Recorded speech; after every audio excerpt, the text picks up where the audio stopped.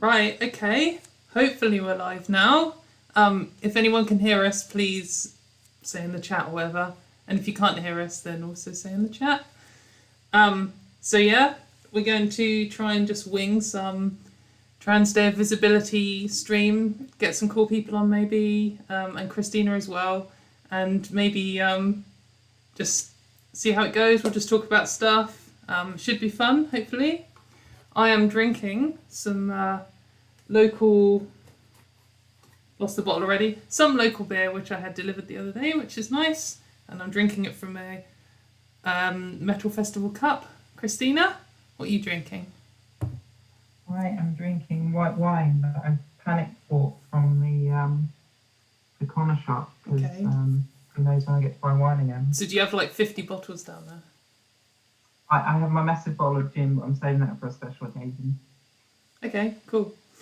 So anyway, Christina, you're my first guest / co-host. Do you want to introduce yourself? Because basically no one's heard of you at all. I think I must be your only follower on Twitter, so...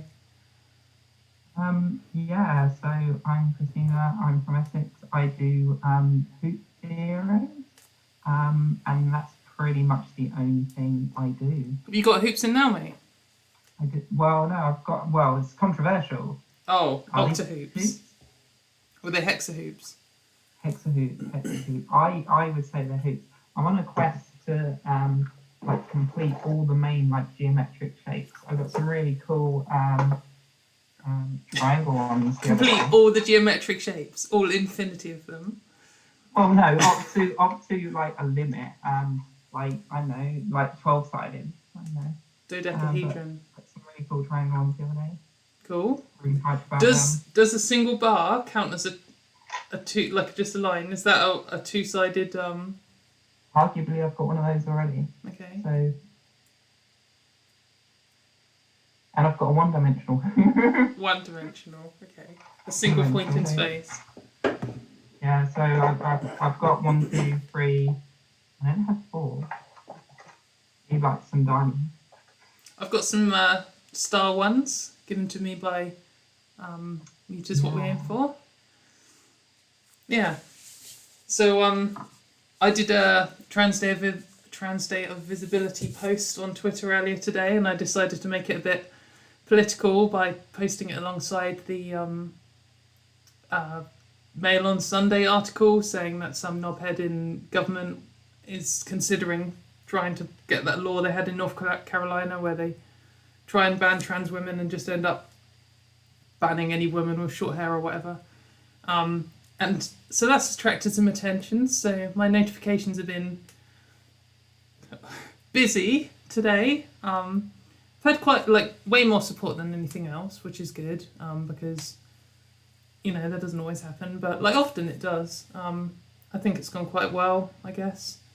Certainly had some idiots, had a few offended losers who come in with their oh, you're a man, mate. All right, knobhead. So I just think before I came out, I knew that I might get transphobia online and comments in the street and stuff. And I guess I was prepared for angry ones, and I was prepared for I guess I was really hyped up for clever insults. I don't know, maybe that was really stupid of me, but when you just get 4 people with no profile picture and 1 follower saying you're a man, spelt you're wrong, sometimes even spelling A and man wrong as well, it's what?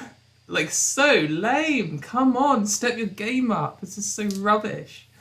Yeah, I don't know, I quite enjoy battling dickheads sometimes. Yeah, as I remember from that time we were in that nightclub. Yeah, so this is one story that Christina loves to tell. So from my point of view, I don't know how actually we got talking. I think I met this random guy in the smoking area. I wasn't smoking. Sorry. And he was like, oh, so what do you do? And I was telling him. And then I told him about Twitter or something. He was like, wow, how do you have so many followers? And I was like, well, I'm feminist and I argue about feminism. And he was straight away and drafted his mate in and they were both men's rights activists, and they were trying to tell me how I'm so normal and reasonable, I can't be a feminist, and I must be wrong, and I must just not have seen the light or whatever. And we were having an argument in a similar way to what I would do on Twitter. The position they put forward was, there's two things you can have: equality of outcome and equality of opportunity. And they said, feminism is equality of outcome, therefore it's bad because equality of outcome is impossible. That was their argument. So my first point, like, you might think, oh, we can attack that or whatever, but my first thing was, well, you've created a false dichotomy here. It doesn't matter about the rest of your assertion. The first thing you've done is create a false dichotomy, and so that tears apart your entire argument. And I was like, so obviously, right now, we don't have either of these two things, so there must be a third option. And they just wouldn't have it, and I just got more and more frustrated and took it back and back and back. And I got to the point where I was arguing with them. I was like, 3 is bigger than 2. And they wouldn't have it. And then Christina shows up and just saw me shouting at these two men like, but 3 is bigger than 2! And she was like, right, we need to go home now, Katie. So the part that Katie hasn't told you is this went on for a good few hours, and we were meant to be clubbing, and at one point we had kind of paired off. So he was arguing with Katie in this different bit, and I ended up arguing with this other guy in this other bit, and eventually some friends of friends came to kind of, they knew what was going on and kind of rescued me because I had had enough by that point. And then the rest of the night went on, and it got to like, we'd already said we were going to bail at like 2, and it got to about 4, and eventually I gave Katie an ultimatum of, we're either going now or you're staying here until tomorrow. I would have never given up. I was in that like phase of drunk where I had like a full drink in my hand and I was wasted, but I was arguing with someone like just a basic logical concept which didn't even matter. We weren't even talking about feminism anymore. I was just trying to explain what a false dichotomy was, and they wouldn't have it. It was interesting. But yeah, okay, so I'm just going to do a quick check and see if any of our other guests are ready to join. That's Bonnie in the chat. Oh, right, Bonnie in the chat, okay. Mm-hmm. Oh, has Bonnie's message been deleted? Okay. I'll send Bonnie the link. Bonnie can join us first. Let's get that link.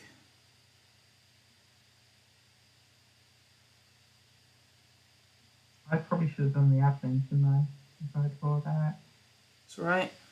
Tell us a story, Christina, while I sort this out. What does transvisibility mean to you? Transvisibility means to me all the stuff that I didn't have when I was younger. You're in section 28. You must have still been in school when that had been repealed. But I think it got repealed for me literally on my last school year. Wait, what? You're older than me. What are you talking about? Yeah, so I was about to leave school. Oh, okay, when yeah. it was repelled. You were still in school because I'm older than you. Yeah. Because I started school before you, Katie, because I'm older than you. Come on. But, right. So 3 years bigger than 2. I didn't have any of that. And it turns out years later that that one of my first form tutors was gay, and just having that representation would have made so much difference. I just didn't get that. So that's what transvisibility means to me, is just having all these awesome people out there that are visible, so I know that the younger generation aren't going to go through what we went through. So someone's asked, what is section 28? So section 28 is a law that they had in the UK that Margaret Thatcher brought in. Oh, Vonnie's joining. Hi, Vonnie. Hey. How are you doing? I'm just explaining section 28, then we'll do your introduction. Sorry, I'm halfway through an explanation.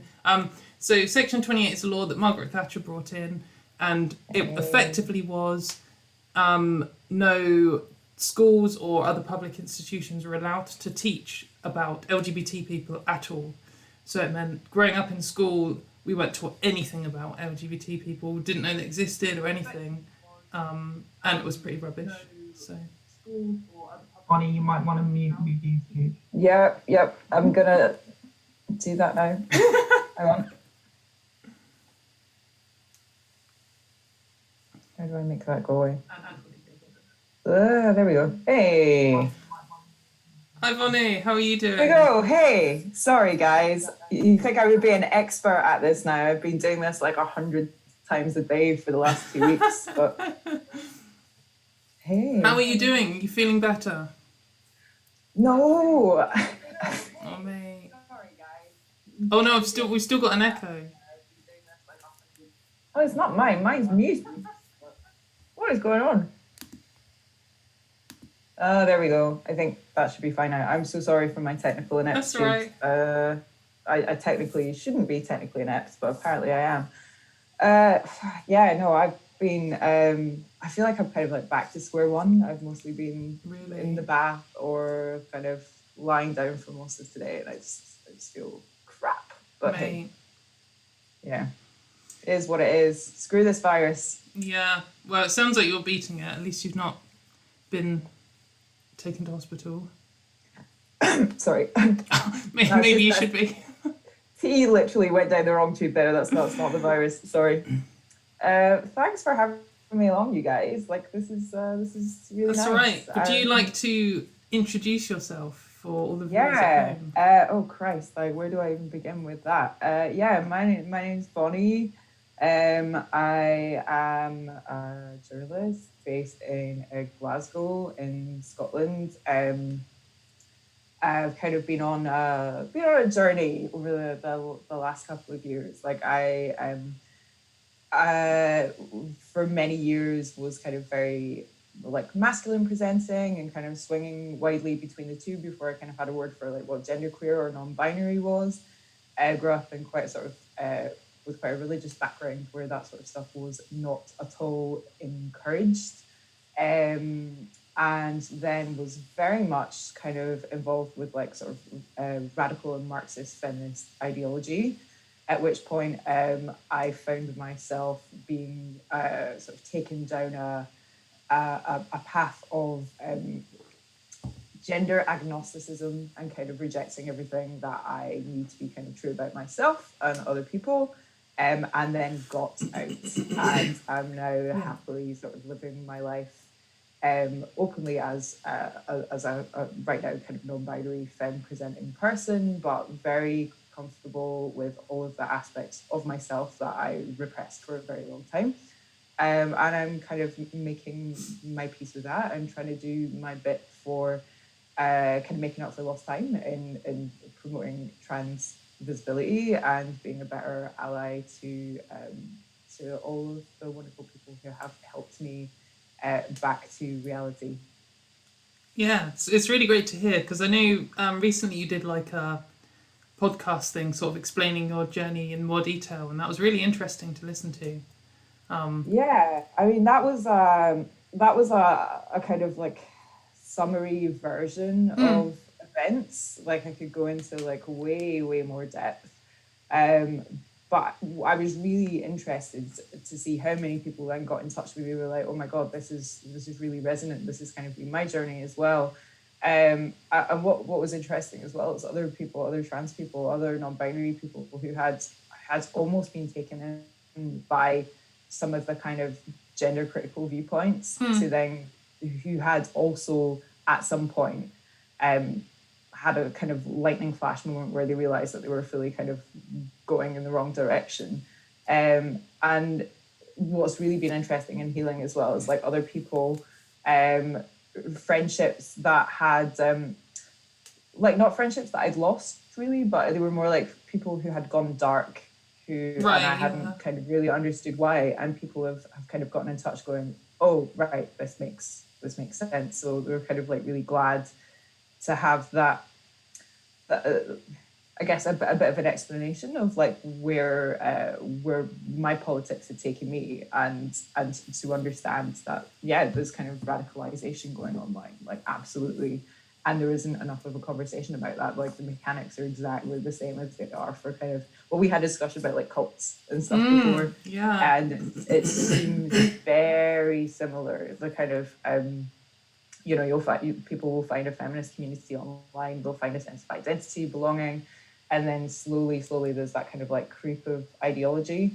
and then you can just find yourself completely sucked in. Thankfully I didn't get to that point and got out. So it's it's been a bit of a journey for me as well to kind of realize more about who I am as a person, and realize that a lot of that was a reflection of discomfort that I felt about bits of my gender identity that I grew up having policed by my family, and so on. So it's really nice to like finally feel like I'm at a point of clarity, and to actually be actively listening to so many other people, and to be able to like hear these stories without all of these little voices like of like analysis in my head, because that's the thing. Is I think with a lot of radical feminist analysis is it's like, here's the theory, and it's like, here's the human being, and the two do not map together. It's like life is messy and complex, and people are messy and beautiful and complex. So yeah, I'm very glad to be out of that. That's definitely something that. So I've talked to a few people who have had similar journeys, I guess. I've been trying to talk to more people to just hear what they have to say and understand their path and stuff. And something that I think all of you have said, even before I've mentioned anything to do with cults or anything, is just the phrase cognitive dissonance. Yes. I remember you said that, and I think that like saying what you said about like feminist analysis, like I do a lot of thinking about feminism and a lot of arguing about it on Twitter, and I do sometimes find that like when I'm out in a pub, like some random person will say something and there'll be a little thing in my mind that's like, bing, like, oh, I have a feminist analysis for this. Yep. And yeah. But I think that like you say, sometimes probably with any, you can do it with almost any worldview, but particularly with certain ones that do kind of start forming into this cult-like mindset, you can get this thing where the theory doesn't like totally match with reality, and your like theory pinger's going off, and it's telling you something which is opposite of what you're experiencing. And I guess, do you think that's like the kind of cognitive? Yeah, absolutely. And I think that was a big part of what it was for me. Like I had suppressed those voices for a long time. But the thing that got me, there were two things that kind of were, it was like cognitive dissonance overload, or cognitive overload, in a way that made me kind of really confront the milieu that I was in at the time. And one was that the same women who were part of the kind of movement within Labour, who were like really giving Lily Madigan a lot of shit for being a women's officer, were the same people who had blind spots about anti-Semitism in the Labour Party. And I was like, hang on, guys, like this is a thing. And they were like, no, that's not a thing. You guys are all just making this up. And for me, I was like, wow, okay, so if you guys cannot recognize any experience that's different to your own as being valid, or where other people are hurting, then there's something gone very, very wrong with your empathy and your analysis. Yeah. So there was that. And then the other aspect of it was, and this wasn't to do with the Labour Party, was so I'd previously been a sex worker, and I'd been very open about that and had an analysis of what that had been for me, and there were elements of it that had been positive. It was a way to kind of work with patriarchy to make money at a point when I was a single mum. And then there was the flip side of it, and I was able to kind of say, well, this is what was bad about it. And I had zero agency to talk about those things. Like I was very much kind of monstered within that community for having had those experiences. And then I was kind of like referred to as being a prostituted person. And I was like, no, you don't get to take that agency away from me and tell me what I am. And there were all these what I felt was like kind of very white middle class feminism. I was someone from like, I grew up in a scheme in Manchester. Like my family are from like Paisley and from Manchester, so like very, very working class. And it felt like it kind of reeked of privilege, like people who'd never been in a situation where there are people knocking on your door for money and there's no food, and you've got bills to pay and you've got no other means of making money. Like people did not understand that reality. And to me, it was just like, what that did for me was really kind of showcase in kind of sharp relief how disconnected from reality a lot of the kind of the theory is. And you can't live your life with theory. Like, yeah, it's just sure. there has to be allowances for what real life is. And at that point, I was just like, you guys, like, there was so many kind of like comorbid other bigotries. Yeah, like the anti-Semitism. There was a lot of kind of like people didn't want to talk about race, and it's like, wow, if you guys don't understand the concept of intersectionality, then I'm done here, you know? Yeah, I think that's a big thing. I mean, certainly from, you know, my travels into various dark corners of Twitter, in some places intersectionality is seen like completely as a negative buzzword. Like not I mean the word, but also the concept. You know, you sort of bring up, well, even if you don't want to talk about trans people, what about people of color and like people of different sexualities? And they're like, oh, you know, intersectionality is a bad thing, like fuck off. And like, okay, all right. But it's so weird because, yeah, I mean, like saying about sex work being another like point of contention. I've talked to a few people who've had similar things where they've just sort of, you know, they've got a bit into the sort of anti-trans rabbit hole, I guess, and then it's very easy to just talk about that for a while, but then you have an opinion on something else and like, oh, when I was a sex worker, actually this happened, and they're like, no, it didn't. Sex worker's not a word you can say. You know, you were either a trafficking victim or you're part of the problem, and there's just not room for like these other opinions. So I know a few people who have said that's been the thing that's kicked them out. And then on the intersectionality thing as well, another thing is that I know a few particularly lesbian women who have received, you know, like, I guess just general homophobia from it, or a lack of concern about homophobia, sort of downplaying it, or homophobia is not an issue, why are you bringing up your issues, we're talking about women, kind of thing. Yeah.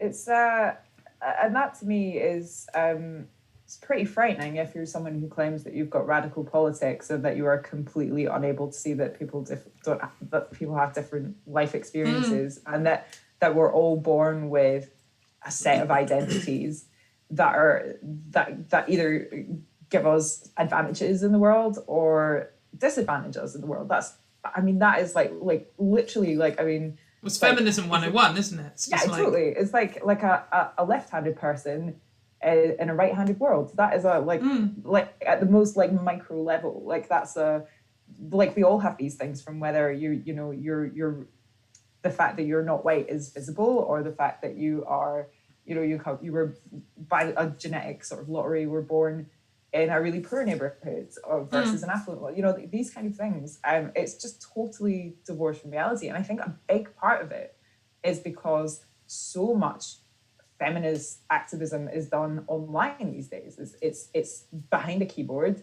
It is insular. It is isolated. There's no kind of like consciousness raising groups. Or when people go out now, they go out for a march and that's it. And there isn't a lot of that kind of like collectivism and that actual getting together stuff that forces you to actually listen to and hold space for other people's, like, you know, opinions and life experiences.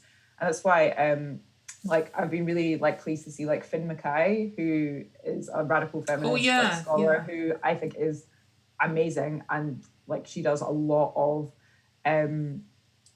she wrote a book about kind of real world activism and has grown up going to like climate change protests and sit-ins and things with her mum, and again a radical feminist, but whose trans politics are like they're pointing in the right direction. And that to me is like, if I can see that people like Finn have gone on a journey, and other people are saying, well, you are a barometer of what feminism can and should be, and the amount of shit that she's been getting online. Yeah, I was gonna say, I recently saw she posted, I don't know, no, it's like far from like a aggressive trans women and women believe this kind of post. It was like, here's my analysis of how it is, and obviously, you know, this is what makes sense. And she got absolutely attacked for it, and people calling her a TRA and all kinds of things. So like, she said, you know, like, sometimes trans women are treated as women by the general public or something, which is a completely uncontroversial statement. But it's enough to be some kind of mental rights activist or something, you know, like. Oh, yeah, it was crazy. Like, I remember that post. I think I it was one of those ones like sometimes you just can't resist getting involved when people say something is so like wrong. Oh, I'm so weak to that. I'm like, oh, I can't yeah. not. Like, oh, that's my entire existence in life. It's just walking it's like and people saying wrong things. Rag to a bull, and then I ended up just getting like there was a lot of shit from people, and one of them started calling Finn he, and then they had a whole discussion. This was when it was like, I don't use pronouns. It's like, mate, you've used like 7 pronouns in that one tweet. Like pronouns don't just, well, one, you're talking about a cis woman, a butch cis lesbian.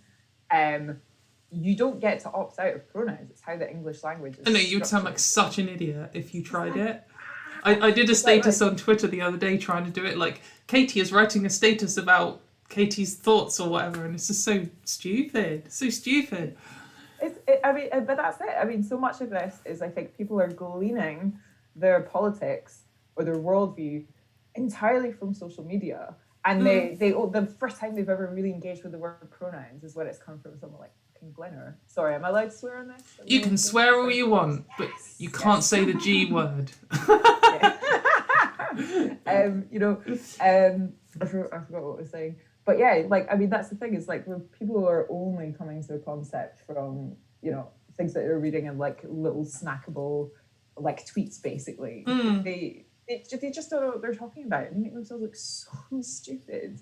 But I've seen these same like conversations about how dare you use pronouns, how dare you use pronouns in like radical feminist communities on Facebook and online. It's like, oh, literally everyone in every language uses pronouns. So that's how language is structured. Yeah, I think for them, like they'll say, well, I don't have a gender identity. And you're like, well, that's a debate that we could have. And then they get that confused with, I don't have any gender at all. Or maybe there's some confusion there and they'll say, but I'm a woman. And you're like, okay, I know that there's all this confusion around the word gender. That's fair enough, because gender for some people is just like what you wear, and for other people it's what's inside you and whatever. But you are saying, I am a woman, so that's what I'm going to take. You're saying, and so I just want to give this, what you've just said, a label, and whatever you mean by that is also what other people mean by it and stuff. And then they'll say, no, I don't have any of that. Shut up, fuck off.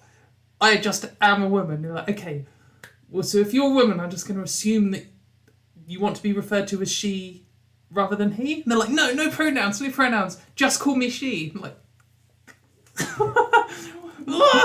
I don't care what your worldview is. I just want it to be consistent, and then I can actually talk to you.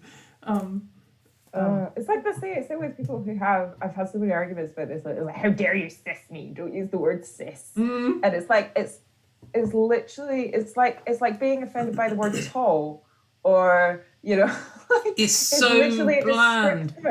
Yeah, and like the thing. I guess if someone's completely ignorant and they have a friend and their friend's like, cis is a slur, and you say, oh, you're a cis person, they're like, I'm not a cis person. Like, okay, that's silly, but I get it.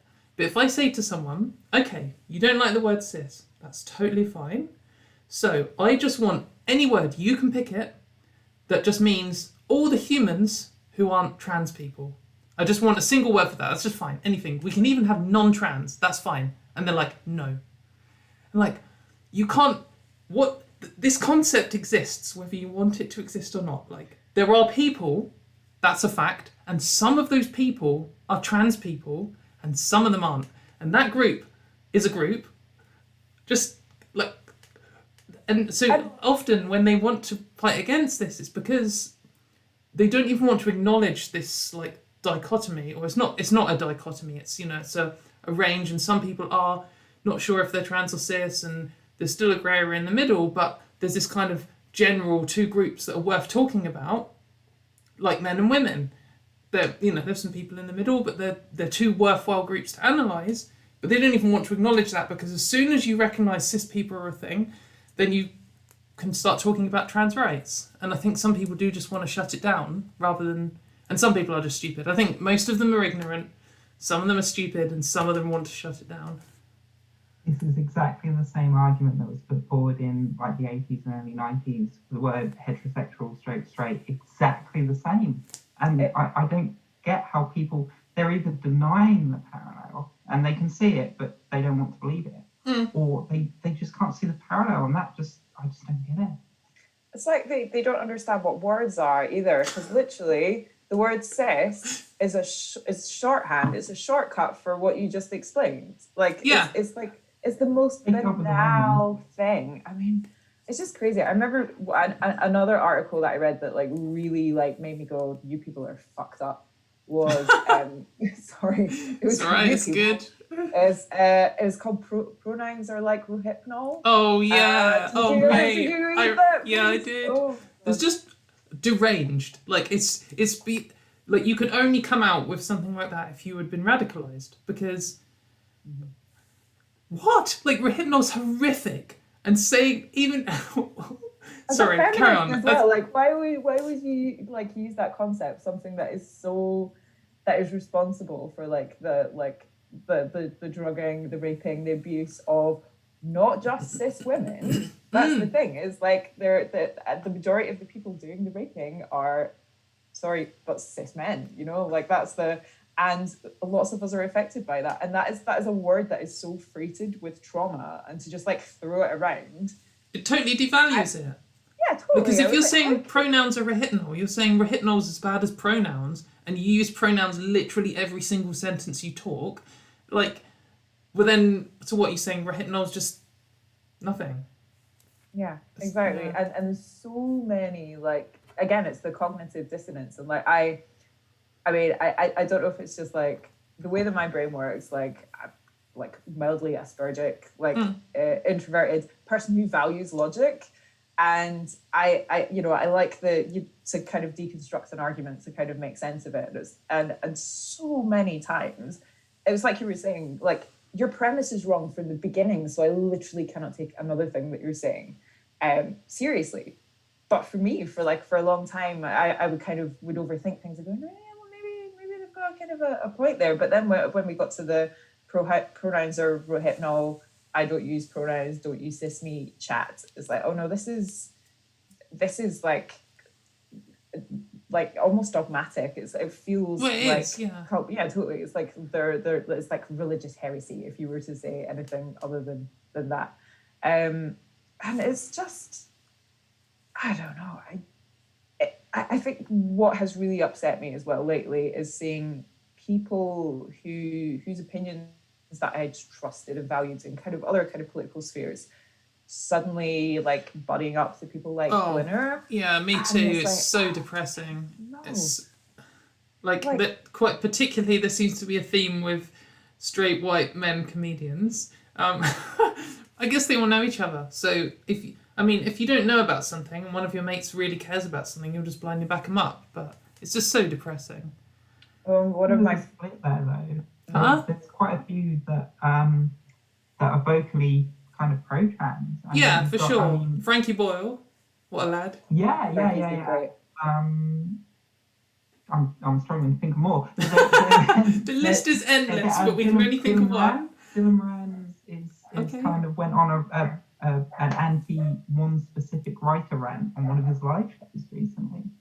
Oh, I heard about this. Yeah. I wanted to find that so bad. If anyone has that, by the way, that like a link to that, the lowest quality phone recording ever, like I want it.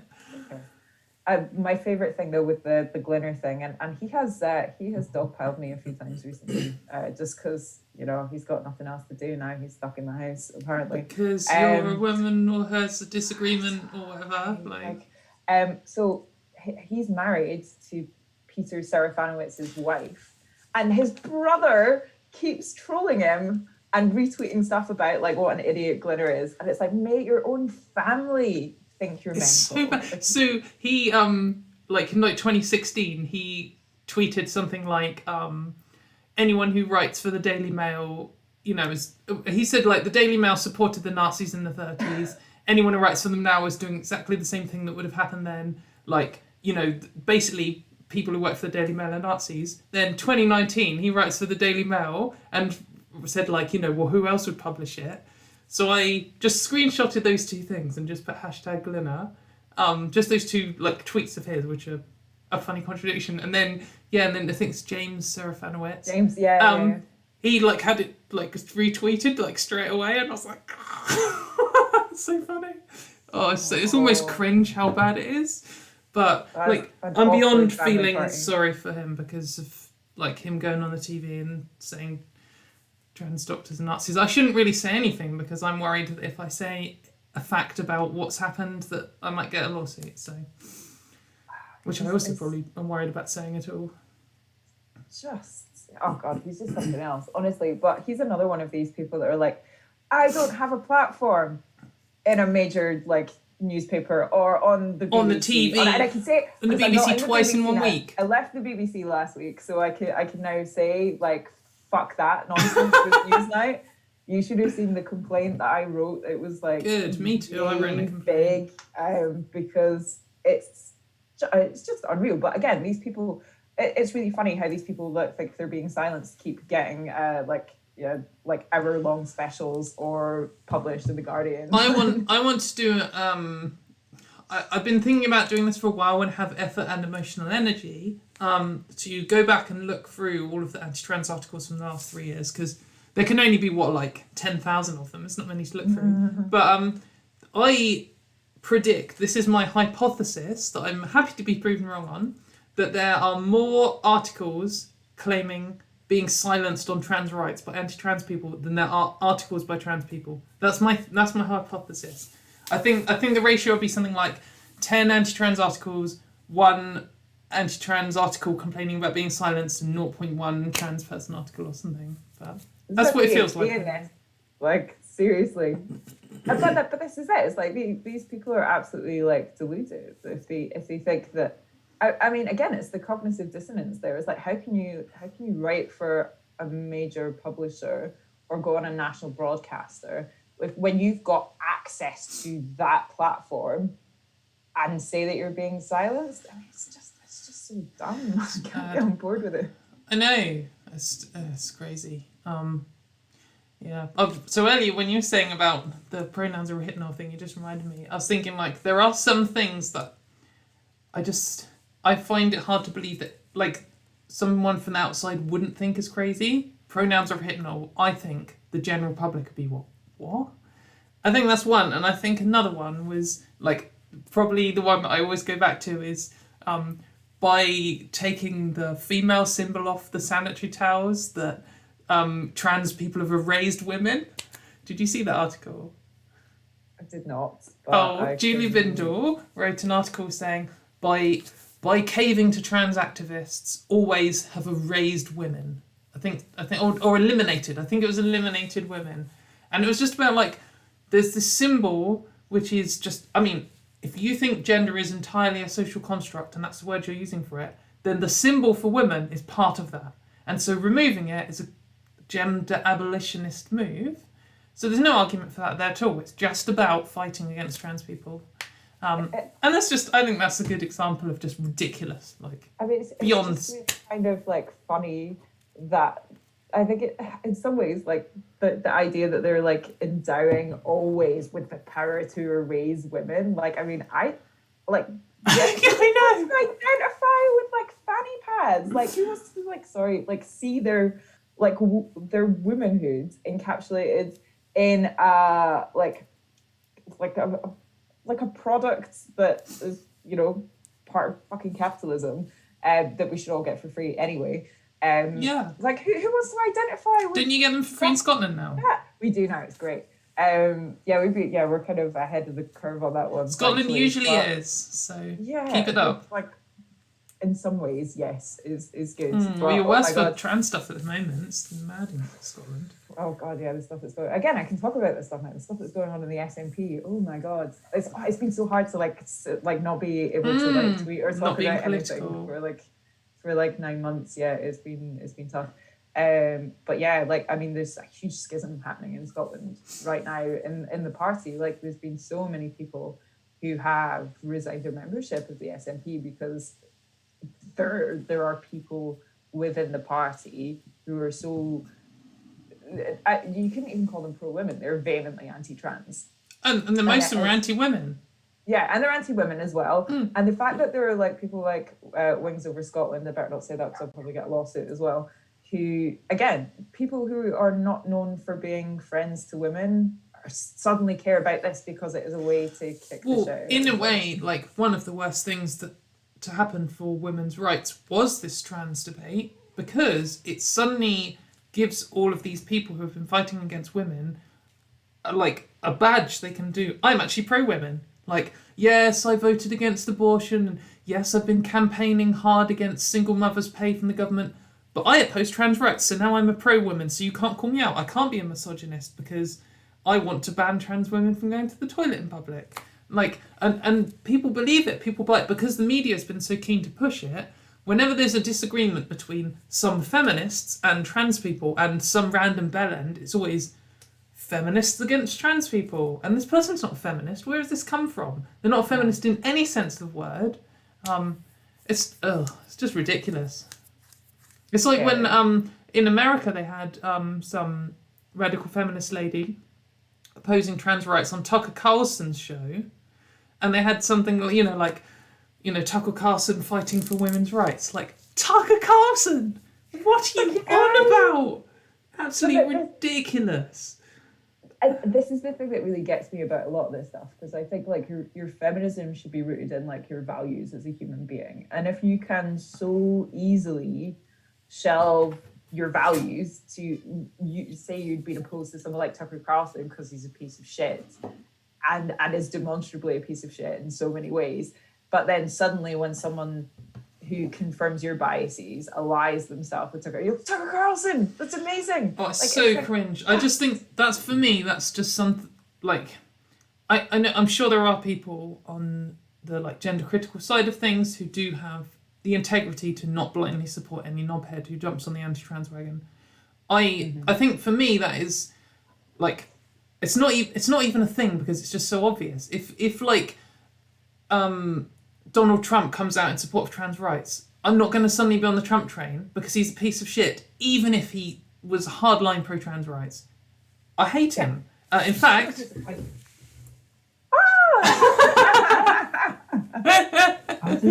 I love this t-shirt. It's a bit like Piers Morgan, who's been kind of taking politicians to account recently. And everyone's all of a sudden like, oh, I love you now, Piers. Just because the clock's right twice a day, I'm still not going to get behind them. And in fact, getting behind him makes it worse. It makes it worse because someone like Piers Morgan, every single thing he says, he has a load of people saying, fuck you, and he has a load of people saying, oh, well done, Piers, you're finally talking the truth. And when he does something like grill some politician on something important, and all the people who normally hate him are like, well, I finally got to congratulate you, Piers. Then he just sees it as like, oh, well, whatever I say that happens. So it's nonsense. But yeah, I just think, for me, that's just something I don't even consider. Whoever's pro-trans, if they're a shit person, I don't care. I'm not going to blindly support them. But I really do think that, particularly on the gender critical side, it's like, I think there is a strong divide here. Like, if anything, on the trans side, if people have any kind of impurity, then they're more likely to be shunned for it. Whereas on the gender critical side, it doesn't matter if you're like literally a neo-Nazi, as long as you're also anti-trans rights, then you're suddenly part of our team. And it's just empowering the shittest people. And like, if they manage to eradicate trans people like they want to, like some of them want to, literally in some cases, but obviously most don't, then who do you think they're going to go for? And the neo-Nazis suddenly have this massive crew that they've half radicalized. Like, it's just ridiculous. It's quick interlude. I'm just switching beer to Bengal Bay. I'm and so also looking forward to being able to drink beer again. Yeah, I accidentally ordered loads of beer because I put in an order for beer and I didn't think the order had gone through. So I ordered it again and then they both turned up. Amazing. Also, I could easily talk to you like for hours and hours, Vonnie. It's actually the first time we've ever properly talked. I know. I would love, I'm thinking of doing more of a YouTube channel, or maybe we should have like a chat thing another time. Yeah. We've still got a few more minutes, but Charlie Martin is hopefully going to be on next, and we're going to rotate through people. So yeah, no worries. I'm not kicking you off. I don't want to kick you out at all. No, don't worry. Like, I'm gonna go and I actually it's okay. I can be kicked off. I'm gonna go get myself a gin. And I will make some space for Charlie Martin. I'm very excited. She's still going to be like 5 minutes. I was just giving you a 5-minute warning. All right, okay. Well, we can chat for 5 more minutes. This has been really nice. I think it's the first day where I've actually felt well, I haven't felt great today, but like for everyone at home, Vonnie's had the plague. I've had the Rona I'm on day 15 and 15, that's so grim. 15. I know, and it was like it literally starts. So I went to meet my team for my new job, and I was in the car coming home, and then suddenly my ear got really hot, and I started to get sweaty, and I was like, oh my god, what is this? And I was like in bed, like, and then I felt a bit better, and I felt worse again, and then like 3 days ago, it was just like totally like the cough came back, the fever. I got tonsillitis as well. And I'm like normally like I've got asthma. It's like mild asthma, but like I'm a fit and healthy like 32-year-old woman. So did you say 23? That's what I heard. Yeah, that's it. That's the correct order of those those numbers. Lowest number first. That's how you say it. Like so floored by it, and it's just like no joke. Like I don't know what it's like where you guys are, but like I'm still seeing people, like everyone's a jogger now. Everyone's jogging like several times a day. Yeah, it's pretty mad. So I used to run marathons. Like I did a few in a year. Haven't run for about a year now, a year and a half. I'm considering starting running again, so I think I fall in that category. You're a poser, mate.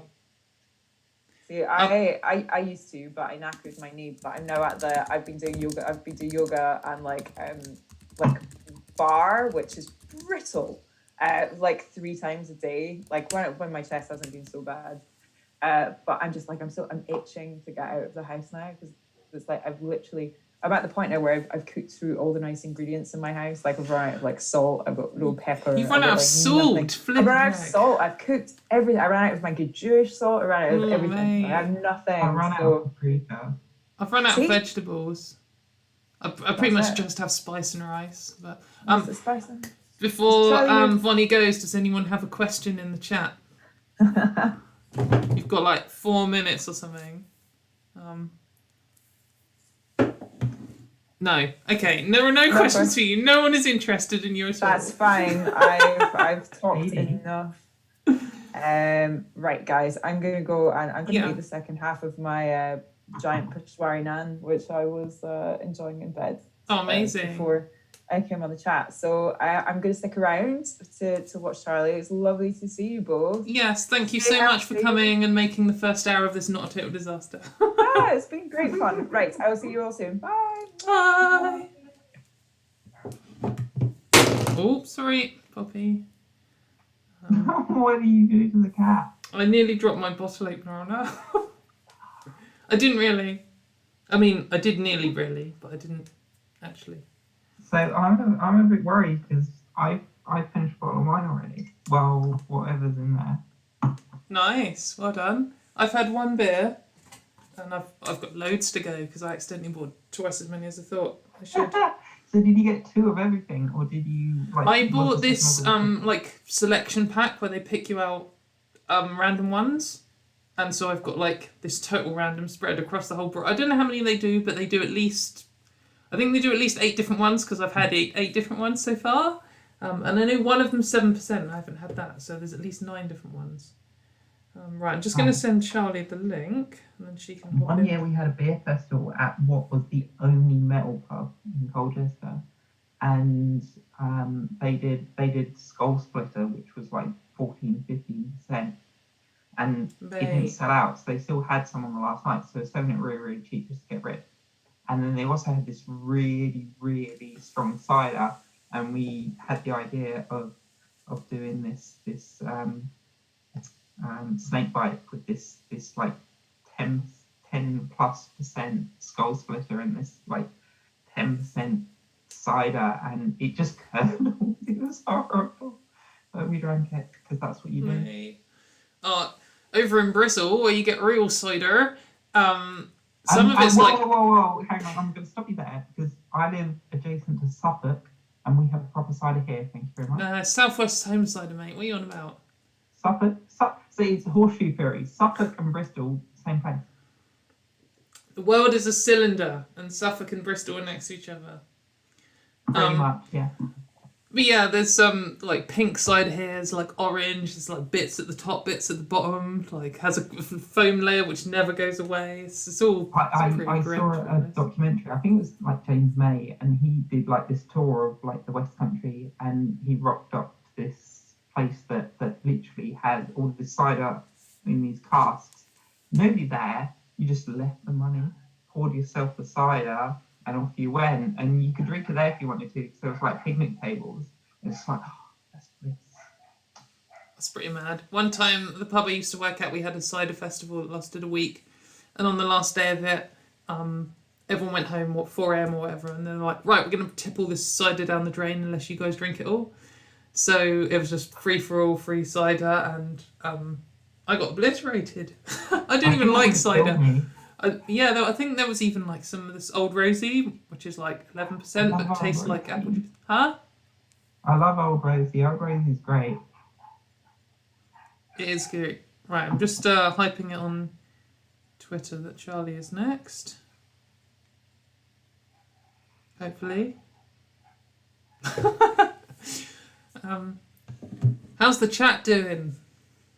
Doing some I've chatting? kind of been like casting half an eye on it, approving stuff, but I think the other people that have been approving stuff have been doing it quicker than me, so I've kind of stopped. Nice. Oh, Charlie says 2 sex.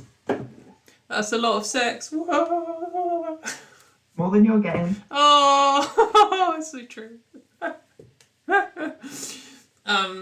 Yeah, it's pretty depressing, isn't it? You back, Poppy? Poppy might come and join the stream in a minute. She's just sitting just out. Everyone likes cat on stream, so you get Poppy on stream. She'll just randomly jump up at a really annoying moment and stand on the space bar and in the stream or something. I think that's the Poppy way. Oh, which has just reminded me another drink that I have, which I could crack at later if the stream goes really well or really badly. Got my this is Chongsong, which is from North Korea. Like literally from North Korea. Bought it from North Korea while I was at the border with South Korea. Made by North Koreans. And whatever this is, it's either a mushroom, an oyster, or both. That's what flavour it is, but it kind of tastes like petrol. But it's an experience. It's good. I'm glad I bought it. It was a lot of money. You need to keep at least one measure's worth the next time I'm over. Oh yeah, definitely. I want to try it. Well, whenever I offer it up to people, they're always really excited, and then I pour them a bit, and they're like, and then they all share one shot, so it doesn't go down very fast. But it's good, though. I have now directly funded Kim Jong Un, so that's not good, not good at all. How do you know that the money isn't like siphoned off and goes to like some sort of resistant cause? I think there's a 0% chance of that. Oh, I've just seen Natalie in the chat. I need to line her up with a time. Has she replied? Natalie, if you're still in the chat, send me a Twitter DM.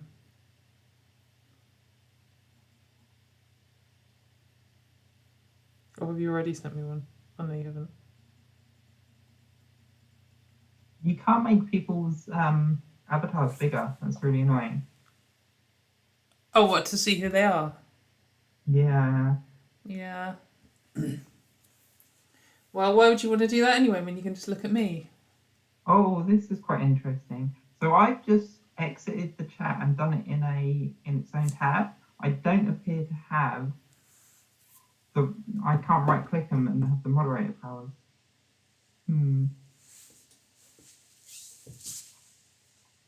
Oh, well, unlucky. We're learning things about YouTube chat as we go. This is the 3rd time I've ever done live stream. I did one with Essence of Thought, who's mega, and I did one with Shannon Q, who is mega. And you should check both of those out. Yeah, so I know you did both of those. I haven't watched any of them. Thanks for the support. This is why we're not friends and we're actually just keep your enemies closer. Yeah, I'd say you're your rival. You're not my nemesis though. Nemesis is Who's your nemesis? I don't know. Tell me who they are and I'll fuck them up, mate. I haven't found them yet. You haven't found your nemesis Yeah, one day I hope to meet my nemesis. And and destroy them? yeah. Hmm? While you don't know where they are, they could be like biding their time and building their power level up to They 9,000. could be. It could be. I'll probably end up sleeping with them because that's Your true nemesis is a greasy accountant from wherever. No, I don't so even know anywhere in Essex. I was going to say an Essex thing. eventually I realised that actually I'm quite good looking. So recently I've been stringing along guys. So I didn't mean to laugh then. I was laughing at the chat, I promise. I've been stringing along guys that probably would have beat me up in school. So that's my new thing.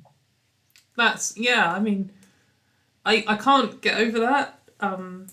You know, I can't find guys who set the you would have beaten me up in school like alarm off.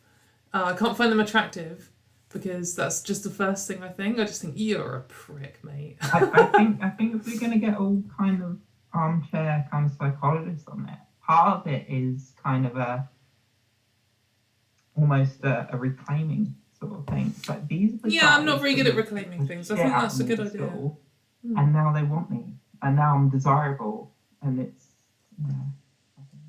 Yeah. Oh, Poppy, you're not just going to sit there and sing, are you? Come on.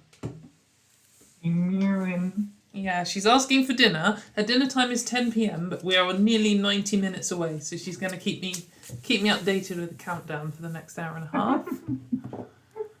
Oh, bless her. Yeah, so my experience with Poppy was she bit me pretty early on, but by the next morning I was holding her like a baby.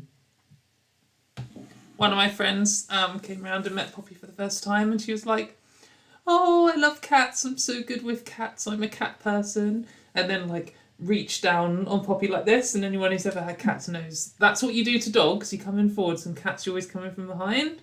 And Poppy clawed her, and she's still got a scar on her arm from where Poppy attacked her. In fact, another one of my friends has a scar from Poppy.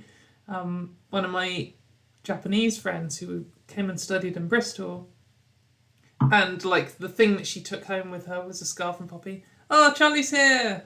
You're all wonky there, second Charlie. Oh dear. She's gone. She's on mobile. Hello, can you hear us? Hello. Hi. How are you doing? Hi. Yeah, I'm good. Yeah, I was trying to finish some laps on Gran Turismo. And now I've done that, and I'm available. How are you? Happy Trans Day Visibility. Yeah, happy Trans Day Visibility. Happy being visible. Were you racing in your car? Is Gran Turismo the game where you have your own car? Yes. So a guy called Such a celebrity, mate. Kindly, actually, he's done this the last 3 years. He's made the livery of the car that I'm racing in that year on a car in the game, and he's made my helmet and my race suit. That's so cool. Anyway, yeah, sorry. Charlie, for the people who don't know you, introduce yourself and why are cars exciting for you? Okay, so I'm Charlie Martin, and I'm a racing driver, and I guess I've been racing for about 15 years, and I'm trying to get the momentum, the backing, and everything really to race at the 24 Hours of Le Mans, which is, in my eyes and a lot of people's eyes, the greatest race in the entire world. So I'm trying to claw my way there to the top, and trying to raise some good trans awareness and visibility, and create some kind of social change along the way, really, just by educating people about just being the visible. story and stuff. That's amazing. It's really cool. I didn't know nothing about cars, as I'm sure that I've told you before. Drive a car? Huh? I do drive a car. Just about. Okay. But yeah, it's just really cool. Like, so what? Thank you. I'm gonna ask probably really stupid questions. There's like different levels of sports, I guess, and there's different levels of car racing. And the one everyone's heard of, I hope, is Formula One. What kind of like level do you race at? Are they at different levels, or are they like next to each other and they're different? Well, I guess like any sport, really, like you say, you have kind of, grassroots, which is like club level, where you're just playing for fun and there's like not really any money. And motorsports like that, you have club level, you might have a little bit of sponsorship, but it's kind of like, really at that point, it's people just trying to get into motorsport or doing it just because they love it. And then as you go up, you get it gets more and more expensive. So you then get into the realms of professional racing, and depending on what you're doing, you've got different types of racing. So I do endurance racing, which is where you race from anything from 1 hour to 24 hours, and you have more than one driver and you share the car. Like Le Mans, I knew you had more than one driver in that. That's a fact I know. Yeah, Le Mans, you have 3 drivers. Okay. So you drive in stints. So stint is like generally 1 hour. And the most you tend to do is like three stints together, like 3 hours back to back. So, obviously Formula One is like what people think of as the pinnacle of of motorsport. And that's, in terms of single seaters, that's the top level, of course. And then in terms of endurance racing, you've got various championships basically, and it depends whether you're competing in the World Endurance Championship or the European Le Mans Series or the IMSA, which is in North America. So there's various kind of series around the world basically. Sorry, without giving you too many boring explanations. No, it's interesting to hear about. Yeah, and you'll basically have what you call factory drivers. So that's where like a team, a manufacturer like BMW or Aston Martin or Porsche pays those drivers a salary to race their cars. And those guys are like the best drivers out there. And then other drivers soon will be you. Which soon will be you. Oh, I'd love to be a factory driver, but I don't know if it's going to happen for me. Really, I think I'm more of the kind of category of drivers that have to raise money to come to a team to race. So you have to find that money through sponsorship, or you're really lucky because you've got really rich parents or something, or whatever. Wherever that money comes from. And but it's incredibly hard work, but it's. It's something I love, and there's nothing really quite like it. Motorsport's like one big family. So once you're kind of part of that, it's a very, it's just an amazing thing to belong to, really. So, yeah. It's really cool, and it's cool that you are able to be like so visible and, out about yourself in it. I've seen. Thank you. Maybe BBC articles about it. Have you done BBC before? I've seen some. I've done quite a bit. I've done a fair bit on BBC. Yeah. And it's cool that it gets that kind of like exposure and stuff. It's just. I've been really lucky. In the last 2 years since I came back to England and started racing here and came out as trans, I've had fantastic support in the media. And, it's all been really positive as well. I think, hello. Sorry, she was being a pest at my feet, so I've picked her up. Do you know my cat used to video bomb all my videos, but now she's just quite old and lazy. And she doesn't. She just sleeps all day and wheezes in my lounge. She's sick of being a celebrity. Yeah. She's like, I don't need to be a celebrity anymore. I'm just too big. She is literally quite big. So, maybe that's why she's camera shy. I just figured it out. Okay. But no, the media's been really fantastic. I've had a lot of interest, and I think it's really, it's really important to share positive stories from the trans community, because ultimately there are so many positive stories, like, people transition to make their lives happier and better, right? So why wouldn't there be? But unfortunately, there's a lot of crap and scaremongery and all that stuff that gets put out there. So I think I've been really lucky that I've had a platform to actually I've had a platform and I've been able to say things that hopefully educate people and that have, have a really positive impact. So, Well, I won't cringe you out, but for the viewers at home, Charlie's one of the people whose YouTubes I found first when I first was like coming out to myself, and just by being a normal person was someone who broke down the bullshit preconceptions about trans people I had in my mind, because obviously my whole life I've had these feelings of gender dysphoria and stuff, not knowing a hell what they were, and also knowing that trans people are shit people who they're all failures, they're all terrible, they're all perverts, all this kind of stuff, and it's just what I grew up knowing because of Section 28, which we were talking about earlier. And just the only time you ever see a trans person in a film is when they're the bad guy or they're a joke, and that's literally it. And then, so I just knew I couldn't be trans, or I can't be trans because I'm not a loser and I'm not a failure at life and I'm not a pervert, so that's not me. And then I discovered your YouTube channel and a couple of other people and was just like, whoa, okay, maybe I am trans after all. Because, like you say, just that there is rubbish about trans people in the media, but at the same time, if a trans person just does their life and does well at it, then that's such a positive thing that it's probably not newsworthy to a lot of people, but to trans people it is newsworthy. When I first found another trans woman who was a metalhead in a metal band, I was like, wow, it can be done, and it just broke down so much for me. And it kind of sounds kind of lame to be like, oh, I couldn't be a trans person in a metal band until I saw someone else do it, but having someone there showing you it can be done makes such a difference, even if they're just being themselves and doing nothing special.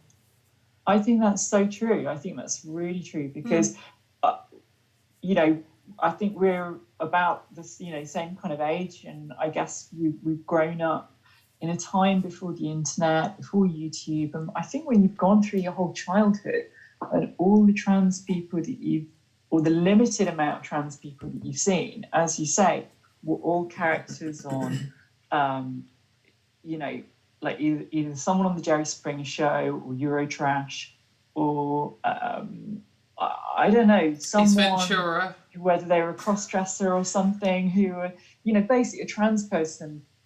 For me, from the age of whatever, 5-6 years old, up to probably my late teens, even late 20s, the only trans people I saw were people portrayed in a negative way. Basically, being trans is not good.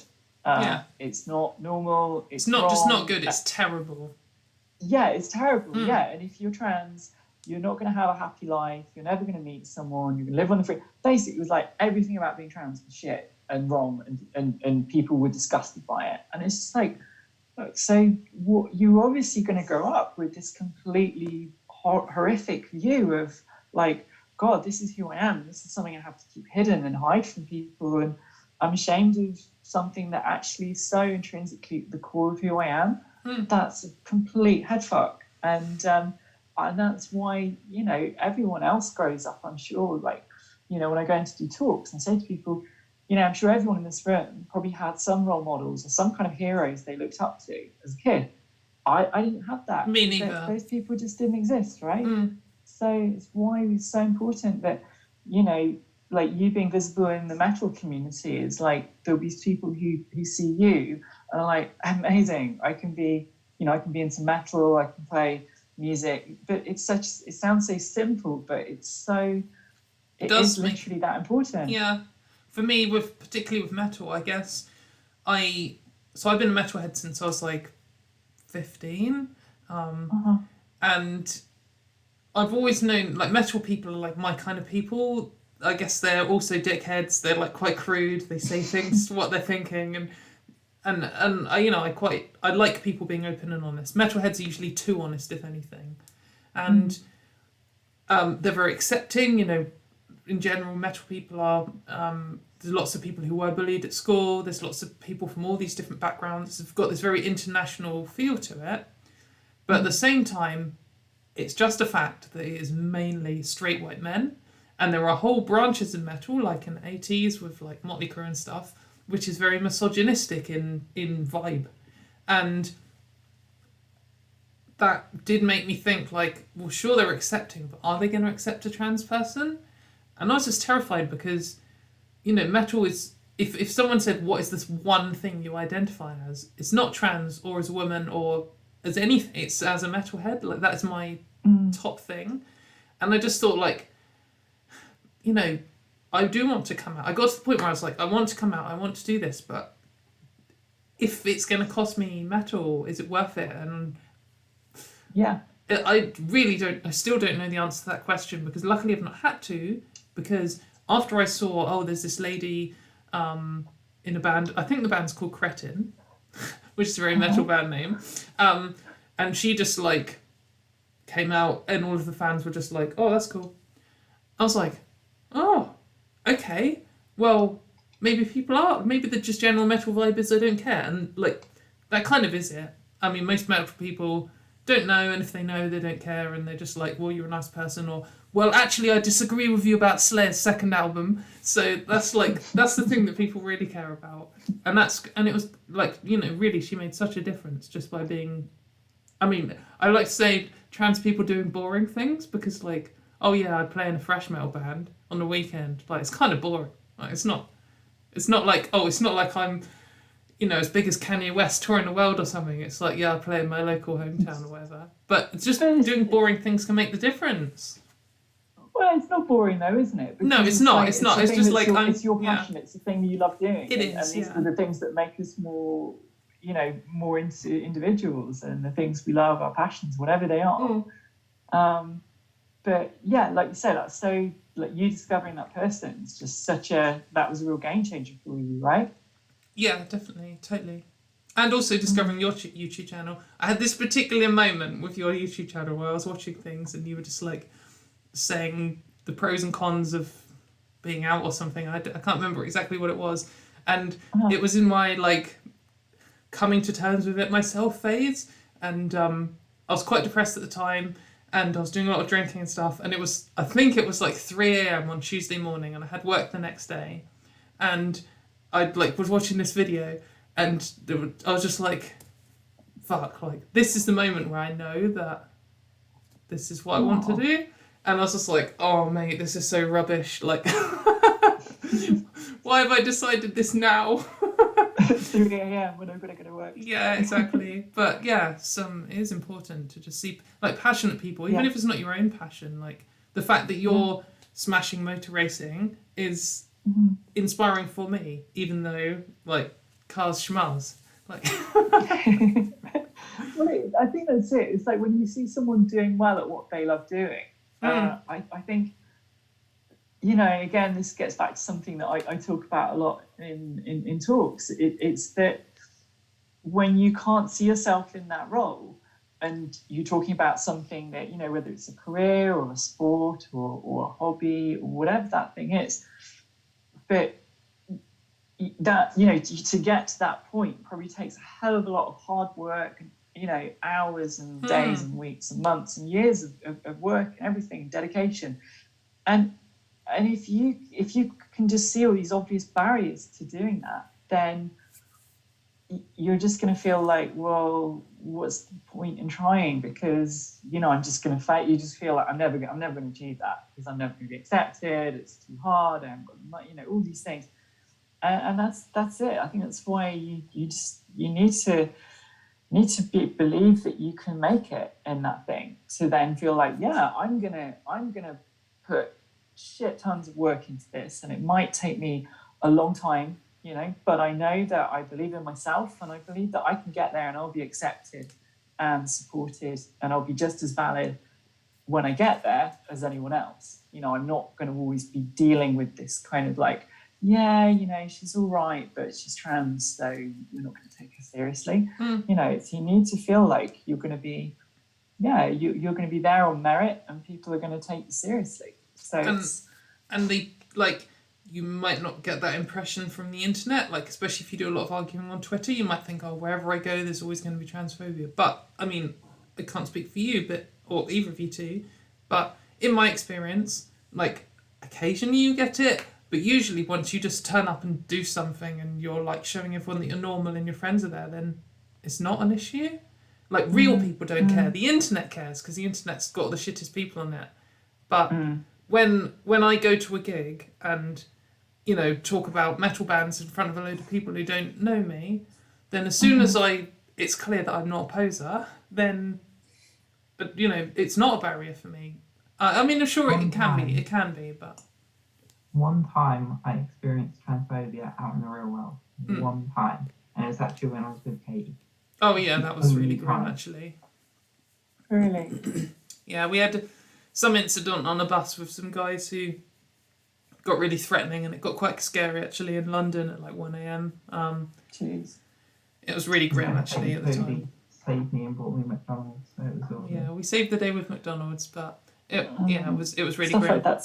Stuff like that is scary. I mean, I'm lucky, touch wood, to have not really been in many sort of bad situations. But I mean, and I think as well, you know, just being a woman in situations like that where For sure. Yeah. there's that threat of physical violence, it's horrible. And yeah, I think to experience that. I think that situation was kind of half that. There was kind of this element of this guy kind of leering, and that's kind of. I think that's what has started it. Yeah, he probably saw our legs because we'd gone to a goth night and we'd both like dressed. We're not goths, but we both tried our best.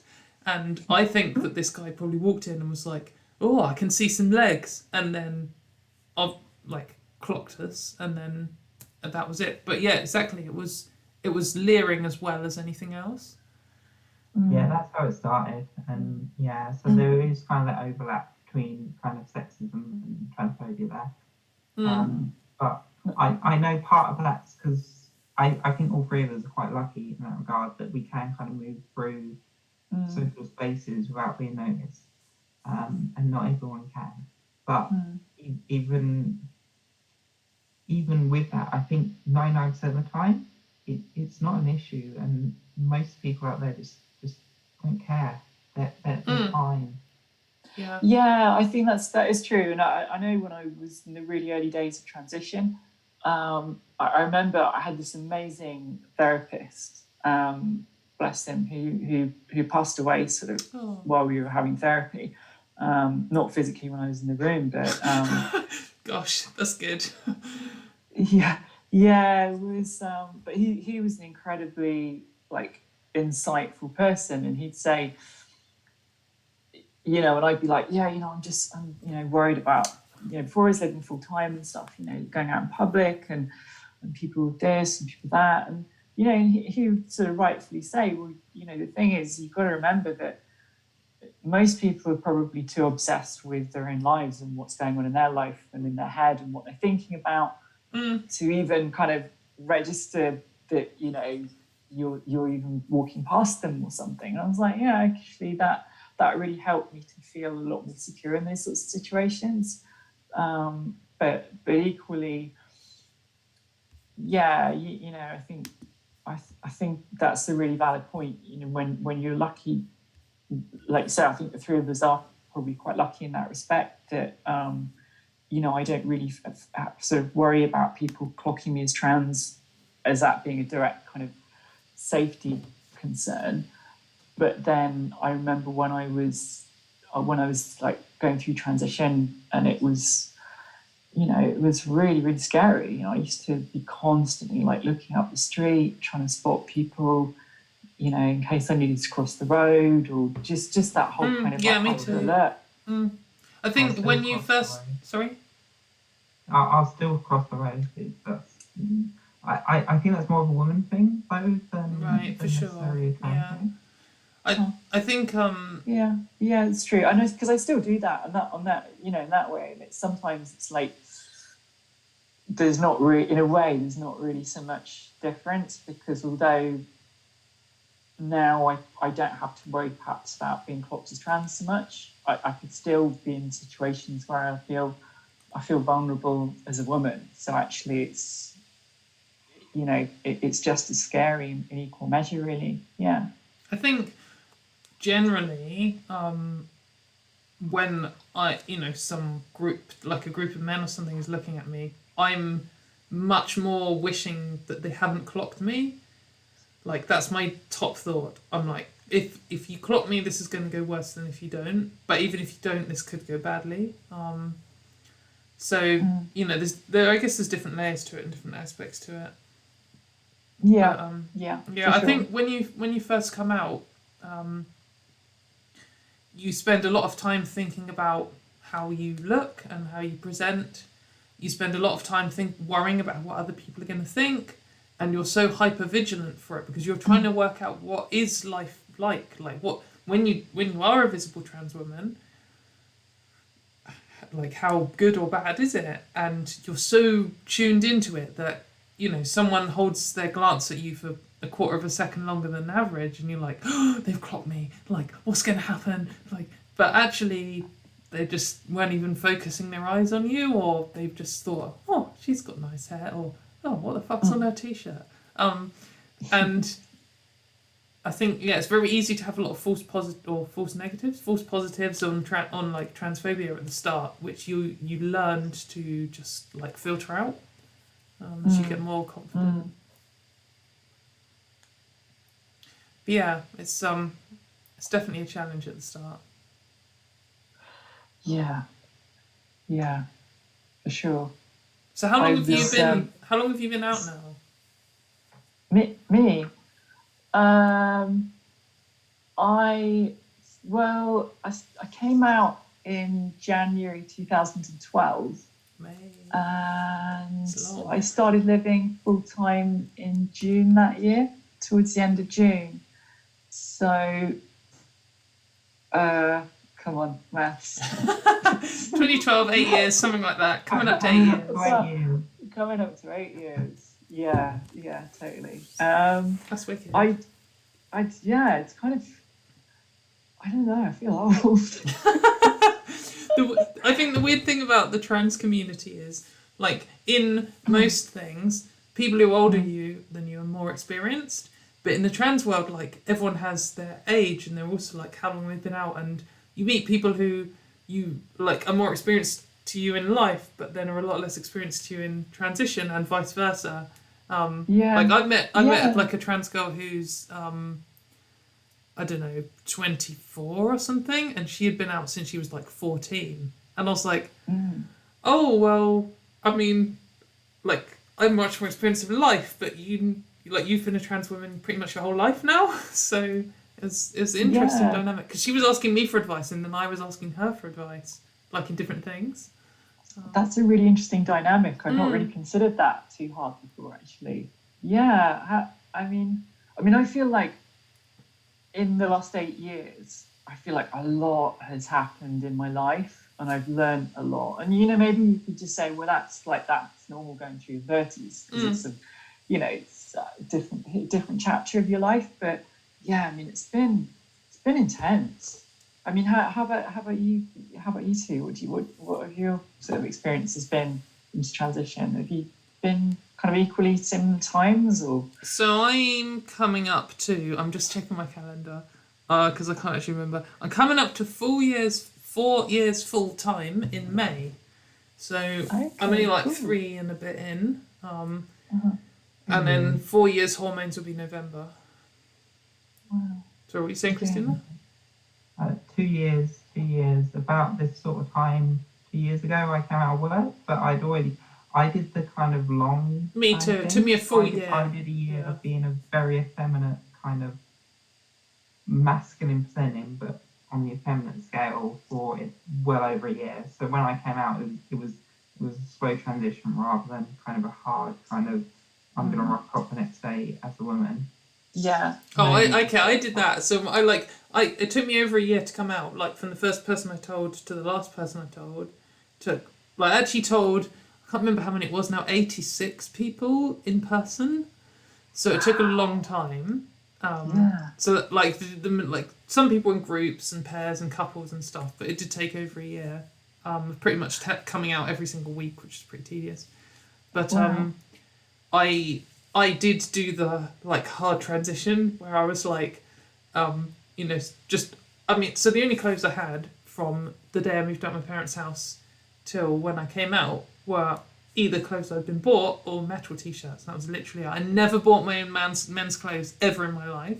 The first piece of clothing I bought for myself that wasn't a band t-shirt was a dress when I was 25 years old. Because it just wasn't interesting to me. But it meant that I did have this like sudden change, like this like square wave edge, where I was like, I told work, I was like, I had this meeting with 30 people and I was like, by the way, I'm a trans woman and tomorrow I'm going to come in as a woman. At the time I was wearing like just a death metal t-shirt and jeans, and the next day I came in like wearing, like trying my hardest to look nice and wearing a really nice dress and stuff. And I think that was probably quite a change for a lot of people. So I guess the opposite of what you did, Christina. Sorry, what was that? I was just in the chat, sorry. I said I did the opposite of you, basically. Yeah, it sounds like it. I did the kind of tank top, kind of very kind of camp, kind of dude sort of thing. And I lost loads of weight as well, so I was really slim at the time. And I piled that all on to start Eastern. But yeah, it doesn't look like kind it. of pink tank top, kind of. And I've always had long hair. I don't know about you. So I going back before, the only metal place in Colchester where I live was also the de facto kind of LGBT place, because of we were kind of the rejects and kind of the outcasts of the rest of society. So we kind of all kind of congregate on the same place. So all the gay people I knew from that sort of time were also drinking in the same bar as me, even if they weren't really metal music. And I kind of the gay scene and the metal scene often have quite a strong overlap, actually. In Bristol, they're next to each other. Where I live, the Venn diagram is almost a circle. All the gays are thrash as fuck. And yeah, so there was kind of that thing where everyone, even now, I don't dabble as much in the metal scene as Katie does, but all the people I knew from that kind of era are still kind of from the same pub when I was drinking, and all my tattoos, all my recent tattoos were done by the husband of the guy that I used to drink with in this metal pub, and it's kind of really weird. But yeah, going back to what we were talking about. That's that giant tattoo of my face you've got on your front, isn't it? Like in Anne Partridge. You always tell anyone. I passed out 3 times. Her boobs are my eyes, so when she goes like this, it looks like I'm looking around. It's funny. Amazing. Yeah. That's So so what, good. Charlie? What projects do you have coming up? What projects I have coming up? So is this being broadcast, or is this just the 3 of us chatting? It's being broadcast. Oh, it is. Is that okay? I thought so. I know. I thought so. Basically, we're totally winging it. It's like at the moment there's like 70 people watching, but it's going on my YouTube channel, so maybe some more people will watch. Having more people come in. When like in a bit we're gonna. I'm not totally sure who's going to be next. I'm seeing who's going to reply, but I'll kick you out in a bit, and then there'll be someone else on. Is that okay? I hope that you do that.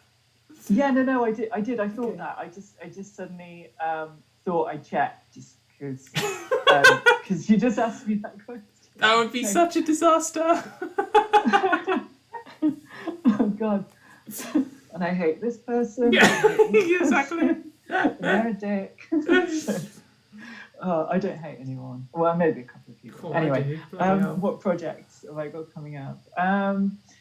Oh God, do you know, like, it's been one of the crazy things actually about this period is that I've just been so busy, actually. So I'm trying to think. I don't know. My brain's a bit fried.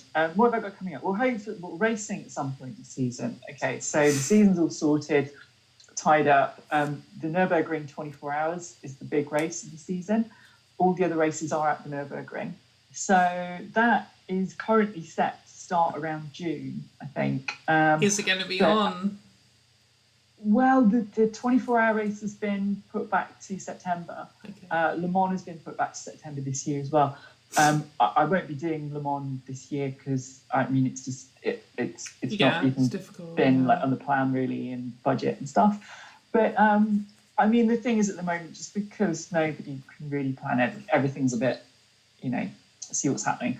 So but I sincerely hope to be racing in June or before then even. What else? I've got some kind of interesting bits of work lined up. I'm trying to get into working in television this year as well. That's like a big thing that I want to do to sort of, I don't know, again, quite what that's going to look like yet, but I've got a few ideas and things I'm working on. And doing, trying to think what else. I don't know. Get a tan, go on holiday. I want to go on holiday so bad. My entire year revolves around metal festivals abroad and in Europe, and some of the UK big ones, which are the first ones, were just cancelled, and I'm absolutely terrified they're all going to cancel. I mean, they might do, and then what? Suddenly my life will be turned upside down if I'm not going moshing in France. What am I doing? Yeah, but that's whenever I think of you stomping around a mosh pit, kind of. I live to mosh. With a massive cut on your arm or something. Barbed wire hanging out of it. I don't know. I've had this tradition. Like eating a wee. Oh gosh, yeah. So here's a grim story for everyone. So one time I went to a metal festival, and so it's a week long in Slovenia, and on the first day, some random guy in the pit just picked me up and threw me on the floor, completely uncalled for, total dick move, and this bolt that was just sticking out the floor went into my leg, like a full centimetre, and gored me, and there's loads of blood, and it was really terrible, and the team were like, oh, you're not allowed to go in the mosh pit for the rest of the week. I still did, it got infected, total stupid move. Anyway, I had a week off. You still have 2 legs. I still have 2 legs for now, and I had a week off, and then I went to another music festival, the next week, pretty much. It's 8 days later or something, in Czech Republic or Czechia, and so I had this big scab on my leg, and I was still going in the mosh pit there. And every time I went in the mosh pit, obviously the scab get knocked off. It got all swollen up again. Next day, wake up and it scabbed over again. So I did that, and on the 3rd day of this one, I woke up in the morning, scab's still glistening, trying to grow because it's on day 4 of trying to repair itself. And I was just sitting out in the sun, so we'd only got 3 hours sleep, lying down on the sun, and then someone was like, oh my god, Katie, look at your leg. And I looked, and this grew huge hole. I mean, it's the size of I don't know, a 2p, round, and then it's a centimetre deep. And there was a wasp inside of it, eating a piece of my flesh out, biting this little chunk off. And I was like, ah!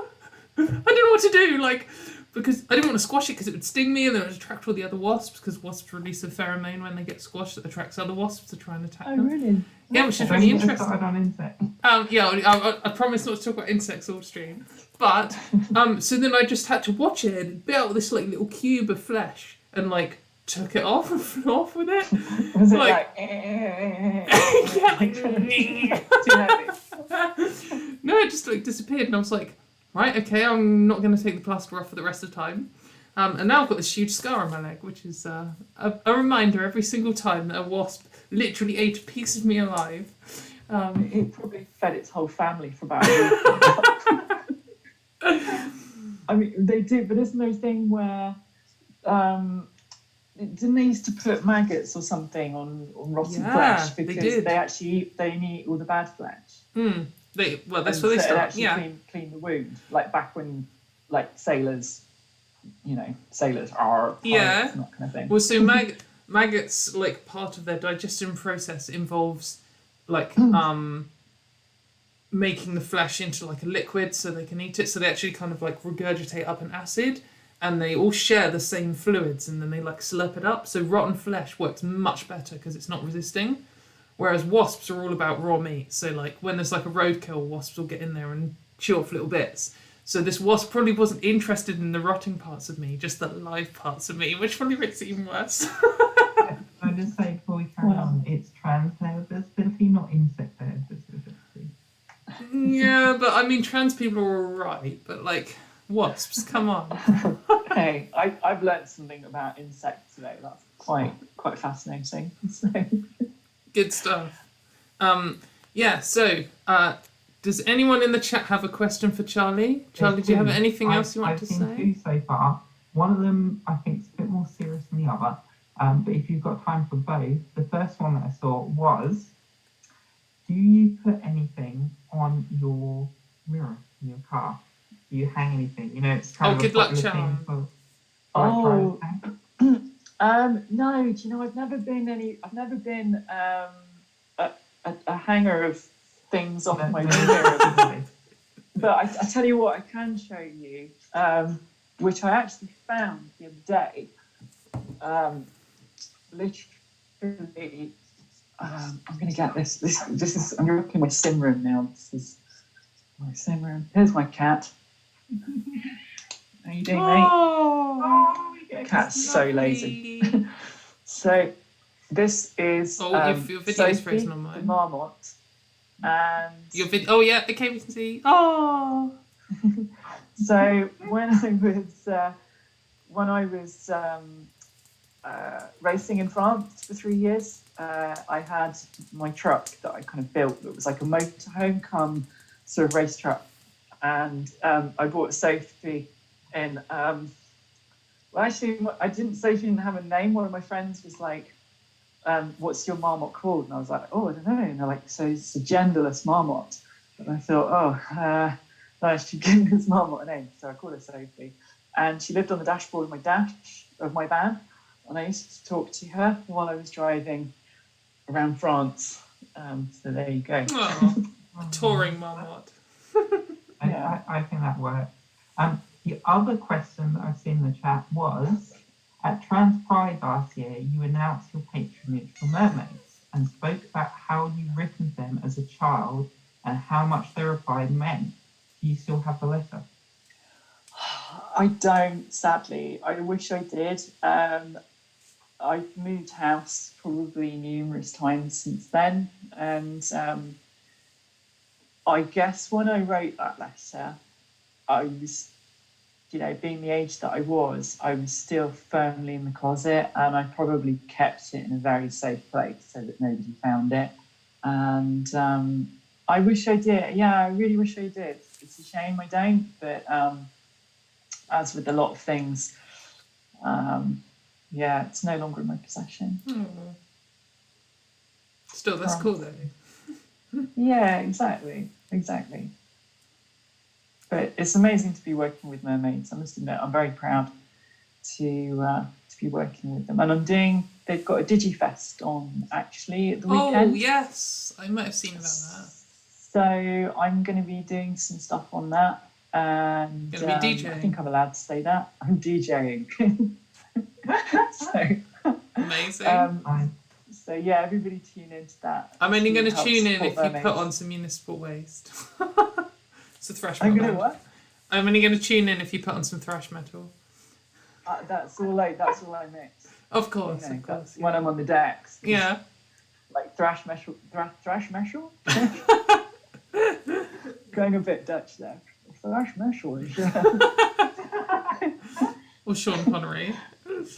Or Sean Connery. Yeah, exactly. It's I don't really play any musical instruments, and I can't sing either. Don't ever ask me to do karaoke because I will clear the building. So. I'm making a note of that. if ever we go out drinking. You're locked up. Oh, I can still see you. Who's still moving? Yeah, we're definitely going to a karaoke night if ever we go out drinking. Oh, yeah, sorry, I you're missed back. everybody for a moment. That's all right. Anyway, I might need to say thank you for coming, and we might move on to the next guest soon. It's been really amazing to talk to you. Yeah, just fuck off, mate. I'm just trying to, I didn't think anyone was going to say yes, and now quite a few people have said yes, and I'm trying to, get everyone in. Okay, so, no, it's been great. It's been really great to hear from you. And, the chat's been hype about you. I think you've got a lot of fans, so I think you're making a big difference. It's really great. Keep being visible. Don't ever become invisible. Well, actually, you can become invisible if you want. No pressure on anyone to be visible. Maybe if fame goes to my head and I get really fat and kind of, I don't know, weird. I'll be like, if you become what your cat has become, the fat celebrity. Well, we all become our pets one day, don't we? So. Oh dear. I'm going to be That's grumpy and adorable. shouting about food all the time then.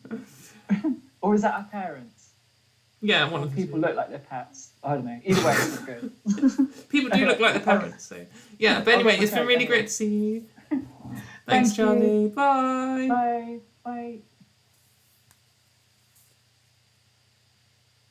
That's mega. I'm hyped so far. We've had some really good guests. So hopefully next, we're gonna have Hunter, who is at Backtrack, but with a V instead of A in the word track. So BACKTRVCK on Twitter, who I've been talking to in DMs a bit, and he's been getting loads of attention for selfies and stuff. So, and he's got like 1 trillion followers on Instagram. Should be interesting. But yeah, so we'll see if he calls in. I've sent him the link. It's part of the fun of having it totally winging it, is you don't quite know if anyone's actually going to be able to call in or if there's going to be technical difficulties or Kind of anything. potluck, Huh? and you get what you get. Kind of potluck, and you get what you get. Yeah. I hope I can fit everyone in. I hope I haven't overpromised. I've got to see what's How's going the spreadsheet looking? dubious. You should have done it as a SQL database. Yeah. So this is something for the chat to argue about. Is it SQL or is it SQL? And the answer is SQL, and Christina's wrong. Well, I know it's SQL because the first book that I ever read on SQL was this kind of chapter on like the history of it and talking about how SQL is actually a different programming language and how SQL as an acronym is the correct term for it. And then I got an actual job that kind of primarily dealt in it, and everyone just called it SQL. So I spent like the first couple of weeks kind of calling it SQL, and then I just gave up. Well, SQL is less syllables, so it's saving time. Fun fact, WWW is an acronym which is significantly longer than what it actually stands for. To say World Wide Web is 3 words, and WWW is 9 syllables. That was in Yeah, University I know Challenge that. once, and I got it right, and the people on the thing got it wrong, so...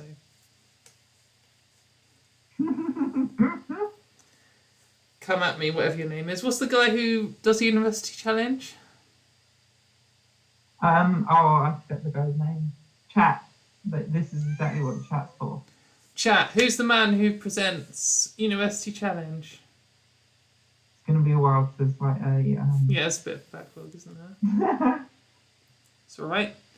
Can just try to do some organising. Yeah, the whole book wasn't like how to pronounce SQL. The whole book was on SQL. It had like a thin chapter on the history. Jeremy Paxman, that's it. Jeremy Paxman, yeah. Come at me, Well done, Jeremy. Chloe, you win. Oh no, somebody else. Oh, okay. I think Natalie beat her, but that was the first one I saw. Yeah. See, I was never smart enough to get Uh-oh. University Challenge Right. questions. You tell a story while I just do some debugging with Hunter. You put me on the spot there. I have no story. All I was saying was I was never smart enough to get University Challenge questions. Yeah, we got a Poppy though. Poppy will entertain people. I don't need to because you got a Poppy there.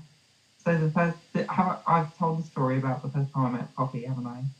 I held her like a baby because that's how you hold cats. It's the only way to talk. Because they're totally fine with that. What's going on there? Paxman, Poppy returns. Are we going to get like a Revenge of the Poppy eventually?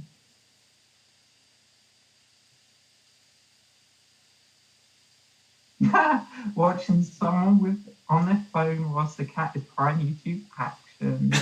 Sorry, I think you're everyone. Hunter is on iPhone, and iPhones are rubbish, so that's... Oh. Is that allowed? Are you allowed to have people on your iPhone?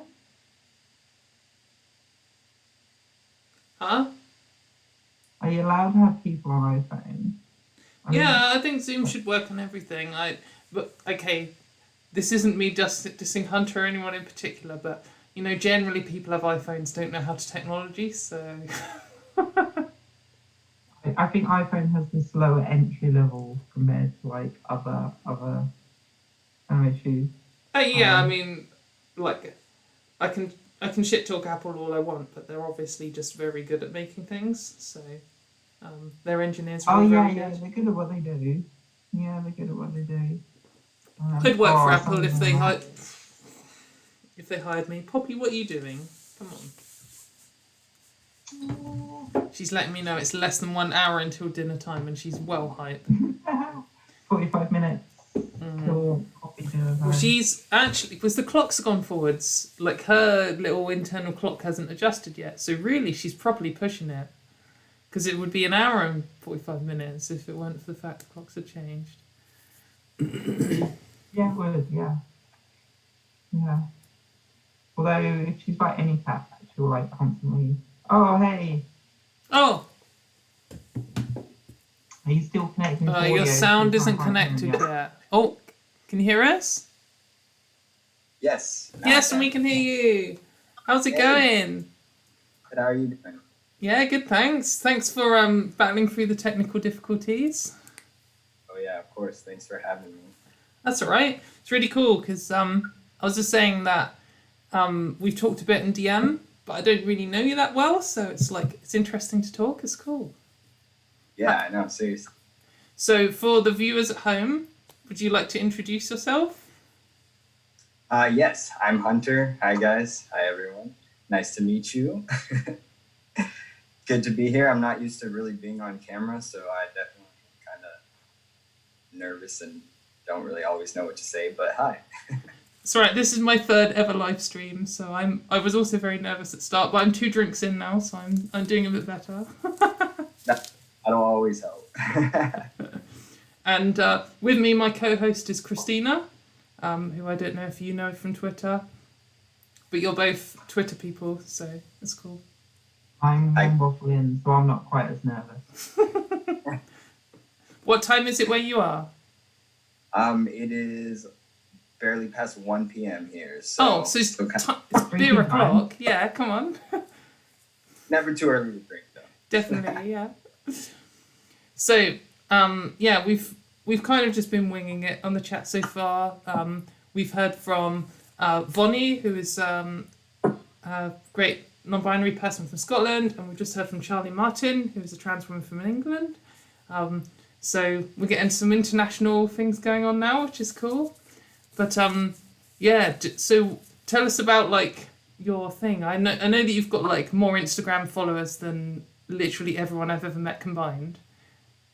Yeah, so I've kind of been like around on social media for a little while, since 2012. That's when I made a quote account way back in the day. It was one of the first black and white quote pages that you kind of see all around nowadays. But it was called Miles from Safety, and it was just like after I recovered from a suicide attempt, I made that page to just kind of let other people know that like you can make it through and get through the hardest times of your life and bounce back and recover. And it was like a little safe place for other people struggling and myself struggling to come together and just be there for each other. And here we are 8 years later. I still have some of the people from back then who are around and supporting me still. And it's just a beautiful place, honestly. I don't know where I would be without the support. That's really cool. That's a good story.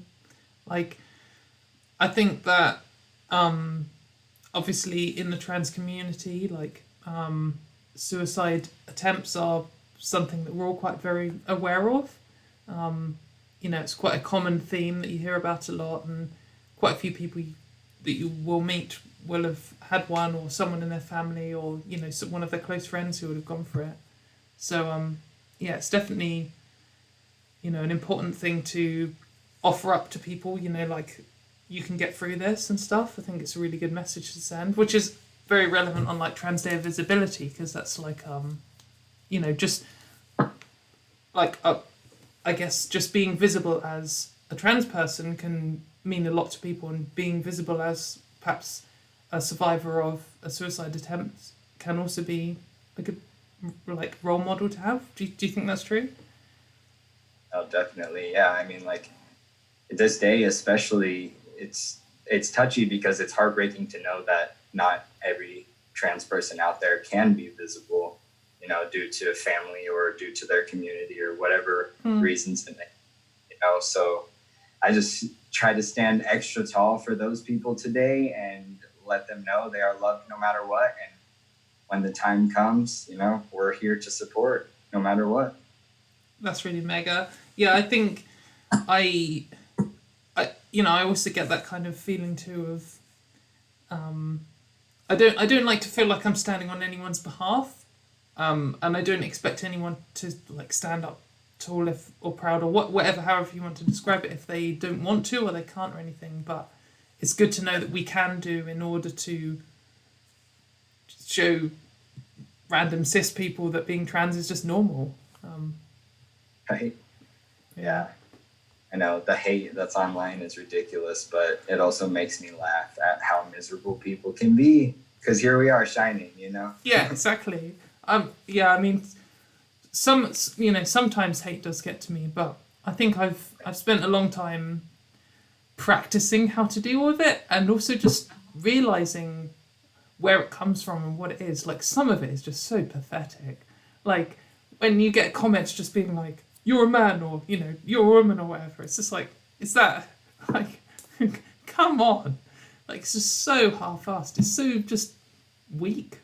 You know, if you're going to hate on me, like, pick something that's actually, do a good one. You know, come at me. Bring something worth dealing with. Don't just, anyone can just write "you're a man." It's just rubbish, isn't it? It's funny. These people are just mad because if they met us in person, they would never know. And that's what really bothers them.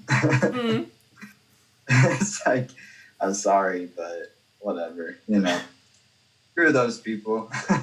Yeah, definitely. It is quite funny when I don't know if you've seen, but I do a lot of arguing on Twitter with random knobheads and with some of the, particularly in the UK, some of the like bigger anti-trans people on Twitter and in politics and stuff in general. And so often I get it where either they think they can always tell. Like, one of my favourite hashtag replies to people is #we can always tell, when they, you know, they've failed to tell, or they claim they can always tell or something. It's like, well, that's just trivially wrong. Or some of my favourite moments are when they think I'm a cis woman, and then a cis woman gets involved in the conversation and they think she's a trans woman.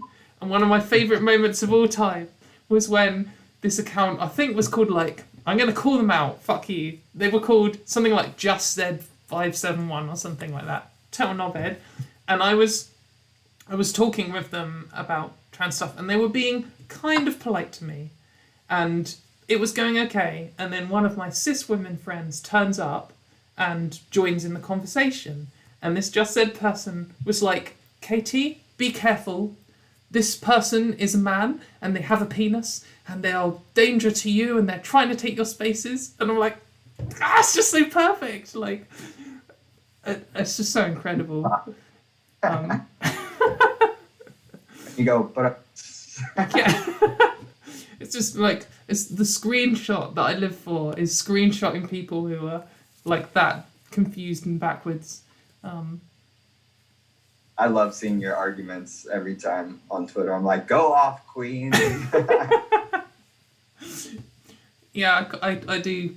I mean, some of them are probably detrimental to my sanity, but like some of them are quite satisfying. You know, some people are so easy to just point out where their whole point of view is just ridiculous.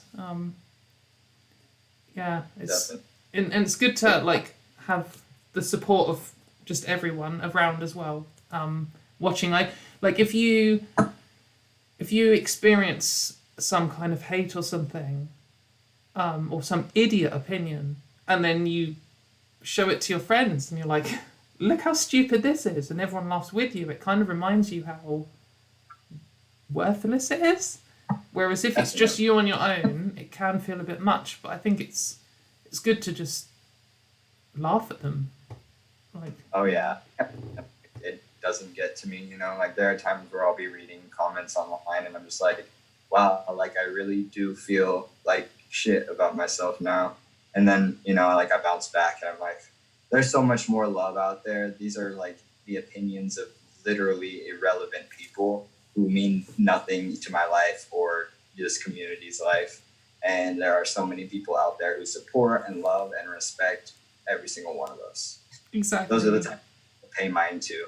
Yeah, and they are, in general, in my experience, I don't know about from yours, but they're the people who you meet.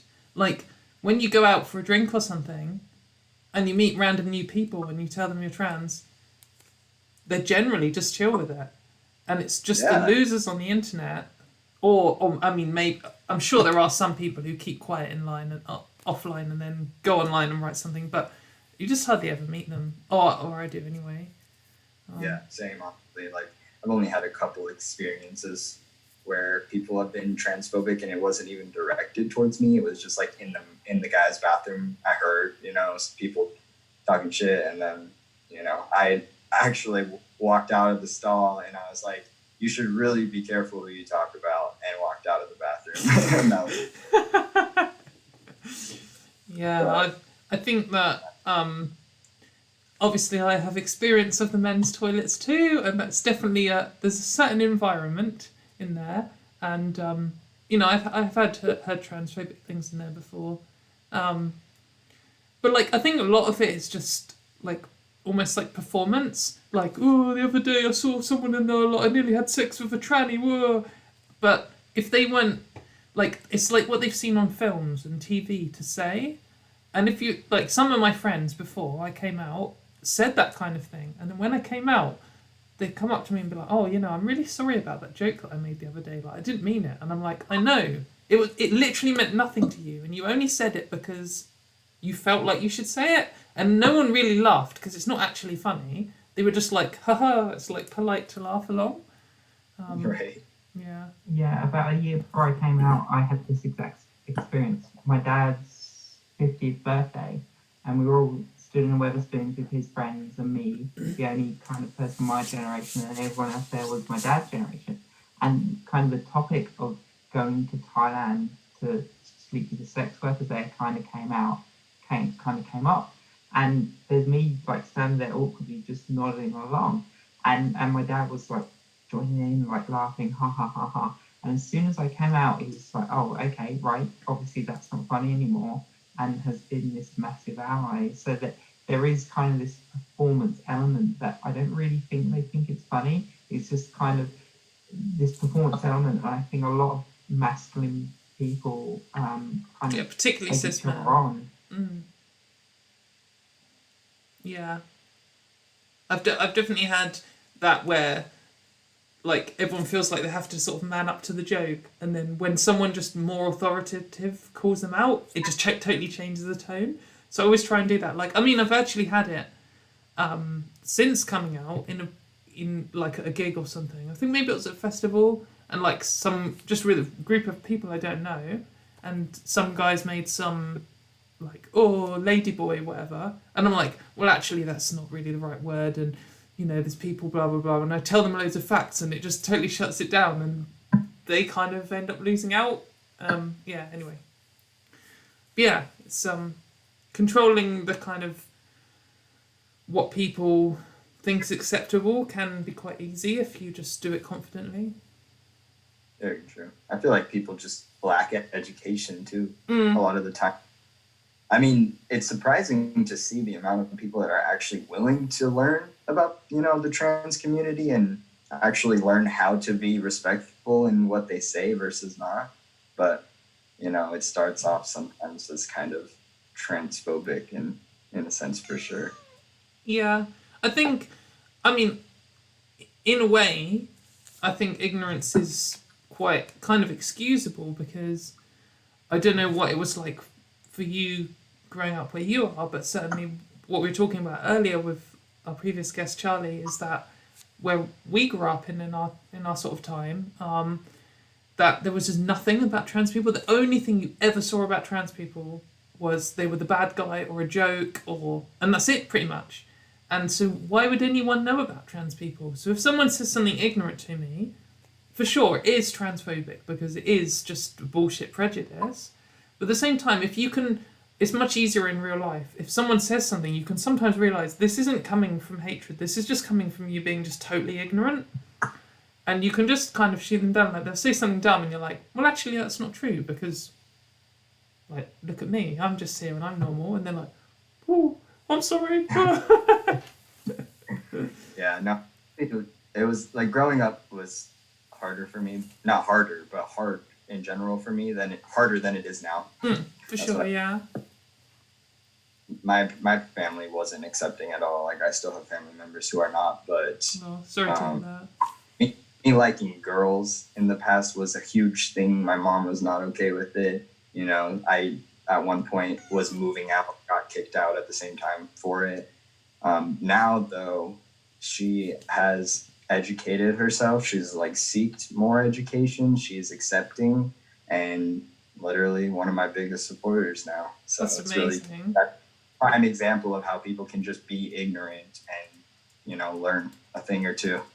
Yeah, my mum's very similar actually. When she came out, she was like very stressed by it, and then went to the internet, and the first thing you type in, you're like, my son thinks he's a woman, and then you get all of the horror story websites of people who, you know, the example of someone who jumps into it and regrets it or whatever, and that's how she believed it, and that's the only thing she had. And again, like now she, you know, I think we're closer than ever now, which is, you know, it's good. Definitely. It's nice to see you both shining so beautifully through after everything. Thank you. And you. So, without rudely asking how old you are, I don't know. When you grew up in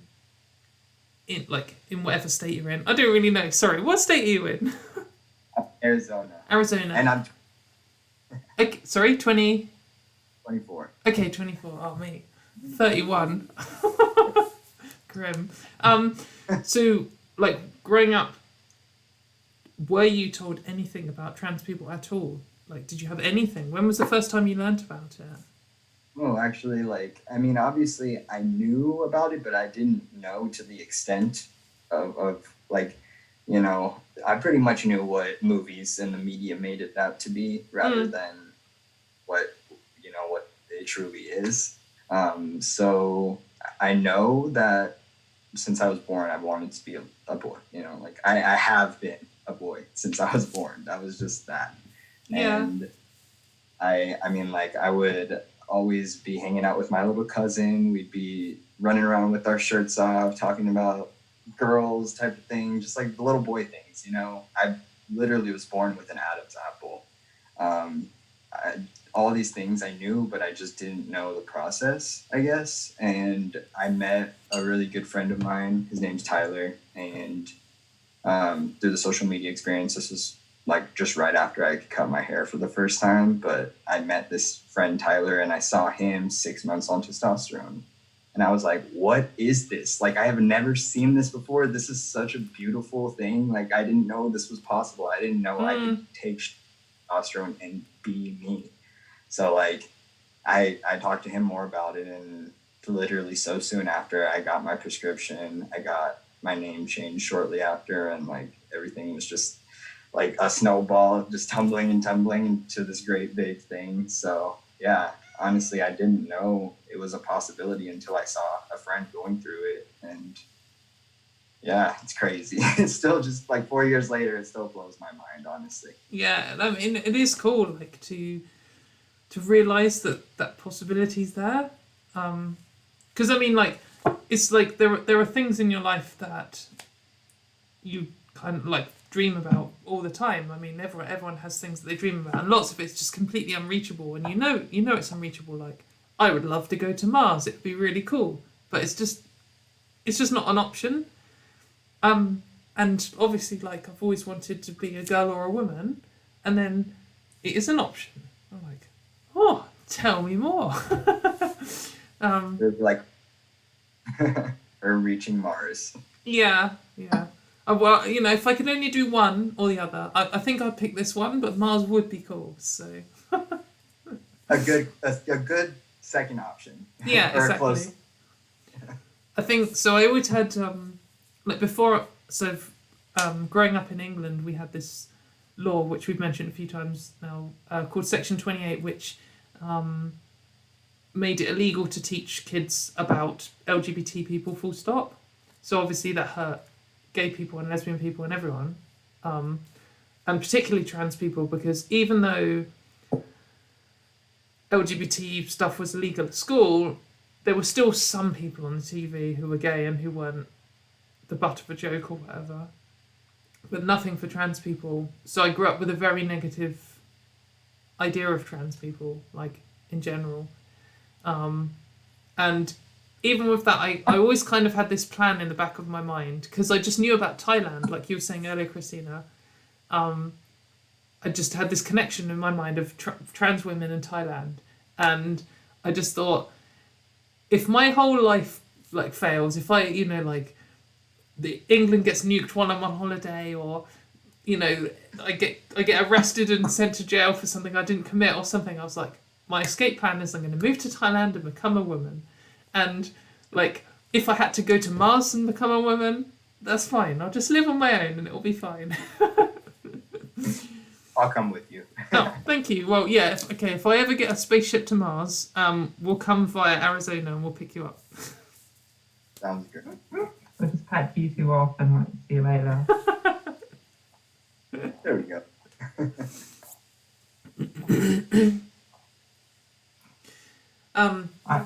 I think you've kind of touched on quite a lot of, so the first positive trans representation that I remember was on Big Brother in, I think, 2010. Somebody was talking about earlier, Nadia, who I think was the first, like, she's just normal. She's just like a normal person.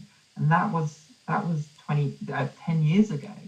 I was well into my 20s by that point, and I honestly do not remember a positive trans role model before her. And so she's kind of my day one kind of, oh, that's a possibility. I didn't realize that was a possibility. It's going back to your kind of Thailand thing. I knew Thailand was kind of an option, but I grew up really poor. So moving to Thailand just was way out of my way. Well, I hadn't, like, this was was before I'd considered money. Like, I had no concept of money at the time when I made this plan. I was like, I'm sure I can just get there. People go to I don't Thailand, want to don't they? derail you too much, but I think if you grew up as poor as I did, you have a concept of money from an early age. But that's not this thing. So, yeah, I had no escape plan. I just assumed that was my option. It's not until 2010 I saw Nadia there, and just like, oh, okay, so she's a post-op trans woman on TV media, and she's a normal person. It's like, how did that come about? And it's only then I kind of started like, the NHS do it. This might be something that I might ultimately be able to do. Because back then it was either it was the black and white thing. Either you kind of medley transition or you didn't. They were kind of the only options. Knowing what I do now, I probably would have transitioned way earlier. Knowing that it's kind of, I know now that that's where I want to go and that's the route that I'm going to go. But back then it was kind of a black and white thing. You either had the money to do it or you didn't. And I kind of assumed I didn't, and that was that. It seems that a lot of people still struggle with that, unfortunately, not being able to get money for hormones or get money for surgery, and it's hard to watch. How's trans healthcare in Arizona? I mean, Arizona is pretty red, so. So not wait, red very- is Yeah, Republican. Is the huh? Republican, yeah. Yeah, it's very just the Republican. opposite, because in the UK, red is left wing, and blue Oh, is really? right wing. And So blue it's is the Tories. other way around for America. Yeah. Here. But yeah, pretty anti-LGBTQ plus friendly state, but actually pretty easy to get on hormones if you're over 18. It's something called informed consent therapy. Right. Yeah. We need Yeah, that here. pretty much sign a paper saying that you agree to the change and everything, and know what you're doing pretty much. And yeah, you see an endocrinologist and get on testosterone or get on estrogen. So that luckily for how Republican this state is, that was a possibility. And even like name change too, all you have to do is take your letter from the doctor saying you're on hormones and take it to the court.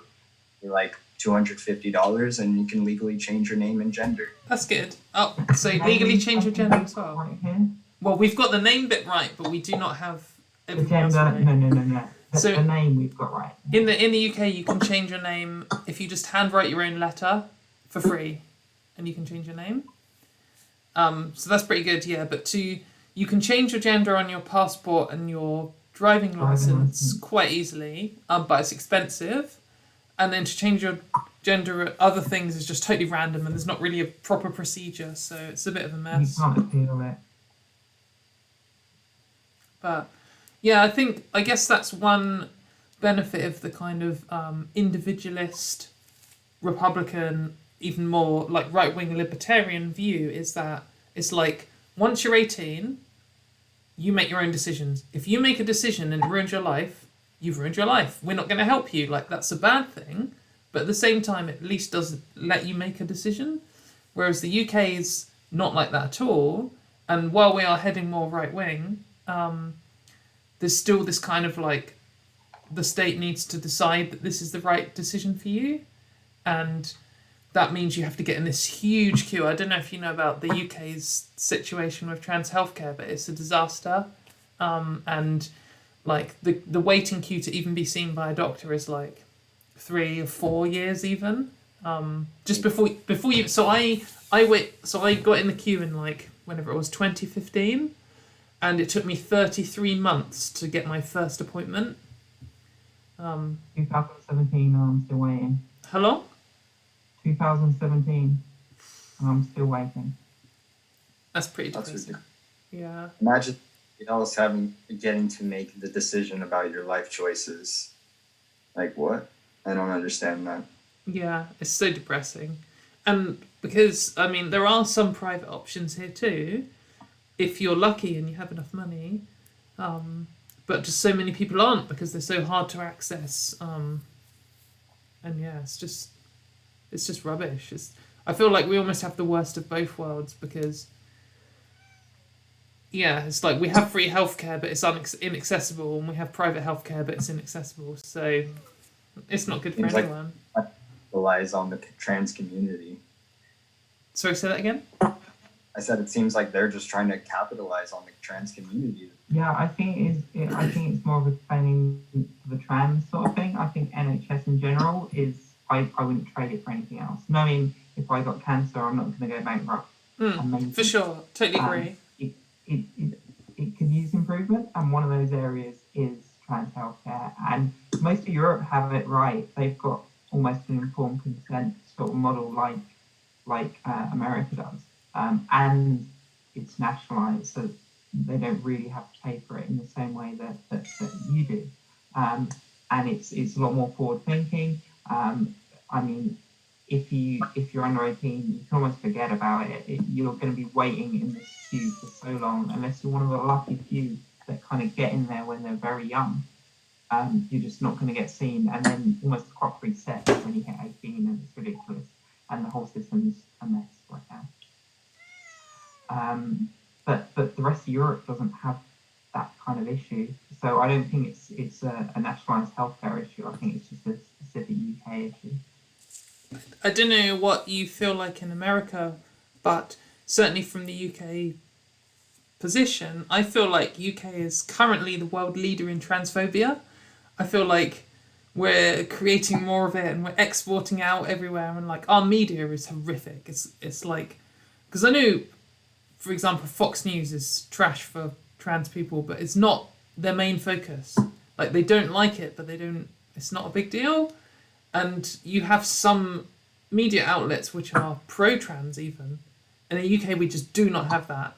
Our most liberal papers still shit on trans people all the time. And it's quite depressing. I don't know how you feel from your position. I mean, I definitely feel like there's a lot of advocacy. I wouldn't necessarily say in the media, but I wouldn't say also that it's like I feel like you guys are more targeting trans people there, rather not you guys, but them, the youth in general. You are targeting trans people. Me and Christina and our media empire. It's us all along. You've caught us out. It's like the Scooby-Doo mask comes off. But I feel like also if they join the country in that, then they would definitely join the UK because they are extreme. They're worse than we are, honestly. I know a lot of friends in Texas who are struggling because, as far as what I know, you can't even change your gender marker until you've had surgery there. That's pretty cool. So it's very There was a depressing. state literally yesterday that changed the rules. Like I'm not as okay with the different states, but literally yesterday banned trans people being able to change their gender. Wait, where's this? Sorry? In a state yesterday. Oh, was it Iowa? Was it Iowa? Yeah, literally yesterday. Mm, Yeah, so depressing. touch wood, I don't think it's going to get that bad. I think worst case scenario for us, it's just not going to change. I hope. I'd like to be optimistic. I don't think that's me being optimistic. I think that's me being kind of pessimistic. He's gone. Oh, you're back. Are you still there? Oh yeah, my battery went low. Oh, okay. I'm gonna fly out to Iowa and go protest right now. How far is Iowa from? I know nothing about the United States. How far is it? It's pretty far. Okay. It's across the country, but that's Okay. besides the. Yeah, exactly. Across the country for you is like across the other side of Europe. For us, it's kind of weird how the scales. Well, I heard this brilliant quote, which I think is really true, which is, in Europe, 100 miles is a long way, and in the USA, 100 years is a long time. Because, like, me and Christina live, like, 130 miles apart, and we see each other, like, never. Like, it's like That's nothing. It's the 3-hour drive. I wouldn't drive I can't 3 hours bother. to see my best friend. No chance. Like, fuck 'em. Whereas you guys would be like, oh, I'll drive 8 hours to see my girlfriend. And, like, True. which is just mental. But then in the UK, like, one of the pubs that I drink at most opened in the 1500s. And that's, like, twice as old as your country. So, Yeah. My last house that I lived in was built in the 1800s, which is like nothing in UK terms for housing. It's like yesterday practically. That's actually really cool though. it is quite Got cool. it. Yeah, we've got history, but no one can be bothered to travel to see it. Like, the oldest pub in the whole country is in Cambridge, which is near Christina. And it was opened in, like, 1000 or something. But I bet you've never been there. I could get there in under an hour. I just can't be bothered. It's far. An hour is far. I'm not driving an hour to see something. Like, fuck that. That's Yeah, hilarious. it's like I saw a stat about Cambridge University and how like the Inca civilization was still at its peak when Cambridge University was founded. It's like, Wow, that is cool. yeah. But you both probably have so much around you that you don't need to drive an hour. Yeah, the city that I'm in has Roman walls all around the town centre that are still standing from like 0 BC. So where I live was the Roman name's Calmedunum, which was the capital of England at the time. The Romans, I think, the first time they invaded, they kind of landfall in East Anglia and kind of established Colchester as the capital, and they set up big walls.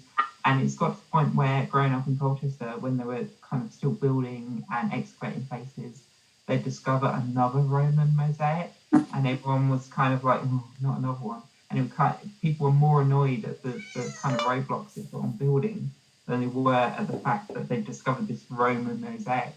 We've got I think the only, like it's either the largest or the only Roman chariot track in the UK, and we've got that in Colchester, and everyone was like, oh yeah, but what's that? What the impact's going to be like that I'm building this new housing estate, and that's what people were worried about, just because it's so kind of bread and butter every day here.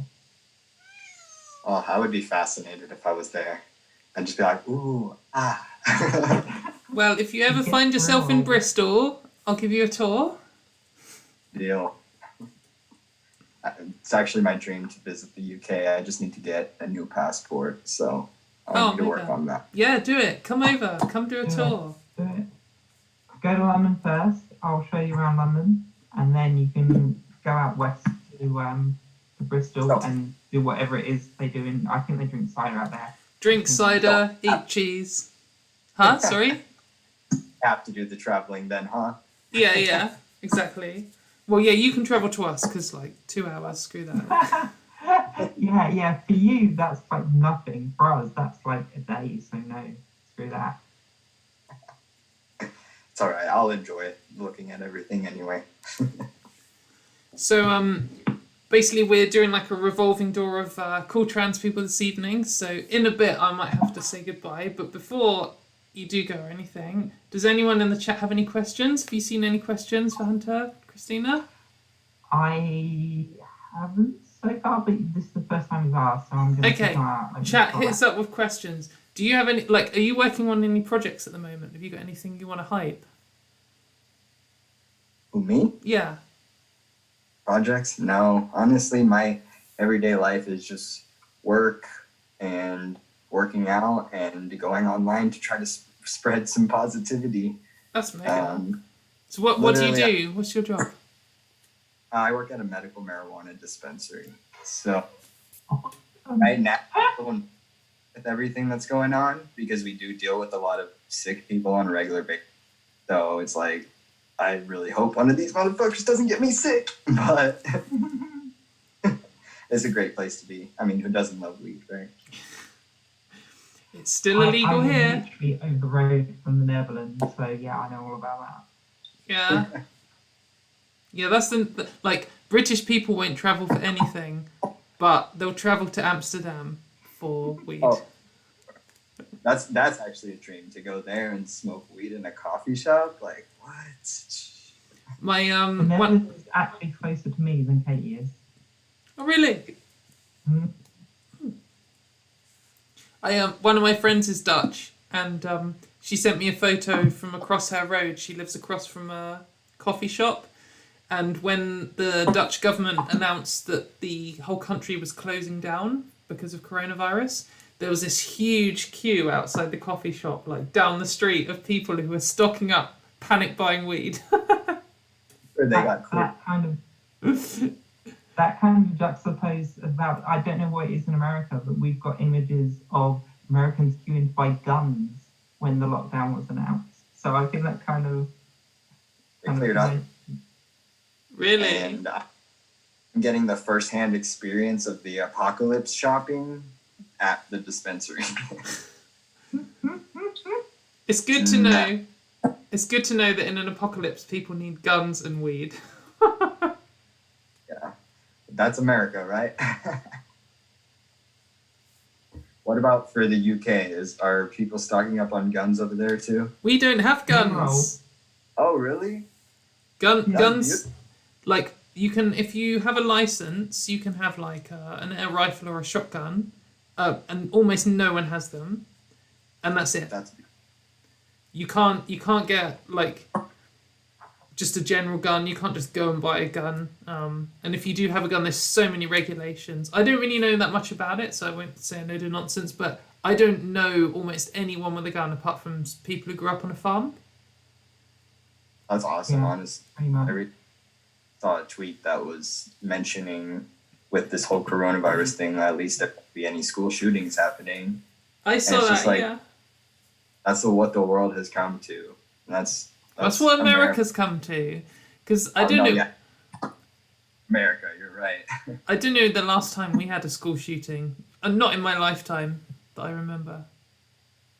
There was that one in Scotland, wasn't there? Oh, was there? I don't remember. Yeah, but I was quite little then. So But it's like 40 years Australia- ago, 50 years ago. That's ins- I don't. But hopefully, I don't need one throughout this craziness. They're releasing prisoners. They released like over 200 inmates from my local jail recently. Yeah, see, that's another thing you do over there. You almost kind of generate prisoners for profit. So I know a lot of your prisoners are just there because they had weed on them or something like really insignificant like that, and then you send them to jail. So you kind of releasing prisoners early, to me, kind of makes sense because they shouldn't have been there in the first place. But Yeah, for the ones who didn't deserve it, definitely. I guess it's hard to filter, but hopefully they know what they're doing when releasing who they're releasing and for what they're for. I don't know if I should really make this comment kind on. of doing it for the people that for the lesser crimes first. It's a last in first out sort of thing. I would hope. Okay, well, Yeah. I don't know if I should make this this comment on a live stream, but I was going to say, if they want to just release all the prisoners who shouldn't be in prison, they could just release all of the black people first. Yeah, that's Oh, probably true. like that That's is going to probably get true. sent back to me in the future, and I'm going to regret that. But it's true. It's hard to not generate somebody getting offended online, unfortunately, even when you know have all the right intentions in your heart. Yeah. Saying, so hopefully nobody, gives you crap for that ever. People give me crap for everything. I've got one person who's decided they don't like me on Twitter, who has screenshotted like all of my tweets, and they just randomly send me them and ask me to apologize for them. But the thing is, like, I either I haven't slipped up ever, or they're just really bad at it. But they keep sending me things like, the other day you said that like cats were good. Like, do you care to comment? And I'm like, they are good. Cat. And they're like, but it's just like things like that. It's just so innocuous. But yeah. You're like, I meant what I said. Yeah, well, I said it like 3 months ago. I haven't changed my mind in that time, so. But maybe in the future I will have changed my mind, so. But yeah, Well, anyway, it's been really great to chat to you. I think we're going to move on to our next guest. But yeah, it was really great. It's great to like talk to you for the first time. And keep doing what you do, because I think you're a really positive role model. The other day you did a tweet and it got 450,000 likes. my God, that blew my mind. I was like, how did that happen? Mate, there must have been like, because I did a tweet the other day that got 200,000 likes, but it was a shit meme, but that got like 9 million impressions. So yours must have got like 20 million people saw that. That's insane, honestly. Like every day, like I know I've had a following and people are like, oh my God, you're famous. And I'm like, no, I'm not famous. In my head, I'm not famous. Like You are. I have a following. But really, like I just share my life so that other people can hopefully have the confidence to do it too, because we all deserve to this open free. Like we all deserve our best life. So I hope that me sharing, even though it's not always easy, it gives that to some people, and it has. And really, those messages of people being like, like you helped me come out, or thank you for what you do, that is what helps me continue on. And it does, like, it definitely does help people. Like, it inspires me to see people like you, even though we are in different countries and we're traveling in different directions, like, it is still inspiring just seeing trans people just smashing life. Like, it is mega. Like, it's really good. So keep just... You inspire, literally, like, I didn't even know you were trans. I thought you were just a huge ally for the trans community. And I'm just like, well, this girl is so amazing. And here we are. Like, it's just so to see how we're all connected, even though we're so far away. But this community is strong, and it's always going to be that way. Yes, definitely. But Keep it up. Seriously, I appreciate it. And No, you two are so... Thank you. Well, you're mega handsome too. So it was really good to see you. Yes. I think we've got Thank you. Natalie up next. So see ya. All right. Bye. Thanks for having me. Mega. Great. Christine, I'm going to quickly go to the toilet. If Natalie arrives, Yeah, then get I her need to. a comfort break as well. Are you going to sign off for a bit, or are you going to stay on? I can stay on, but I just need like a quick comfort break. That's fine. Natalie, if you join and we're both gone, I'm really sorry, but I'm just going for a wee. I'll just be back in a minute.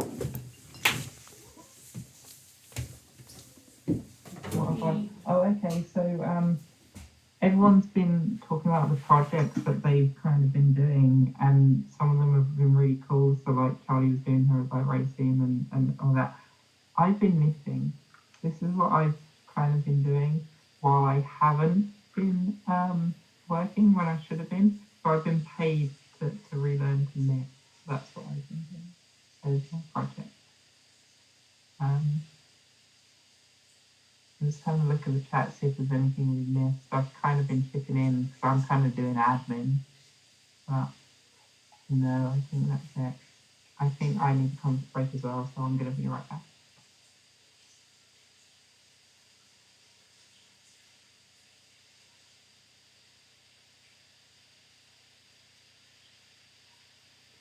Hello.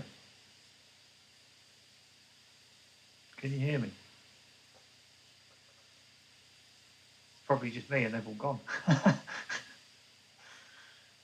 Sorry, I think we both went for a comfort break. Yeah, I think you did. I'm still here. So I'll kind of socialise I while can you're just there. banter for a couple of minutes if you want.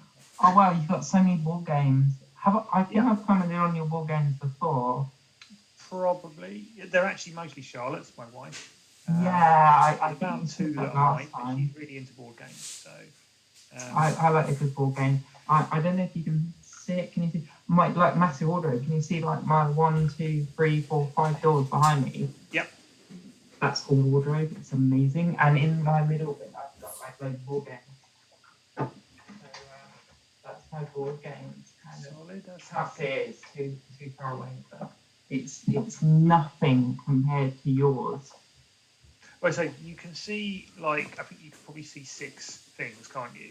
And there's another 2 below it, the same size. And there's another kind of 1.5 off to the other side.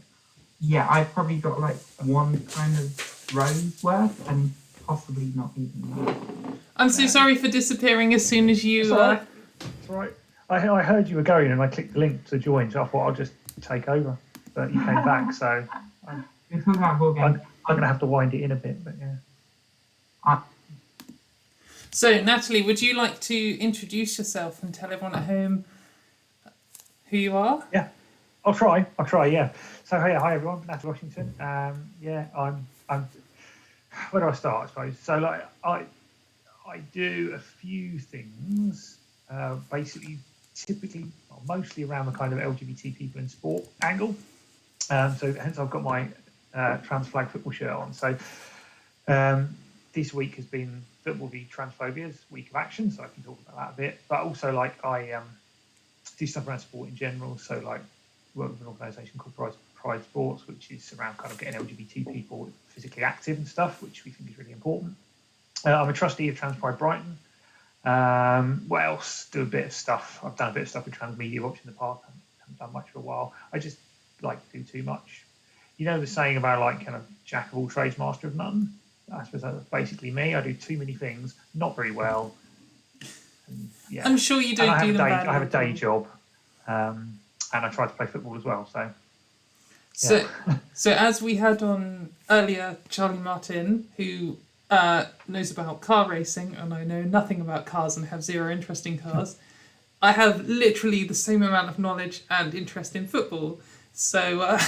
You're picking your guest well. That's a solid, solid way of doing things. No, it's interesting to hear about things I don't know about.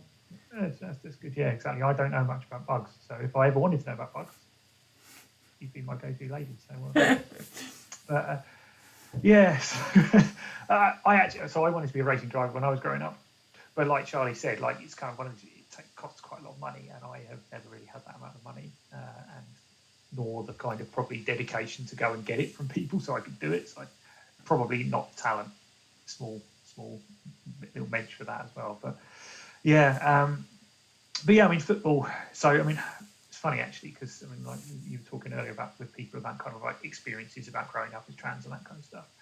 I never really was into football when I was young, and the primary reason I got into football was that there's this crazy idea that sports and activities are gendered, and people want you to do, your society pushes you to do certain things because you're perceived as or are a certain gender. And I started playing football because like 9-year-old me thought that was probably what I was supposed to do, and I was terrible at it.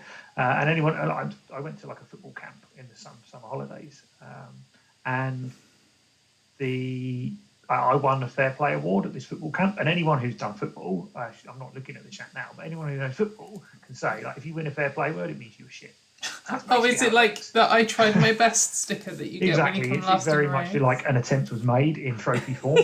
So like it's kind of it's not really all that. But I tried and I got better, and maybe I'm now kind of like the second or third worst. But like it's that's kind of how I got into it. And then like transition stopped because kind of had to, like, literally legislatively and just did.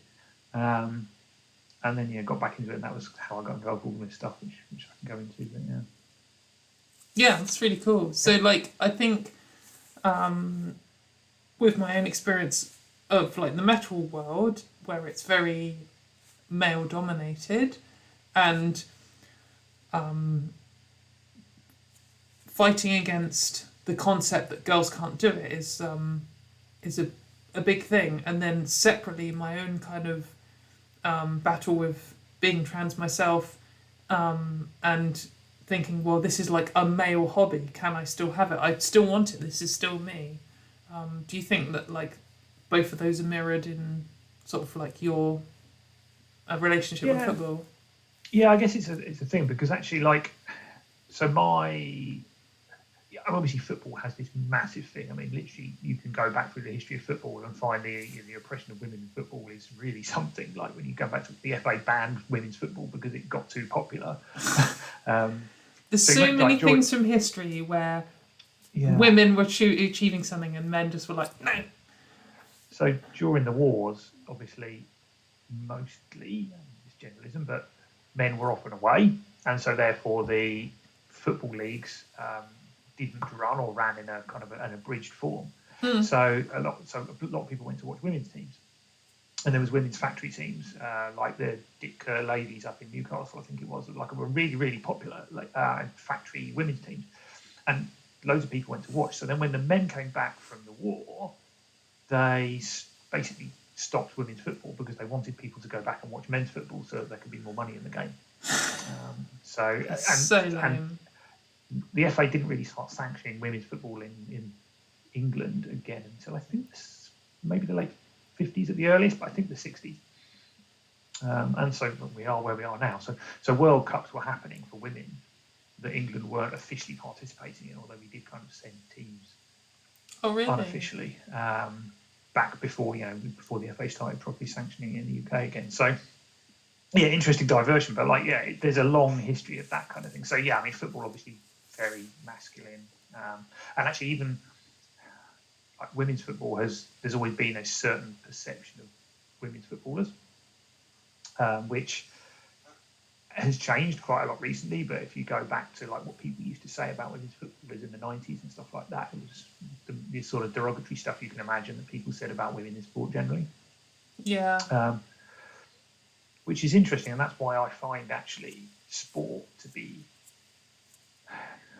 it's complicated, but I find women's sport anyway particularly to be a particularly untransphobic place. Actually, I haven't had much in the way of problems, just because I think the women who have been involved in sport for any length of time, particularly at a grassroots level, or at any level, that doesn't matter, have known what it's like to have their gender policed, and have known what it's like to be kind of basically have the piss taken out of them, or to be accused of being a man, even. Yeah, exactly. And there are, and I could name names, but you can guess, some high-profile anti-trans ex-sports women who absolutely, when they were competing, everyone called them a man because of what they looked like, and so you think they should know better, but it seems not. I think that in my experience, like, I'm not someone who's into sport at all, and honestly, my main thing about sport is I've had to learn loads of sport stuff just to argue with shitheads online, which is kind of tedious because it's like learning something you don't really care about. But I mean, I do care that trans people can participate in sport and that sport is fair, and that women can participate in sport and that sport is fair for them too. Like, both two groups. Exactly, and the two are pretty related in a lot of sense. For sure.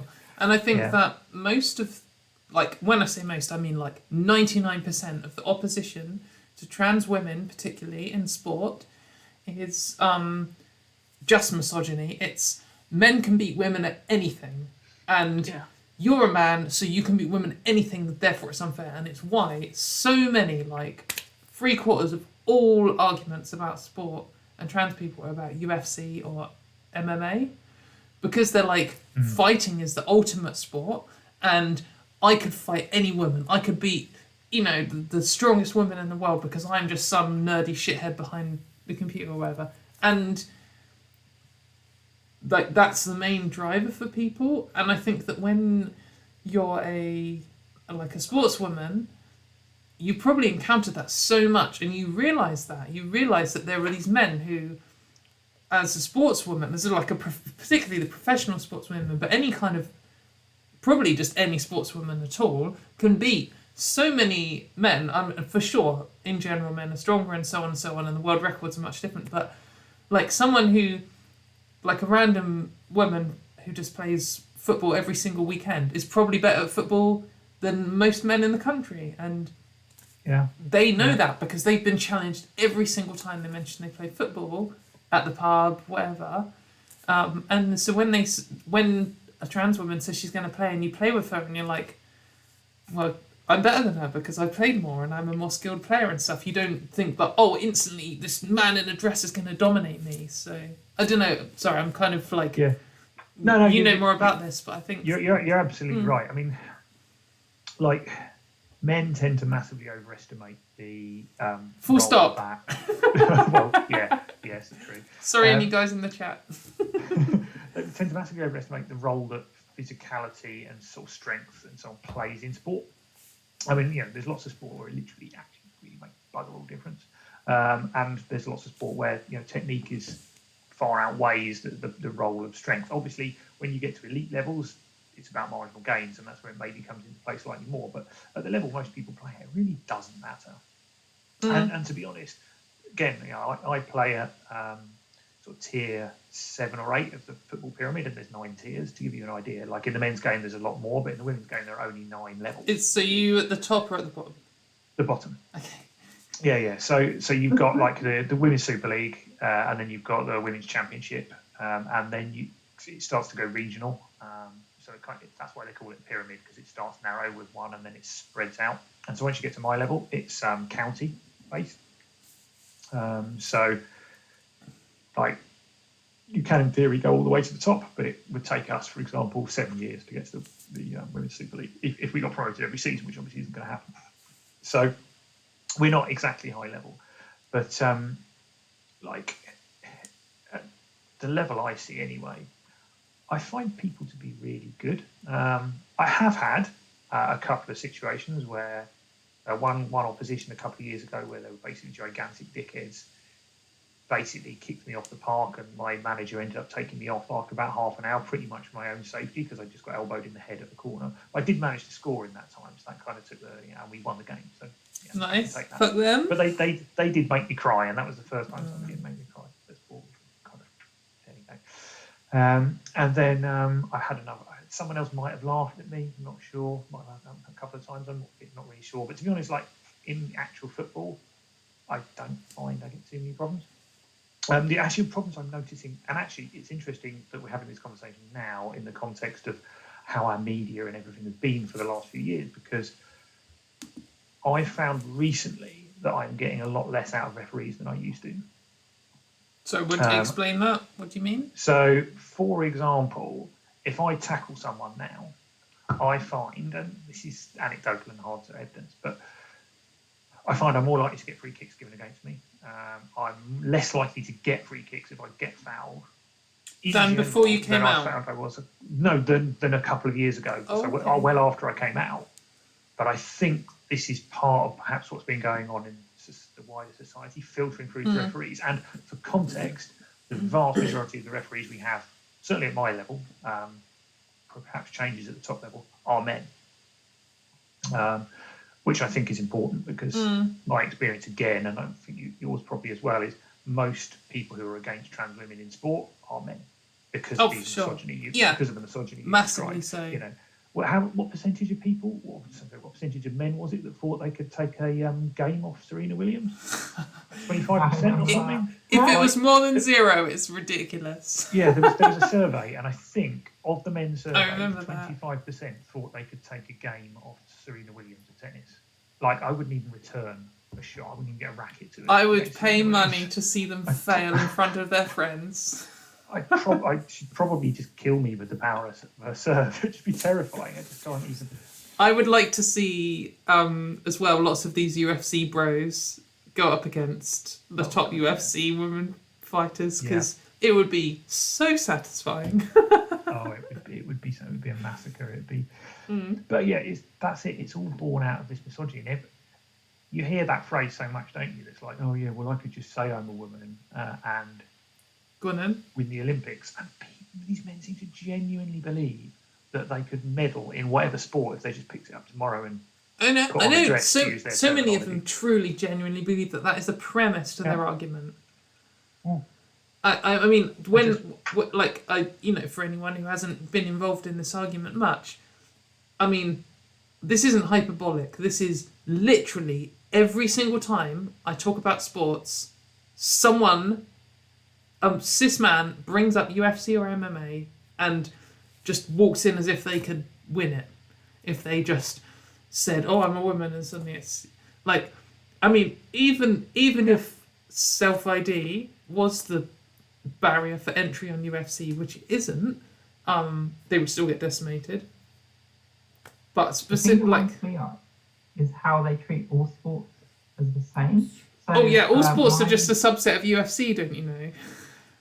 My background is long distance running, and I used to do that. Exclude the whole kind of trans argument here, and we just deal with cis men and cis women.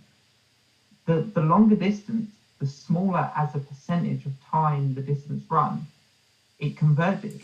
Well, so the last winner of that ultimate endurance race was a cis woman.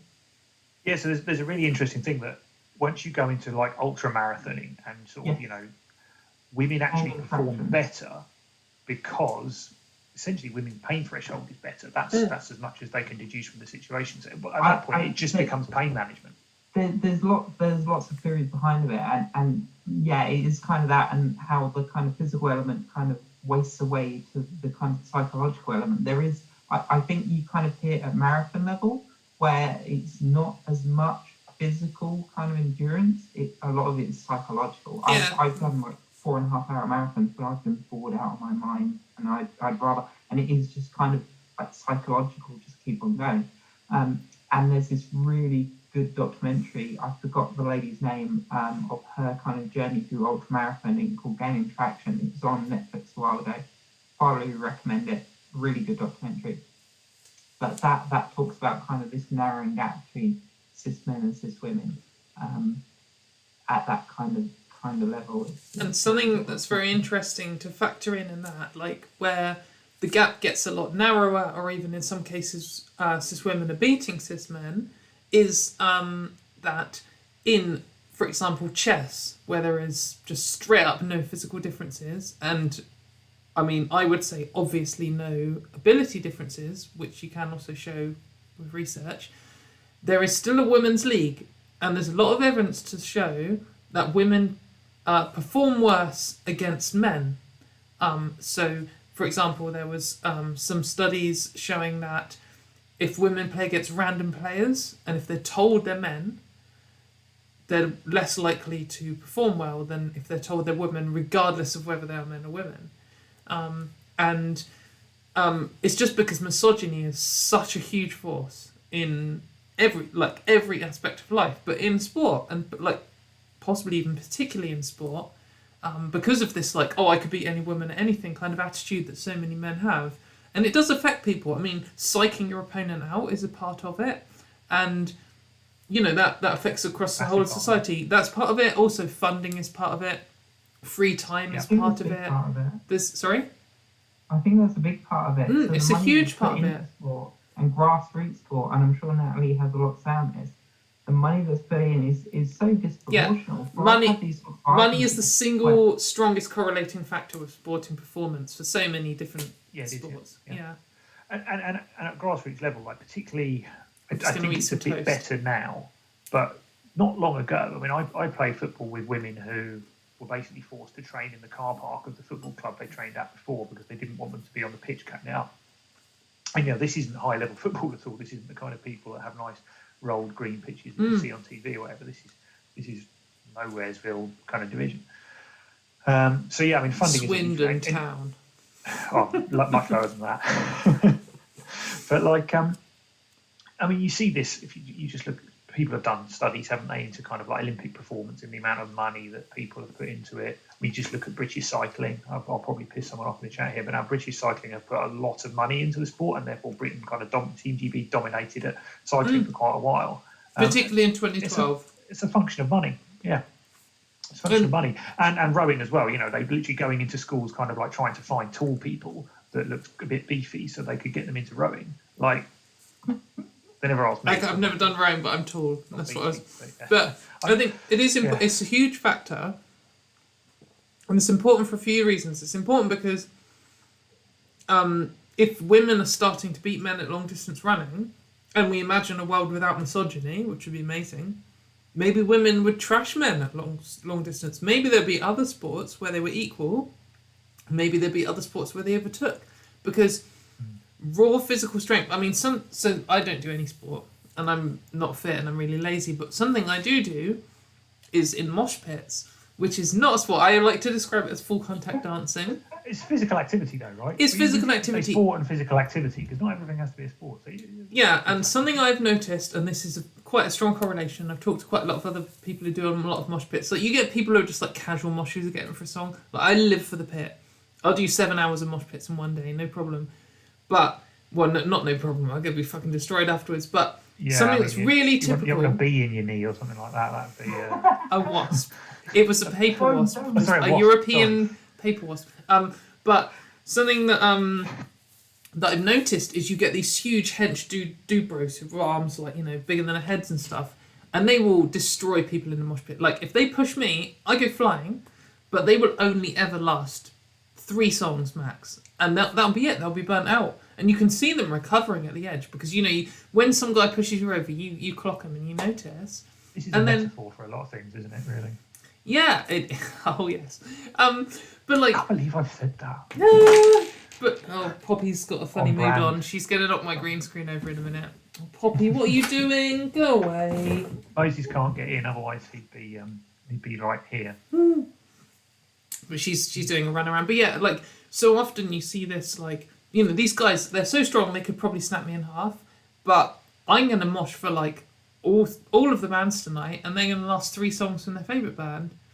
And there's definitely something here between. I mean, I know nothing about sports science other than what I've had to look up for trans arguments, but strength and endurance aren't the same stat. There are so many different things that humans have, and for sure there is something out there. Is a sport out there. I'm confident that misogyny is the factor that is stopping women from winning, and not totally not physical strength. And in every sport, or in most sports, probably every sport, there is different bodies of value for different things.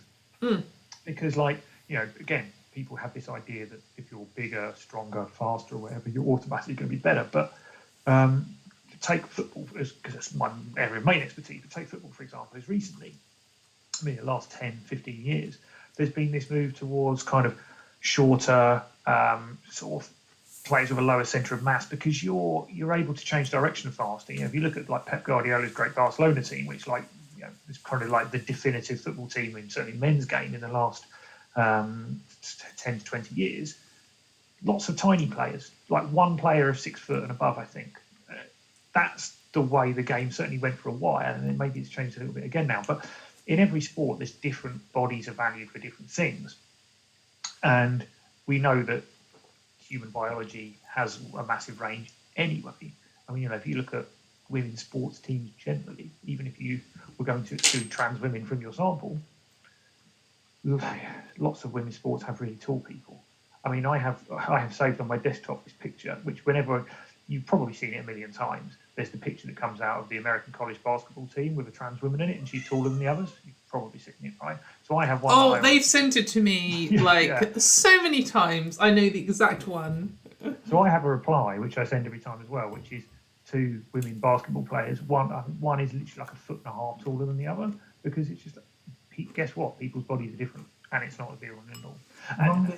Long distance running has that. The taller you are, the less you perform, because everything above here is kind of dead weight. If you're tall, no. So all the best long distance runners trend towards a lower height. So this is another like ignorant sport, more on the comment, but I went to the Olympics qualifying for the 2012 Olympics. I don't even know what it's called. The UK is like, if you win this, you go to the Olympics thing. And I remember we saw loads of, I think it was in Birmingham, we saw loads of like races, and they had like the sprinters who did 100 meters or whatever, and then the long distance ones, and everyone in between.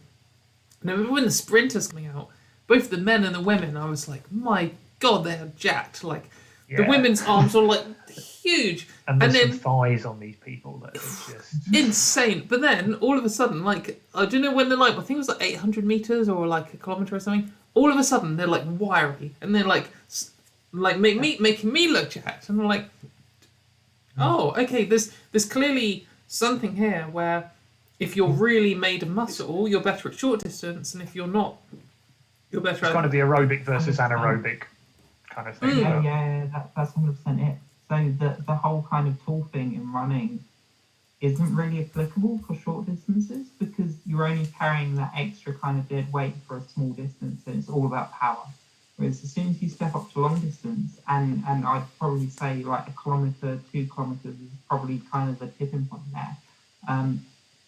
That kind of dead weight over that extra time makes such a difference that height starts to go against you. And there's this whole thing of kind of transphobes like thinking there should be this one body that kind of dictates the rules for what specific... Well, when you think the whole of human biology is a single binary, then there's only 2 different types of body anyway. Yeah. But there is a danger here that we over-index on the elite sport conversation, because I think what is important, and this is kind of the area I'm really interested in, is at the grassroots level, someone said it in the chat earlier, like none of this stuff really should matter. No, and it's a different game. It's a different game. A surprising amount of sport at a grassroots level, and certainly an age group level, isn't gendered. So, for example, football, again, I'm going to use football because I know it most. It's all right. That's why you're here. Talk about football. I don't mind. Isn't sort of kids level, it essentially can be mixed up until, I can't remember if it's 16 or 18. And there isn't a rule to say that leagues or anything or teams have to be for any certain gender, because they recognise that it doesn't really matter at that level. It's about participation, it's about fun, it's about learning, it's about development, and it's about getting people a love for the sport and for being involved in a team, physical activity, that kind of stuff. Cricket at a kind of a club level there isn't men's cricket, it's mixed cricket. It's almost entirely men, but it's mixed. And occasionally you will see women playing, and it's not anything unusual. It's just that's how it looks. Now there are women's leagues as well, because they want to have that as a specific place for women, which is fine. But there isn't a rule to say that women can't participate in what they call men's leagues. So at a grassroots level, it's really about how can people get involved? How can lots of people have a love for a sport, but they don't want to play. They want to coach. They want to be involved in administering. They want to be involved in refereeing, umpiring, or whatever. And so that's kind of what I kind of mainly talk about. Not that I'm not interested in the elite sport conversation, but the elite sport conversation has kind of been hijacked, to be honest, by people who have absolutely no interest in sport, transphobes this is, that have identified that it is a really good lever to get society against trans people It is. That is main. Like, I think most of them, for the reasons we've just described. like, it's so easy to show a picture of a trans woman who is 6'8" against a 5'8" basketball player and be like, that's it. That's why I don't support trans people. And people will be like, oh, yeah, that looks. I mean, this picture, it looks like. I mean, it's obviously unfair. Therefore, we should ban them from the entire of life. And you know, when you don't think about these issues as separate things, it's like, should trans women be considered as women in every single respect, or not considered as women in any respect? And that's just the dichotomy you have. It's the quickest way to win people over. It really is. Yeah, and listen, because if you consider someone a woman in every respect but one, you don't consider them a woman, and it's the same in reverse. And like, Well, like, I mean, that's a sensible social position to hold, but it's not necessarily a mathematical position. I mean, yes, yeah. But I think groups like Fair Play for Women started getting interested in sport. Like, their name has a kind of a sense of sport about it, but they were never a sports organisation. They aren't a sports organisation. They started getting involved in sport, I remember, about 2017, because they had successfully identified two key tactical things, which is that, one, misogynist men think that they can beat women at everything. We've just had that whole conversation. There was the whole thing about them going to Moss Side and trying to incite violence against trans women, right? Secondly, is that a lot of LGBT, or there's a perception, and it's some truth in it, that a lot of LGBT or trans-specific organisations don't really care about sport because there's no visibility of LGBT or trans people, particularly in sport, so therefore there wouldn't be any pushback. So they thought. What they, I think, underestimated, because they don't know anything about sport, is that actually sport, in my experience, women's sport anyway, isn't anti-trans. Like I said, I've had good experiences. In fact, I've had some very good experiences where I feel like people have gone out of their way to make me feel welcome, probably because they're aware of the wider context. So if anyone's kind of watching and listening, thinking, should I get involved in sport? My recommendation is do it, because honestly, the biggest thing that has reassured me that society isn't universally transphobic is being involved in women's sport, because I've had so many people being good. Yeah, so I think most runners kind of first, I think the bulk of runners in the UK, their involvement isn't in races where they're going to win medals. It's going to be in parkrun. And I emailed parkrun in my early days of transition saying, look, I've been on estrogen, I've had what should I put my gender as on like the thing? And they're like, whatever you think is best. And they just like whatever you want it to be. And the website has this, unfortunately, it's a binary of male or female. They've changed it now, by the way. A couple of weeks ago. Yeah, they've changed it. Fantastic. That's good to hear. Does it now have a ternary of male, female, or transgender? Because that's usually no, it doesn't. No, it doesn't have transgender. I think it says male, female, other, non-binary, or other. Non-binary or other. Wow. Yeah, I can't remember exactly. But it has volunteering in the local thing, and I until recently was volunteer coordinator for the junior one because the kids love to go.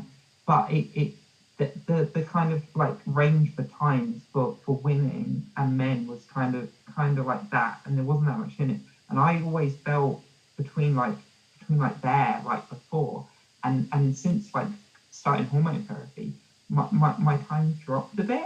And it pretty much, they have this thing in running where your score is age graded and by gender. So like your age bracket. And it's pretty much the same, like swapping from before testosterone blockers to now, pretty much the same. It's just the only thing that changed my gender. I've heard that running is very much like that. Like there are some sports where it's not so much like that, but running is a very just straight. My main running mate back when before transition, she was my first ever marathon. She was like hot on my heels the whole way around, and I did all my training with her, and we were pretty much matched the whole way. And even now, it's the gap is kind of it's nothing. that it isn't something that she can have spent like an extra kind of testosterone may have given me the edge, which I've now lost. It wasn't something that she can have overcome just by putting in like a little bit of training. She probably did less training than I did before anyway, so who knows? It's all up in the air. Yeah, it just makes you realise that, I mean, obviously, you know, men and women, it's just how people are, and that's just how sport is and stuff. But also, when you realise that men get this bonus just from the hormones, it's like, not really working hard, are you, mate? Like, come on. It's not as impressive. Like, oh, wow, you ran a marathon in this time. Like, let me just divide that by, like, whatever percentage it is in order to get it to see what the real time was if you weren't gifted with a booster. But, like... Oh, yeah, like, I mean, some of it's age, but, like, I used to do a lot of park runs, and I remember, like, I got up, and my park run PB was, like, I got up with a hangover, kind of rolled down there and did like 21:35 or something, which is I thought was pretty fast. So I've got an amazing story about this. So I've only ever done one park run in my life, and I ran the entire way, but that's a lot more impressive when you consider. So I went to the New Forest for a weekend with my university friends, all of my housemates, all of their +1s, camping, and I just picked that weekend to tell them all that I was trans and I was like coming out. That was my coming out time, which, if any of them are watching, I apologise because it probably ruined the entire weekend. But why would that ruin it? The reason I think it ruined it is because I was very nervous and I brought some whiskey for everyone and I was passing it around and I got totally obliterated, and it turns out not really anyone else was drinking the whiskey, and I drank like 700 mils of whiskey, like the most I've ever drunk in my life. I like absolutely annihilated. And I told them all, like, I was wasted before the sun had even started going down. And then, obviously, they all had loads of questions, and I was, like, trying to tell them stories, but, like, all out of order because I was so drunk. And also, I hadn't practiced on my voice at all at that point, because I hadn't even finished coming out. So I had a very loud voice. I'm a loud person. I mean, you know, I'm not going to criticise anyone for not practicing their voice, so... Okay. But, like, I had a very... very, very deep and loud voice before, and people were asking me questions. They slowly going to bed, and it ended up with me and like 3 other people up, and it was like, I don't know, late, the sun had set and stuff, and I was telling them, they were asking me these questions like, you know, oh, so have you always wanted to be a woman, and like, so when you used to have sex, not like really intimate questions. I'm quite... they're bantering you as well, like, when you used to have sex. That's just like rude. Back in the day. When you used to have sex, which is now like half a decade ago. But anyway, so there was this point where like I was answering this question and someone asked another question, and then just, you know, like when you're camping and you hear someone cough in the next tent, well, they're actually a long way away, but it feels like it's right next to you. This guy's voice just from the next camp, which was several meters away, was like, dead name, geezer, pack it in. No one wants to hear it. Like, it was like, it's 3 a.m. Go to bed. And I was like, oh my God, this is so embarrassing. It was so funny. Like, me and the other 3 people who were up were like crying with laughter because this poor guy had obviously like taken the weekend off to take his girlfriend out for like, you know, oh, let's go for a romantic camping trip in the New Forest. And some twat had picked that weekend to come out to all of his best friends as a woman. It was so funny. But anyway, so that was like 3 a.m. I was fucking wrecked. The next day, got up at whenever it was, 6:30 or something. We ran to park run. I ran the whole park run. Didn't even stop. Amazing. Didn't do very well. But that's the only park run I've done, and that's my park run story. So that's a good one. Yeah, that's good. I think everyone's kind of annoying when they like come out though, aren't they? Like, I think. Oh yeah. No, I wasn't. You're just annoying now, mate. Sorry. So you did it backwards. I was annoying then, before and afterwards. And I don't really know how I think I was annoying. It was like same as you, like I know you were talking about earlier, Kate, like I kind of like every single weekend was like tell somebody else. Gets to like you almost have like a sales pitch and you just like if you have any questions. FAQ, here you go. I didn't do that. I did the kind of Andro thing for a while, and then kind of the bit where I flipped it's just like I kind of expected other people to like, yeah, I'm a woman now, keep up, come on, catch up. This was like months ago, sort of thing. So I didn't really come out like one to one with that many people. It was a few key people, and then everyone else I kind of expected just to kind of keep up, and that kind of almost put them. I hate to say it, but it put them on the back foot. So when we were in that situation, we're like, oh yeah, whatever, that's all news. That's all news. We're done. We're done with that. I didn't do that purely because, like, if I know there's the whole thing, like, probably not as prevalent now, but certainly a few years ago, it was like people wanting to be on hormones and feminize themselves until there was this quote unquote male fail. And I didn't do that purely because, like, I'd still be waiting. So, like, it's kind of like, I'm not going to bother because, like, you know. I didn't do it because I wanted to know it's what I wanted to do. Like, I'm a hypochondriac, and the idea of taking medicine I don't need to is horrifying. So I wanted to know it was right for me beforehand. So I came out 6 months before I started hormones. But also the reason I didn't just tell one person and let the word spread is because I wanted to control it. I wanted to control like the narrative and be like, because I just had this terrible opinion of trans people, and I wanted to be like, I'm sure everyone else thinks trans people are shit too. I want them to learn from me, and I do, like, I don't regret. I put in a horrific amount of effort. Like, the amount of effort I put into arguing now, like, is only like 80% of the amount of effort I put into trying to talk to my friends about it, because I really care. Like, my friends are my life. Like, music, my friends, and my cat is just all I have. So I really just needed to tell everyone in person and have these boring 4-hour conversations until 2 a.m. on a Saturday night. Solid, it works. So I'm just arranging the next scenario. Oh, right, yeah, no. I think kind of the difference was I was at the point where I'd come out almost a year to the day. I came out as bi before I came out as trans, and at that point I'm like, no, fuck it.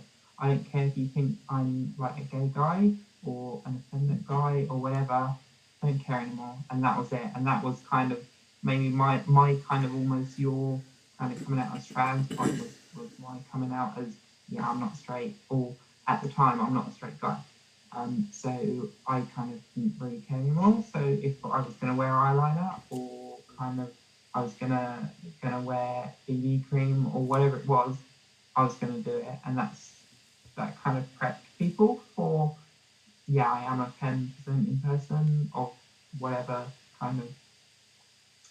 I did kind of the kind of bi stroke, almost kind of non-binary into trans kind of timeline. Yeah, I know. I kind of thought about it. Like, I did come out to people before I was definitely going to try. I see at least some closer friends, like 10 or 15 close friends, before I knew I was definitely going to transition. So I kind of trialed some of this stuff, but I just couldn't get over the idea that somebody with my kind of body looked ridiculous. And then again, in like a football context, like I was still playing men's football then, and like I shaved my legs and all kind of this kind of stuff. And so like, Makes you run faster. Well, I think at my level not, but like we had a training session on some AstroTurf for my old team. Turf what? And I got clattered by somebody, went down, like scraped like all the skin off the lower part of my leg, because you know what AstroTurf's like. You'll get a wasp in there, mate. Like, yeah, it was, yeah. Well, I should have done. Yeah, that would.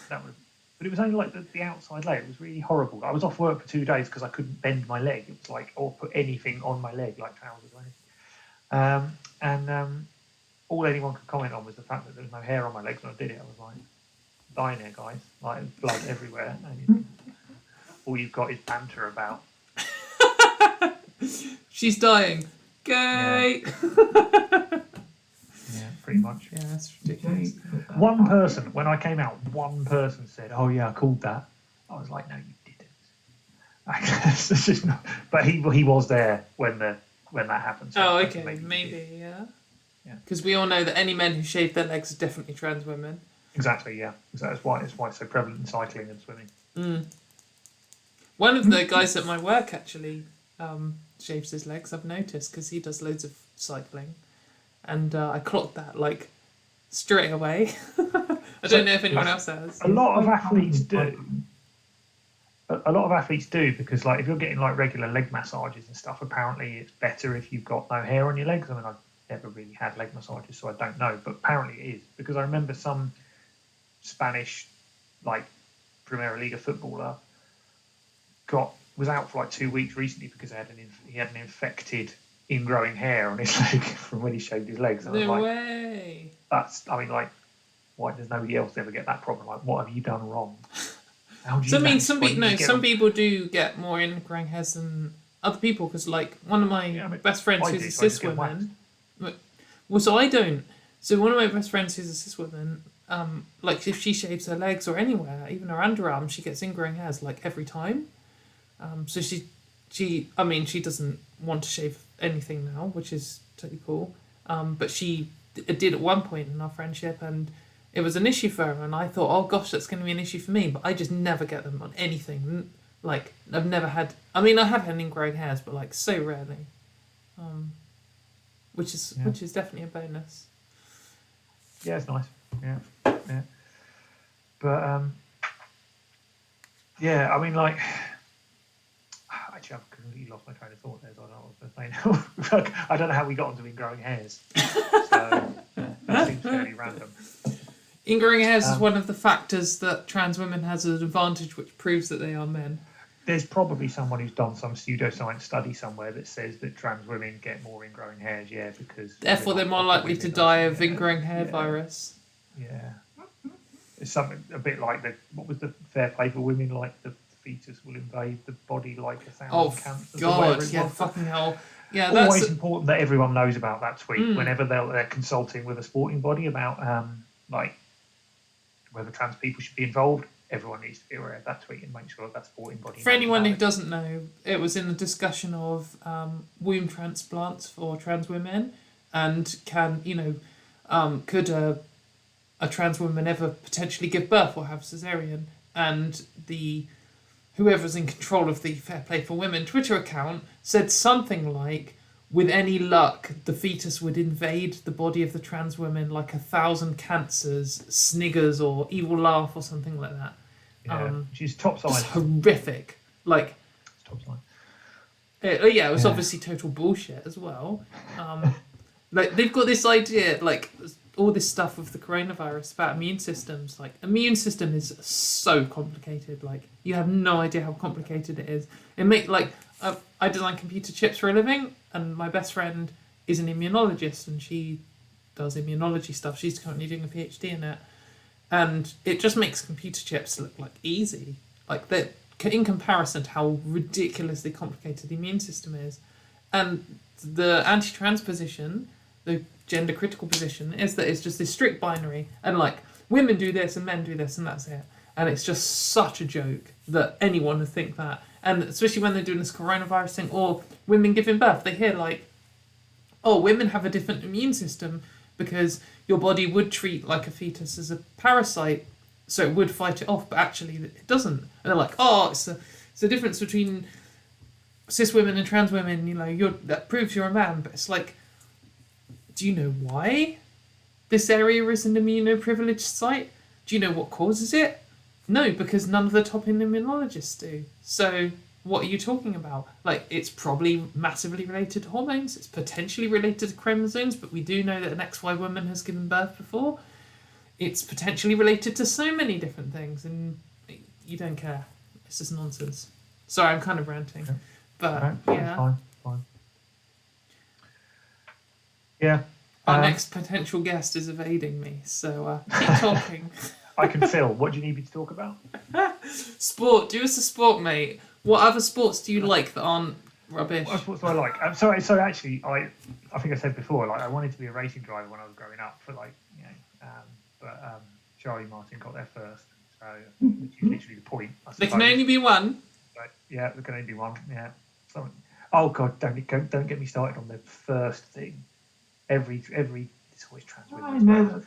Every trans woman wants to be the first of something, and lots of people say I am absolutely not the first trans woman at all. Yeah, there like the Daily Mail. He did an article the other day on the UK's youngest trans woman who was 21, and everyone's like, "What the fuck?" Yeah. I was definitely the first trans woman to like Pip Kieran's. Is that so? Is that sourceable? Yeah. Me. I'm- This is me. I'm the first trans woman to name a gritter, probably. I knew you would bring that up. I should have written that down at the Probably. start. That's the only notable thing. You know, in 50 years' time, when I'm dead and all the turfs say the archaeologists are going to dig me up and say that I'm a man, all that will be remembered of me is that gritter, which would probably also have been forgotten by that point, actually. But yeah. That's probably how they gender you. So they're like, oh, okay, we've got this kind of skeleton here. It's just like, oh, they're this, but they named a gritter and they were a woman. Must be a woman. So you're sus, mate. Yeah, that's true. Actually, yeah. I mean, it's a fast emerging stereotypical female activity is naming gritters. Naming gritters. Because the first You need the time I came up chromosomes with- for it. The first time I came up with that name was 2016 when Oldham Council were doing a competition to name gritters, and I replied to it, and that's when it first went viral. That competition was only open to local schools, of which I'm not a school child. You and I never have identify been. as a school. Well, I mean, I thought about making that joke, but the person who won was a little girl because she was at school, so she probably wasn't that big, I'm assuming. But I was so big yeah, when I was I at only school. know two gritter namers, me and her, and neither of us are men. So I can only assume men are biologically disadvantaged when it comes to naming gritters. Yeah. That's the logical conclusion. Fuck you, For a men of transphobes. two. Prove that wrong. Study 100% of gritter namers are female and one of them's a trans woman. Definitely a correlation there. Yeah, there might. I think when I won, there was another one as well, and I don't know who named that, but I mean, Well, it's obviously a trans woman. it must have been Mm. because, yeah. Right, so Fine. I have now lined up a different next chatter. So, Oh, okay. yeah, I don't want to get rid of you. No, you're welcome. We've to, had a doesn't really it? good chat. It's been great to talk to you. Is there any closing things you would like to say? Is there any questions from the chat? Natalie, what's your favourite board game right now? That's a good question. Certainly, most of these are my wife's, but I have played most of them. I was really enjoying one she got me for Christmas, actually called Dominant Species, which is like you play as a specific species, and you have to try and kind of like make your species the dominant one. So by killing other species or by evolving to improve your species adaptability. Like Spore. That's really good. Yeah, a little bit like that, but in board game form. That's cool. And then we've got lots of like space war and like economy games. Have you like ever Twilight played Imperium here. Scythe? God, Have you ever played Scythe? Scythe? I don't think so. I recommend it. It's really good. The premise is it's World War One time in an alternate universe where humans have invented steam-powered mechs, and the cool. whole game is you can battle, but battling's bad for you. And because it's multiple players, if two of you battle, you both kind of lose. So it's all about stalemates. It's cool. I think that's one of those games that kind of goes on for hours and hours and hours. No, I think it's we not should that do long. it. Like 3 hours max. So we played this recently, and it's like a whole Twilight Imperium. So anyone who knows it's probably quite well known. Oh yeah, I've heard It's that like one. a whole day. Takes like 12 hours. Well, I'll tell you what takes a whole day is a flipping Battlestar Galactica game. So yeah, one we've of our got that too, friends, yeah. one of our friends held like a meetup of trans people, and I arrived, and Natalie and our friend and a couple of other people and your wife and stuff were playing this Battlestar Galactica game, and there was a couple of people sitting in the garden, and it was like the nicest day of the year, and we sat in the garden in the sun enjoying ourselves for hours, and these guys were all in this sweaty room with the curtains pulled, and when they came out, they're like, "Oh, it's such a good game, guys," and we're like, I'm sure it was good. I'm sure it was fun. It was good. There's Yeah. lots of like politics in it and stuff. I'm sure. But yeah, it was wasn't great. the ideal day for that, wasn't it? But yeah, anyway, it's been really great to talk to you. Thank you for coming on. I really appreciate it on my ridiculous first ever nonsense live No stream. problem. And I'm sure I'll talk to you again on one soon. I used to host one of these type of things, and it was like Bring it hard. back. Right, cheerio anyway. See ya. Bye, thanks. Bye-bye. Who you got next? So next up is Cara, who is at Heart Starlet on. Yeah, I know her. She's from London, I think. We will see. Our other previous possible did a bail, so I won't reveal who, but we'll curse her name to the stars. But yeah, I think it's going quite well so far. We've had some really cool people on with very interesting Yeah, perspectives. there's been a lot of kind of difference between kind of the different subject matter for each people. It's been quite good. I really want to organise a board game night now.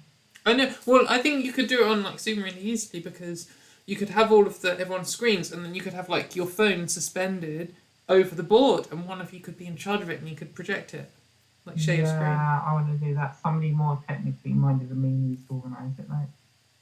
Whee! I went and saw my daughter a couple of days ago, and we played Settlers of Catan, or however you pronounce it, Junior, and I smashed her 4 games in a row. The last game, I was really, she was edging in front and she was beating me. And then I drew, you can buy, use resources to buy these cards. I can't remember if you can in the full version. But that completely turned the game, like completely. I drew the best possible card I could have in that situation. And there's her, like, you could see her face drop as I drew this card as she realised, and I smashed at that game as well. And at the end, I'm like, the only reason I won, the only reason is because I drew that card at that time. And I don't really think she understood that there was nothing she did wrong. She played the perfect game, but I still won. And then we played Monopoly, and then I smashed her at that just because Monopoly, and I know how to play that. And I think I kind of we played the proper rules.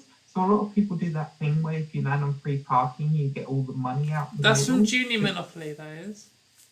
Sorry? That's from Junior Monopoly, that rule. Well, the house rule when I grew up was that when you ever, like Community Chest or Chance, if you pay money in, you put it in the middle instead of putting it in the bank, despite what the card says.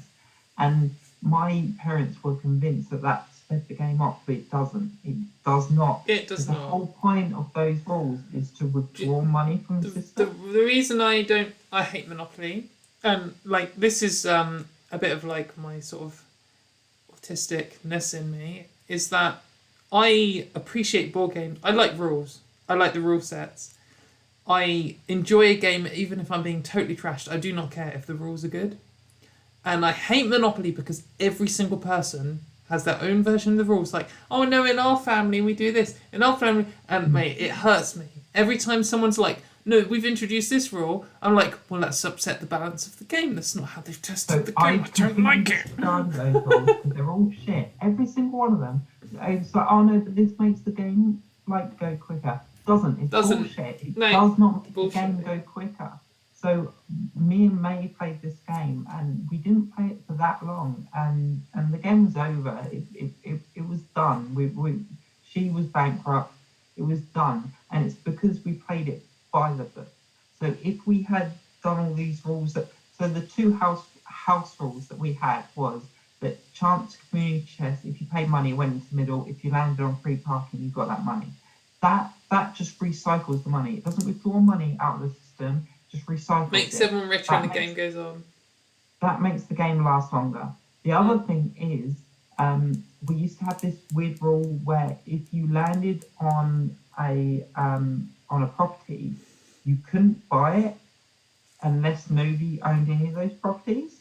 And we didn't have the rule that you auction it. So the proper rules are the auction rules, yeah. Yeah. If you land on a space, if nobody owns it, you auction it. Done. Ooh, so it's Tara's joining. Yeah, it's better up. Hi. We haven't got a sound for Hello, can you hear us? We can hear you. Hello, can you hear me? Yeah, it's all good. We were just discussing board games, so you've saved us. So cool. Hello. How are you doing? I'm good, thank you. I'm just like literally chilling in my room after a really long day. So good yeah, stuff. how about you? Yeah, we're doing good. So for the people at home, would you like to introduce yourself? Yeah, sure. My name's Tara. firstly my pronoun. Yeah, you can introduce yourself however you like. Cool. My pronouns are they, she. I talk a lot of shit on the internet. Join the club. What was your name? Christina. Yes, sorry, this is my co-host Christina. I'm she- Cara. She's my arch nemesis, though apparently I'm not her arch nemesis. So Oh, Yeah, thank she you. I does saw you had I do her.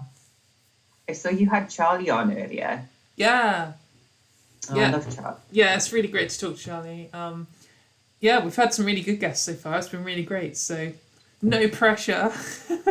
I know. Sorry, you're like literally getting me when I'm like at my most haggard. At like. Well, you still look great. You always look beautiful in all of your selfies, and you make Oh, us all thank you. jealous. So I always feel like I'm a proper catfish when people see us like this because I'm like, this is what I actually look like. no, you still look great. What colour is your hair at the moment? Is it green? It's like blonde Okay. into green. I don't know. I can't really decide what it wants to be right now. I always think of you as someone who's got like really great hair colour. So Oh, thank you. I always think of you as just I did was nod like head. I'm always like way too intimidated to talk to you. You can always talk to me because I'm an idiot, so it's fine. That's right. So am I.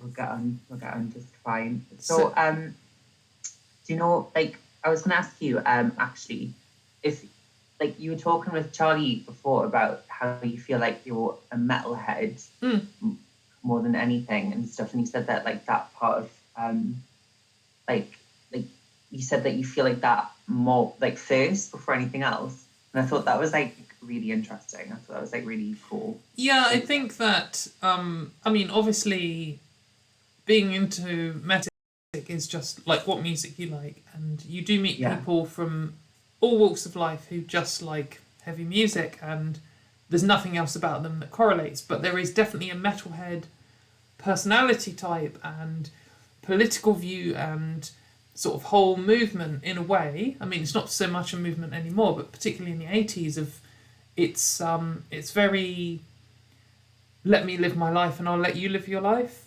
I mean, and I guess in a way it's a little bit right-wing libertarian in that it's like you know, if you're not bothering me, I'm not bothering you, let's just get on, which isn't necessarily what right-wing libertarians are like, but it's that kind of spirit, and that goes along with metalheads, and it's this kind of, you say what you want, you do what you want, and if anyone starts hurting people, then you're gonna stop them, because everyone here is here to have a good time. We're all here to enjoy the music, and I just really identify with that. Like, for my whole life, since I've been like 15 or 16, that's kind of been what I've been into and what I've looked up to and who I just am. And that, it really does feel like my main, my main sort of source of my personality. I guess that kind of sounds really lame. It's not like I'm modelling myself. It's just how I've turned out. It doesn't sound lame at all. It sounds really cool, and I've never heard someone describe themselves as like something that they love and are passionate about first. I think that's like really lovely, actually. I've not heard someone say that before. Because I kind of like dipped into the stream with when you were all doing it with Charlie, and I was like just like sort of listening, like while I was taking the makeup off, and yeah, I just thought it was really nice. Just I could just tell it was like a nice little conversation that was going on. So I was like, I'm gonna get in on that at some point. Yeah, we'll totally get in it, mate. It's great. So what? That kind of used to be in heavy metal. That was one of the things that appealed to me. So you go to a heavy metal gig, and it didn't matter who you are, it didn't matter who you loved, who you were, how you presented. You were all there because you loved the music, and if somebody went down in a mosh pit, everyone helped you up. No matter who you were, everyone helped you up, and everyone was kind of like this instant bonding that I'd never experienced anywhere else other than at metal gigs. One of the quickest ways to bond with someone that I've ever had in my life, like whenever I've moved to a new city or anything, is you wear the most obscure metal t-shirt you possibly can, the thing that least people have heard of, No, this is municipal waste. Everyone knows municipal waste. I'm the poser for having this on, mate.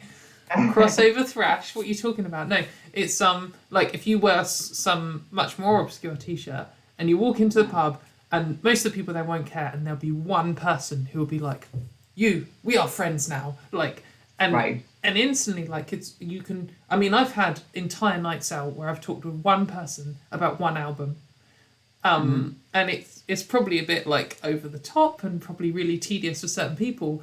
I know the first time Christina came to visit me in Bristol, she met a few of my friends, and we sat down at this table. And one of my good friends, Alex, came over, and me and him both like black metal, and we got in an argument about black metal, and we were like shouting at each other about like which, I can't even remember what it was. It was like which Norwegian black metal band produced the second best album in 1993 or something, and like we've got strong opinions on this, and she's just like.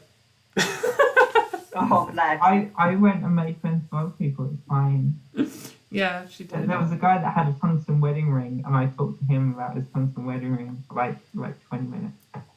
I mean, I've never listened to metal, like heavy metal music or anything like that, to be honest. Like I don't know a lot about it, but lived. I think there is this kind of like culture, isn't there? Like in like kind of alternative kind of scenes where like it is just kind of like I don't care who you are as long as you just like listen, like as long as we're just vibing, which is kind of like really interesting because it's like, so I think I heard you say that you didn't talk, like you didn't think you could be trans because of like all the like negative connotations that are linked to being trans, and then you found a trans person who was also into heavy metal, something like part of a band, right? Yeah. Okay, so it's like really cool when you have like that, when you find that like one trans person that like makes you go, oh, this is possible.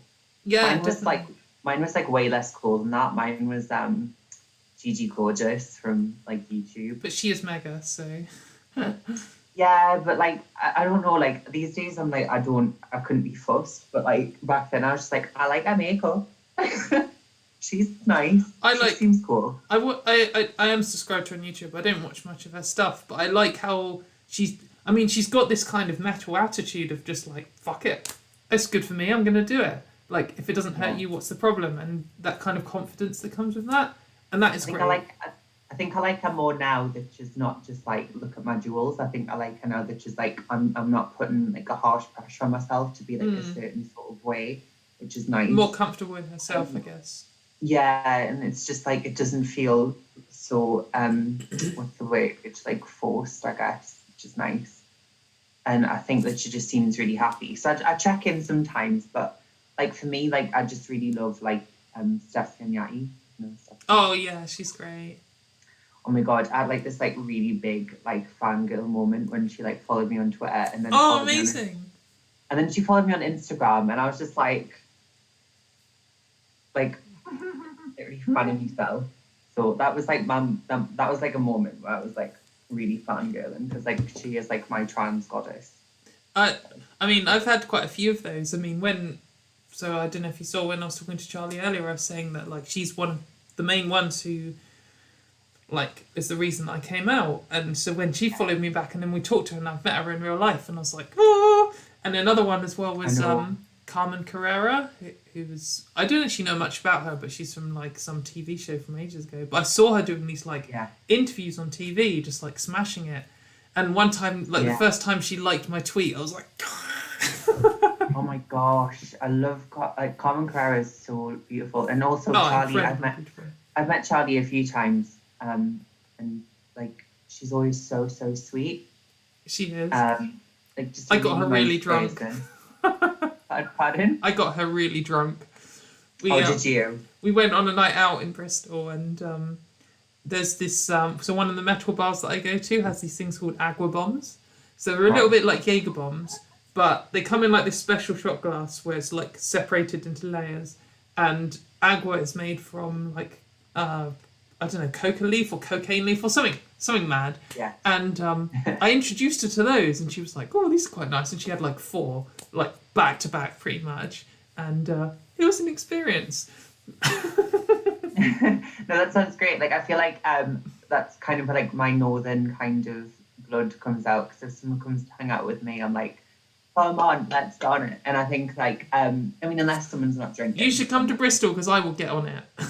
Oh God, yeah, please, can I? Do it. When the Yeah, apocalypse is she'll over. get you drunk and then she'll push you in front of an Uber and try and. Christina got so drunk she fell over, and she's accused me of pushing her over ever since. Well, that sounds like a conspiracy, like that, like who killed Carol Baskin kind of thing that's going on. You know what I mean? Like with the tigers. I don't know. No, like I'd love to. I'm always up for going out for a night out, especially. I'll wait till the apocalypse is over, but after that, then I'm definitely there. Northern Girls, I'm sure you can come over in December and not wear a coat. Oh my God, I never wear a coat. It really Of course you stresses out fucking everybody. don't. Listen to your accent. That's not a coat accent. This is not a coat accent. It's so funny because I remember like my ex, like when we went to Newcastle for the first, like before we went to Newcastle when I met my ex, like we were together for a really long time, and they'd be like, why do you never wear a coat in London? Like you never do it. And like they were from Poland, so they just didn't understand it. And they were like, why don't you ever wear a coat? And I was like, it's a Geordie thing. And he was like, So it's it's not a Geordie thing. You just don't put a coat on. And I was like, it's a Geordie thing. And then the first time we went to Newcastle, it was like winter, and like people were like in no coats, in heels, in skates, like less dressed than me. And they were like, oh my God, like, I'm sorry. Like everyone is like you here. Yes, like you've softened up because your skirt like is 3 inches longer than everyone else's, so you must be really warm. Exactly. I'm just like a right wimp now. Yeah. Like I used to be able to go out in like literally like a belt and a bra, and that was it. So Yeah, I know someone that does that. They're probably from the north, isn't it? probably. Yeah, probably. I think Lucy's from the north. Oh, she is. Yeah, and she doesn't. There's a photo of me and Lucy, and she's literally in this harness and these short shorts, and I'm in this like fake fur coat, and it's I mad. love a good harness. I mean, That was for like- going out and just in general. Just in general, both. I don't know. I just like harnesses are my thing. But there was something I was going to ask you. I totally forgot. I think. Oh yeah, I'm trying to think about like when I followed you, because it's like I think the first thing that I saw about you was like a video of you playing guitar, Okay, yeah. and I Got thought my like I guitar was like, right here. yeah, I was like, damn, this chick is cool. Thank And, you. like, I was like, I'm gonna have to follow her, but like then I like talked to you here and there. I think when you like replied to some of my stuff. Because the first time I remember, maybe I followed you before, but the first time I kind of like remember you thing was when you were going like through your GRS story. Like, sorry to bring it up if that's not something you want to talk Oh about. no, that's But I fine. knew was you were gonna ask- very like open and public about it, and I think that it was really important because you just kind of gave this like realistic but optimistic and just chill perspective on it, because it's a big deal, but it just came across as like you were just kind of obviously dealing with it, but like just kind of smashing it in the way that the best you can for Yeah, stuff. because I was gonna ask if you were comfortable about it, because I know that you got yours recently, right? You comfortable talking about it. And yeah, I Excuse think me. no. block. No, but I think the thing is just like I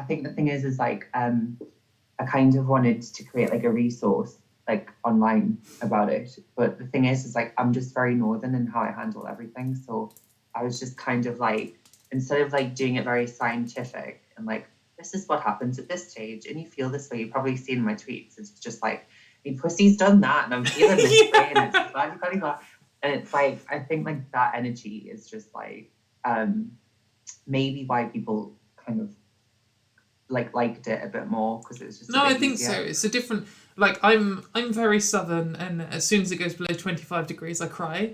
But also like this kind of metalhead, and also I guess it's kind of like a UK in general working class thing, is that I like things that are blunt. I like people where they just say what they're thinking and what they're feeling, rather than this very like southern middle class thing where you have to dance around everything and everything has to be presented politely and stuff.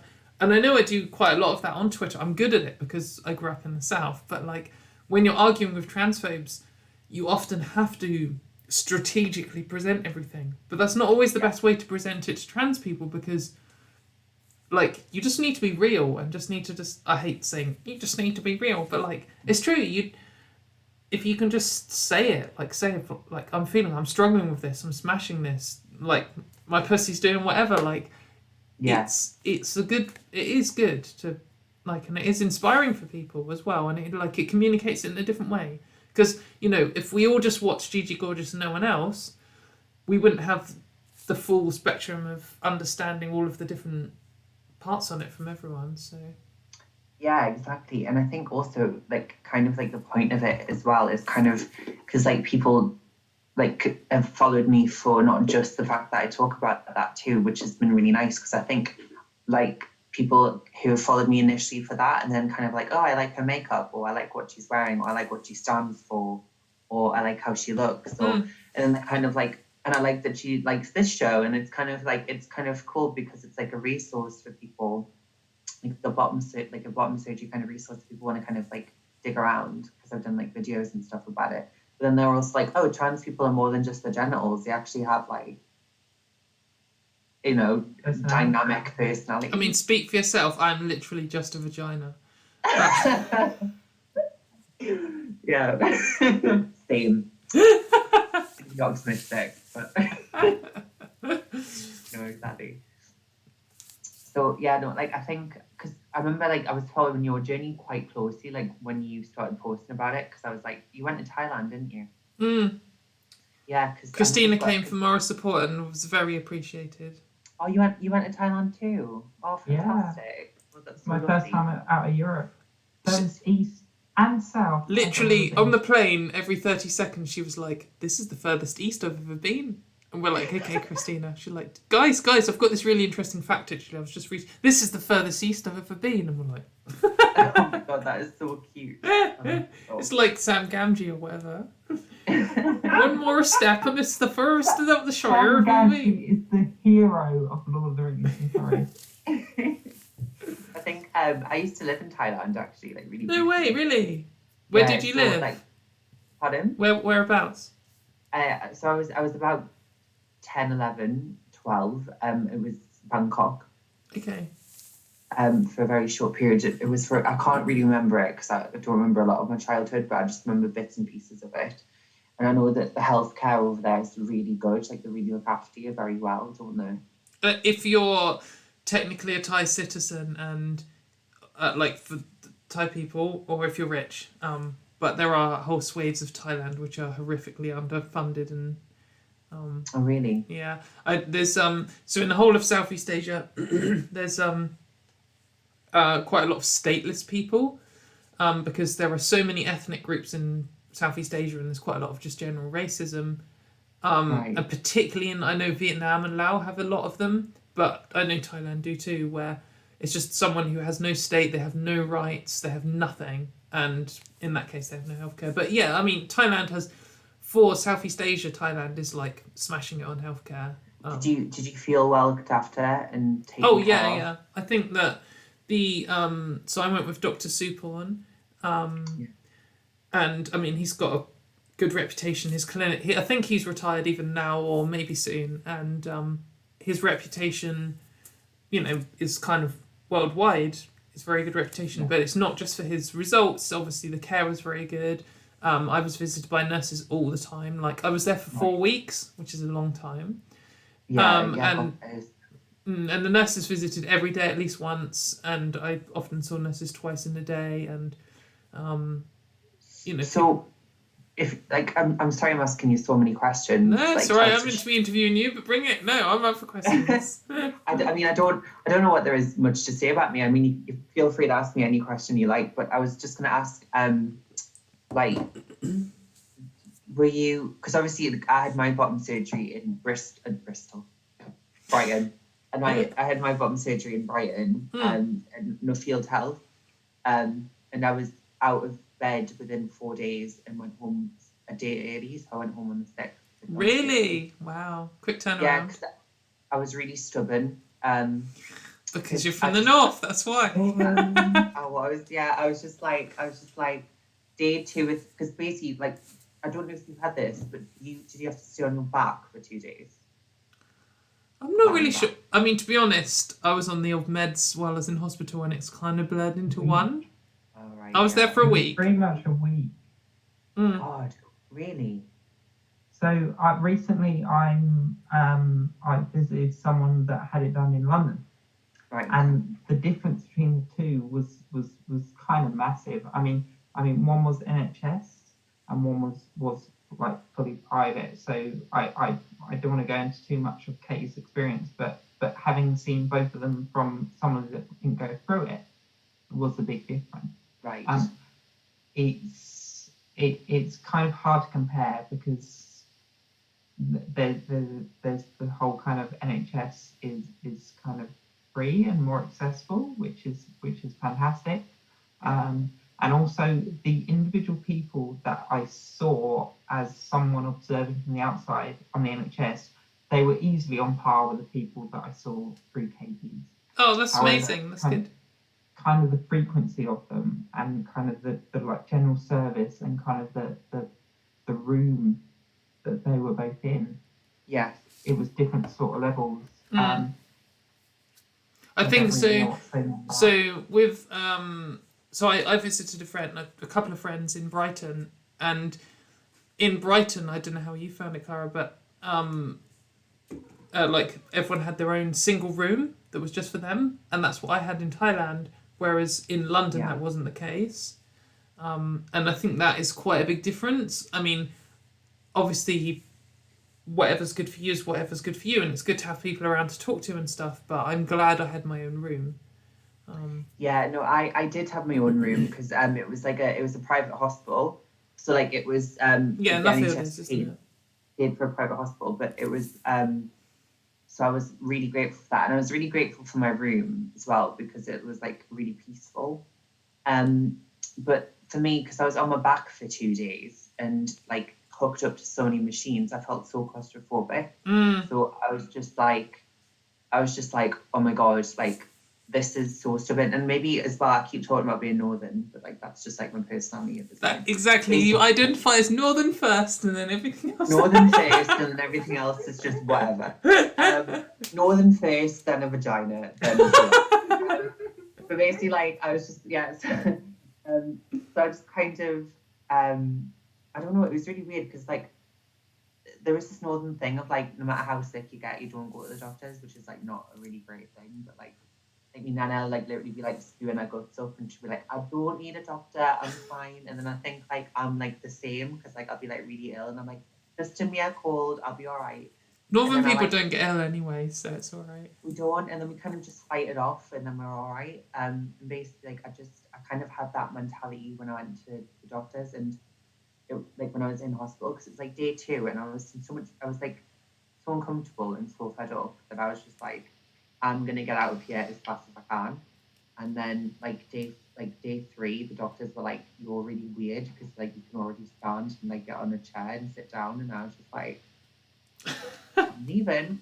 And then they discharged me a day early. Mate, that's amazing. Because I'm like the opposite. I'm the kind of person who, I'm a hypochondriac. Like the slightest thing, and I'm panicking, and I feel like I've not had a terrible experience with GRS recovery, but comparing to other people who went to the same place, I feel like I'm struggling a little bit worse than average. But also I probably complain worse than average, so it's hard to say. And you know, like that's totally, like, Shut up, Christina. Christina's like, yeah. No, but basically, like, I think, like, I definitely do struggle with, like, I feel like, you know, like, I was going to say, like, bottom surgery is not linear. Like, obviously, like, you don't need me to tell you that. Like, everyone's recovery is different. And mine's been really weird. Like, to be honest, I've not been dilating that much, even though I should be. And I've not lost any depth somehow. I don't know how. Good. Well, I mean, But it's different for everyone, and if it's working for you, then Yeah, I couldn't do it. It wasn't, so I think it just depends. But yeah, anyway. Yeah. I don't want to keep banging on about bottom surgery because I don't want you to feel like you have to expose too much. That's all. no, right, come on, get it out now. 1, 2, 3. Banned from YouTube. Oh my god. Are people like commenting on this? And there are people commenting. There's chat, a healthy chat going on. Hi, Shannon. Yeah, Does anyone have any questions for Cara about either being Northern or about being a vagina or about anything else about her That personality? is the only two aspects from Yeah. personality. It's just vagina or Northern. I can't. I've got a question. What hair products do you use? Because the volume. Mate, there- you've got Volume City going on. Look at mine. I look a flipping Oh. egg. So literally, this is it unstyled. It just does this. What do you wash it with? What conditioner? What shampoo? I use like any shampoo and conditioner that I can get my hands on. Like if there's like a Sainsbury's basic one, but the one that I've been using at the moment was Keratis. I got it from Amazon because it was like an Amazon like gift voucher that someone gave me. So I was like, oh, I'll actually buy expensive shampoo for one. It's Keratis shampoo. It's like a blue one. And then there's like a conditioner that I use with it too. It's like a matcha. I love the fact that somebody gave you a Amazon voucher and you spent it on shampoo, and somebody gave me an Amazon voucher and I spent it on gin. Well, you know what? I mean, like, I've just been out northern. Sorry. But Well, the thing East is just as gin a bad. northern thing? I think gin's kind of a southern kind of fancy kind of middle class London thing. Yeah, no, London's turned me towards gin a little bit. That reminds me of a Red Dwarf joke where Lister's like one of the characters and he's very like working class and doesn't like fancy stuff. And he's like, oh, you just reminded me of the worst experience of my life. And they're all like, yeah? He's like, mate, one time I went to this wine bar. And they're like, yeah? And he's like, yeah, I know. God, terrible. So me, I met this like really like she's absolutely lovely, but she's like a friend of mine now. But she's like a well-known, she's like a trans model, and she's obviously very like well off. Do you know what I mean? And I met her at like this. Flashing your trans festival contacts. thing. Pardon? Flashing your contacts. Just the one, but like it was really funny because she was like really obviously quite posh and like very beautiful and just like, and I was really intimidated by it. But really wanted to be her friend. So I was just like, you know those people that you meet where you're just like, I'm absolutely terrified of it, but I want to be a pal. It was just kind of like that. And she was alone in a bathroom, and I was just, that sounds really scary, but basically she was alone in the bathroom, and I was just like, let's be friends. Have you got anyone? And she was like, no. And I was like, well, we're gonna hang out then. And she was like, great. Oh. So we went out for lunch because it was like really busy, this like festival thing. And she was like, come on, darling, like, we'll go this way for dinner. And I was like, right, okay. And we ended up at this restaurant, and it was like obviously like a lunch bar, but it was like all panelled wood, and it looked like a really fancy place. And she was like, come on, we'll get like a, I don't know, guinea amuse-bouche, like goat cheese wrap thing. And I was just like, literally, like, I was so out of my depth. Like, I was like picking up like bowls of like cabbage and just being like, this. And I was just like, where's the chips? Like, where's the... And she was like... And I was like... Why is nothing deep fried? Literally, and like, why is this like bowl of like moss like 20 quid? Like, no. But I bought like a pink lemonade because I was trying to impress her. So, I had face surgery in Spain at the start of 2019, and like I was terrified. I had a huge fear of anaesthetic. I was terrified of dying in the surgery, like completely irrational, over the top fears. And Well, it's totally rational. It's totally normal. well, yeah, it's normal, but like I was next level terrified. But I was like the night before, I was like honestly felt to myself, this could be the last meal I ever have, because you had to eat before 10 o'clock or whatever. So I was like, I want to go out, I'll eat anything, but I want to eat a lot of anything. Like, I'll just, literally just potatoes. Like, I'm in the mood to just enjoy anything. And we looked around, but because I was in Marbella in January, everything was closed. And we walked for like hours, and we like running out of time before I had to eat. And we went into this restaurant, sat down and ordered. And it was this like really posh, like nonsense, 7 courses, but every single course came out on this plate that was like this big, and it was like a little single thing. The starter was like fish flavoured shaving foam in an egg cup, and I instantly, as soon as they brought it out, I was like, I hate my life. And they brought out this other thing. They brought out like this like ball that looked like it was going to be like crunchy, but then it was like gooey in the middle, and I nearly threw up. Christ. And the worst thing was, we were the only people in the restaurant. It was me and my 2 friends who had come with me.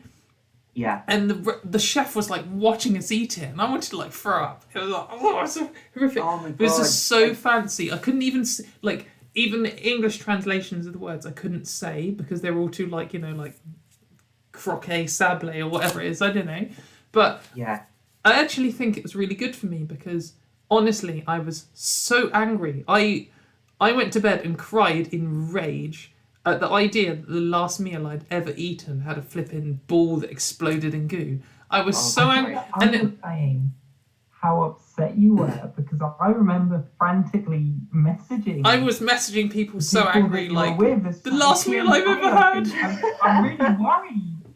It's like Because nobody this wants like a tiny carrot with like a little sprig on it. Like that's just not what I want. One It of was the like pureed carrot on like foam. That was the level of food it was eating. one of them was this like trough full of unpopped popcorn, which I did try eating, but it's impossible. And it had a single prawn on it. Was the course like? Just absolutely criminal.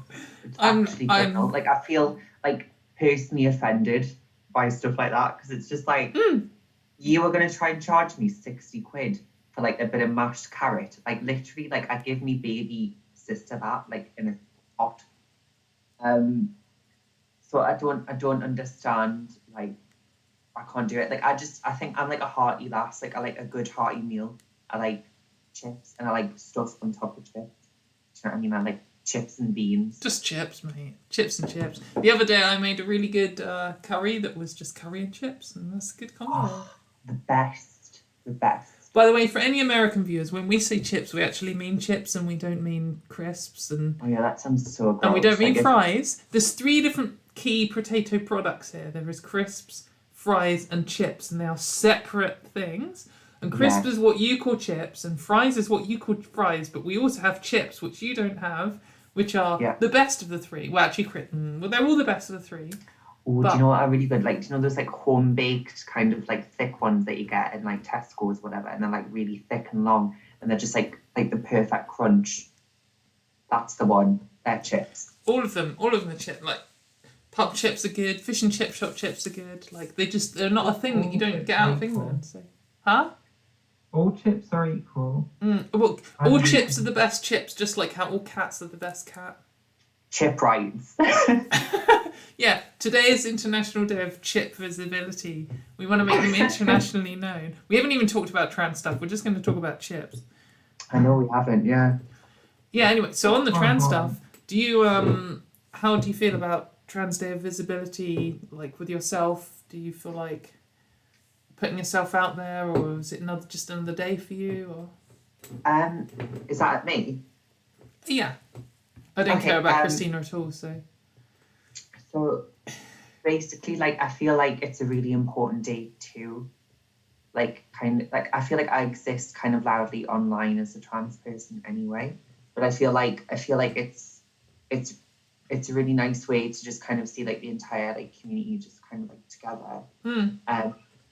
But I feel like, and it's a nice kind of way to see like how allies interact, because I feel like it kind of shows who's an ally and who isn't. Does that make sense? Like, I've been really like, because I don't like to start beef, but I've been like kind of really like kind of like nitpicky on like people who call themselves allies these days because I'm like, I've seen so many people who say they're allies who just say they're allies and that's it. Like, I need to see more. Like, I support trans people as a badge rather than an action. Yeah, and I feel like it's been really nice because I've seen some like really strong allies like coming out to like support trans people, and like kind of like being visible is scary, but it's also important, I think, if you feel able to do it. And yeah, like I did a video like with like HuffPost or something. Oh yeah, no, I saw that. That was really cool. Yeah, so that's come out today. Of all, which I thought was like really nice to post. Yeah. It's obviously like it's quite like a trigger. It can be quite triggering. Like, I wouldn't watch it if you're not in a good headspace. But it is like important because it's like real stories from trans people. So, and there's some like really incredible people in it, like Lucia Blake. I don't know if you've heard of Lucia. Of who, sorry? Lucia Blake. She started Maybe. first trans pride in London, and she started Harpies, which is like a trans strip club in London. Oh, okay. And so like she's in it, and yeah, it's, like I just think it's been really nice because I've seen some like really great content and like some really lovely empowering messages from other trans people. But yeah, what do you think about it? One of the things that I think is great about any kind of like trans thing, like on Twitter. I mean, I'm literally addicted to Twitter, so whenever I talk about it, I always talk about it.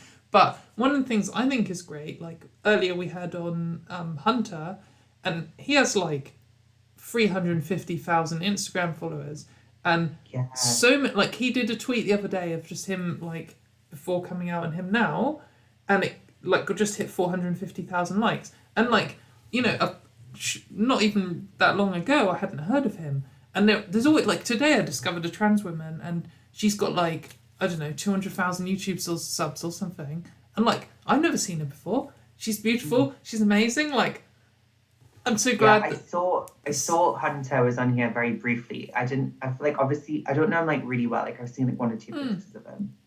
But I did pop on just to see him on the live stream because like that's what I seem to be doing, and like he's hot. Yes, he is. Like I was just like, hi. Yeah. He is So, definitely hot. He's smashing it. Like, But he's also big just like ratings by- winning. Like pardon? he's also just like winning. Like just smashing it at life. So yeah. Must so- be nice. Mate, you're winning When too. I wanted to get staff discount at his job. I didn't ask him. Oh yeah. He works at a weed shop. Oh wow. Oh my god. So The cool. ultimate man. Yeah, like the thing is like with trans, like I'm just such a raging bisexual, so just like it's just like post after post. I was like, Obviously, it's not just about like. Obviously, it's not just about how people look, but like it's just like it's not just about how they look. It's just about like who they are as people as well. I'm just like, ooh, powerful, and I fancy you. I'm bi. So yeah, I think like, but it's just pretty great. I'm just seeing so many. Because you feel like you know everyone in the community, and then you meet like 20 new people that you hadn't heard of. Yeah, for sure. I mean, it's so easy to think, oh, everyone in the trans community knows each other, but there are still huge chunks of it that I haven't even crossed paths with. And like particularly again, from a Twitter perspective, I'm still discovering new people on Twitter, and then you go on Instagram and it's a totally different world. And like they attract different groups of people, and it's totally like for example, when I went to Thailand, Thailand obviously selects for a different group of people than Twitter does, and most of the people in Thailand are rich people. I mean, that's just true. I mean, you have to be able to afford it. You have to be able to afford to go out there. You have to be able to afford to take time off work, and it means that quite a lot of them have supportive parents, so they're generally younger. Loads of them are stealth. Lots of them pass to a sickening degree. And it's just such a different world because when sometimes you can be up like, well, me when I'm arguing with all these like gender critical people and I'm listening to them and like taking their points on board. And, okay, I'll accept your premise for the point of this view of this discussion. And you can get kind of pushed into this position where you're like, well, maybe some trans people pass sometimes. And then you go into a different world, like to Thailand or even just onto Instagram. And it's like, what are you talking? Like there are people whose entire lives is literally 100% detached from everything these gender critical people are talking about because some of them are rich, but even the ones who aren't rich have just totally different lives because of where they've grown up or how passing is a big factor, which is sad to say, and so is wealth, but like they aren't the only factors, and there are just some people who have just totally different lives from all this transphobic bullshit, particularly seen in the UK media. So yeah, I don't know, like, because I see like you are like, I don't know how you manage to deal with so much of that stuff. It's like obviously you must have like healthy boundaries in place, right? Like keeping you like a detachment from. No, okay. I try my best. I'm very good at arguing with people forever. and I'm good at emotionally like detaching from things, but I still Yeah. do burn out sometimes. I think I've had a serious burnout like 3 times now. Yeah, you Um, need to. I think, like, I know it sounds like really silly, and like you probably don't need my advice, but all I'm saying is it's just like the more that my platform's grown, and like the more kind of like traffic that it gets, and the more like kind of because like the reason why I got a platform from that initial bottom surgery post was like the reason why it reached so many people was because it became like a debate, like a topical debate between the right and the left, and I think that like I don't actually get a lot. Like I probably do get a lot of hate, but like it's usually in my DMs. It's not kind of publicly. oh Like, really? Because I hardly ever get TM hate. Almost Yeah. never. Today I got 2, but like I mean I must have got 4 this year total, and Mm. like they're so dumb. I've got this rule where I ignore chasers, I ignore weird perverts, I ignore Yeah. just people who say hi. I answer all trans people, anyone with any question about trans stuff, and I answer all of the hate posts because I like. There's a part of me that loves it. There is someone who is so pathetic that they've taken Yeah, time out they of their have day you. to send me a DM, and Yeah. it's usually disappointing because they usually send some hate post and I reply to it like rinsing them, and then often they just block me, and I'm like, come on, like you're gonna hate Yeah. on me and you can't even take the flipping reply, like pathetic. It's crazy because like I remember that I had my bottom surgery picture where I was like blurred out. Like it was obviously like I didn't post my like vagina like in front of everyone. Well, not on my not safe work Twitter anyway. Not on my non-sex work Twitter. But basically like I didn't, but like I posted it and I put like a flower over it and I just kind of wrote like a really wholesome post because it was like 4 days after my bottom surgery. And I remember like I found out later that it had been posted like all over TERF website and like it had been edited and like banners across me and just saying all sorts of like weird scary stuff. They say disgusting stuff.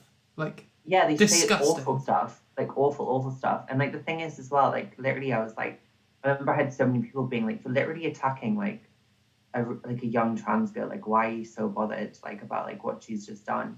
And it's like and like they didn't have a response, like they just didn't. And I remember I was like messaging them being like, you need to take this down, this is like really wrong, like and like I because I'm really good at arguing, like I can put like constructed points out and then that's it. Like I give people like a certain amount of energy and then I'm just like right, I'm done now.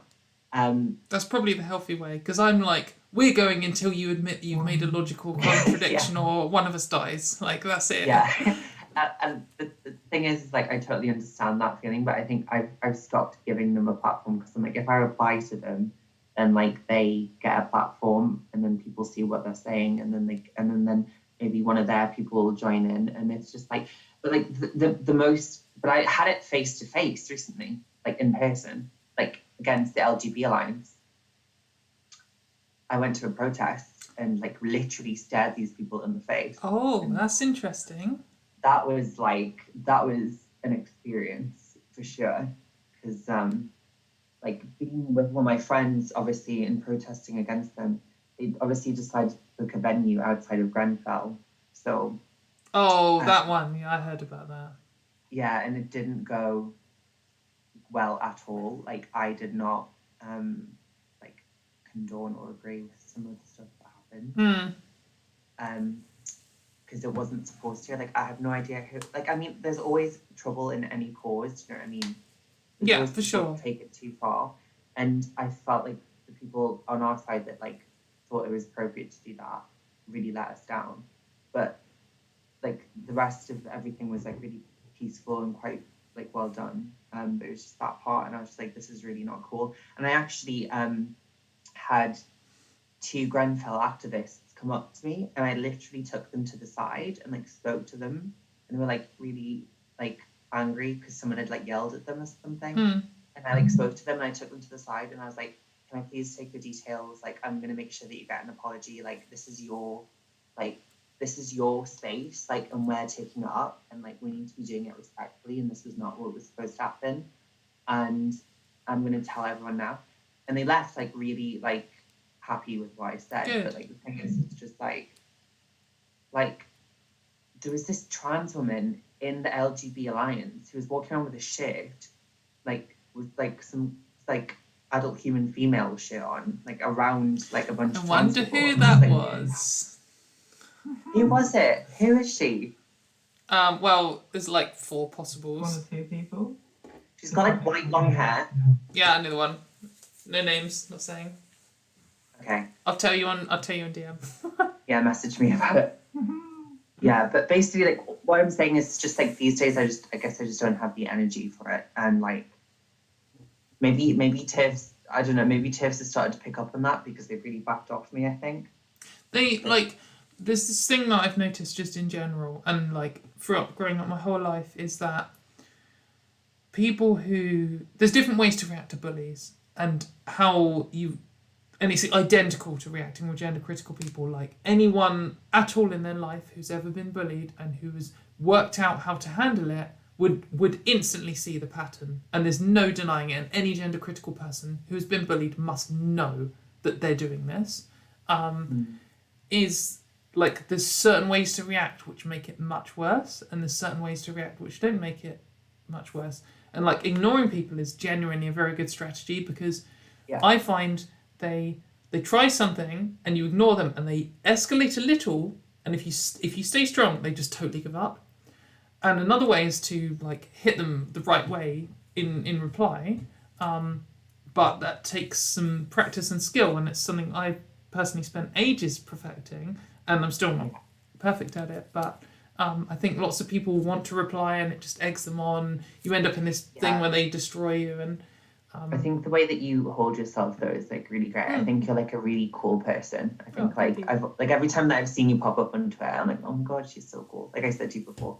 But yeah, I'm probably gonna go because no, that's all right. I need to get the next person anyway. Thank you very much for. I was about to kick you off anyway. It's been really great to have you here talking. Thank you for dropping in. It's been really fun, and let's do it again sometime. Yes, definitely. I plan to do more YouTube, and I'll have you on for sure. Great, Nice to amazing. meet you. Bye. See you later. Bye, you too. Thank Bye. you. Bye. Christina, I've still got energy, and I've still got 2 more possibles, but I don't think either of them has got loads of energy. You're welcome to stay. You're welcome to go. I won't be offended either way. Same with everyone in the chat, but huh? No, I'd love you to stay. I'd love you to stay, but I don't want to guilt you into staying. No, I'm fine. I've literally got nothing else planned. What? Not even sleeping? I mean, I've got sort of work that nobody will notice if I don't log in until later. So Yeah, that's the magic of working from home. Though of course I always do log in the morning. yeah, of course I will. Actually, someone that is one of the customers of the company I work for follows me on Twitter. Yeah, it's kind of weird. So I've thought about that when I come to applying to jobs again, because like if you Google my name, there are several. Oh, we've got a random number joining us. That's an interesting name. 45968. I guess they're like a stormtrooper, perhaps. There are several. Oh, you need to mute your YouTube.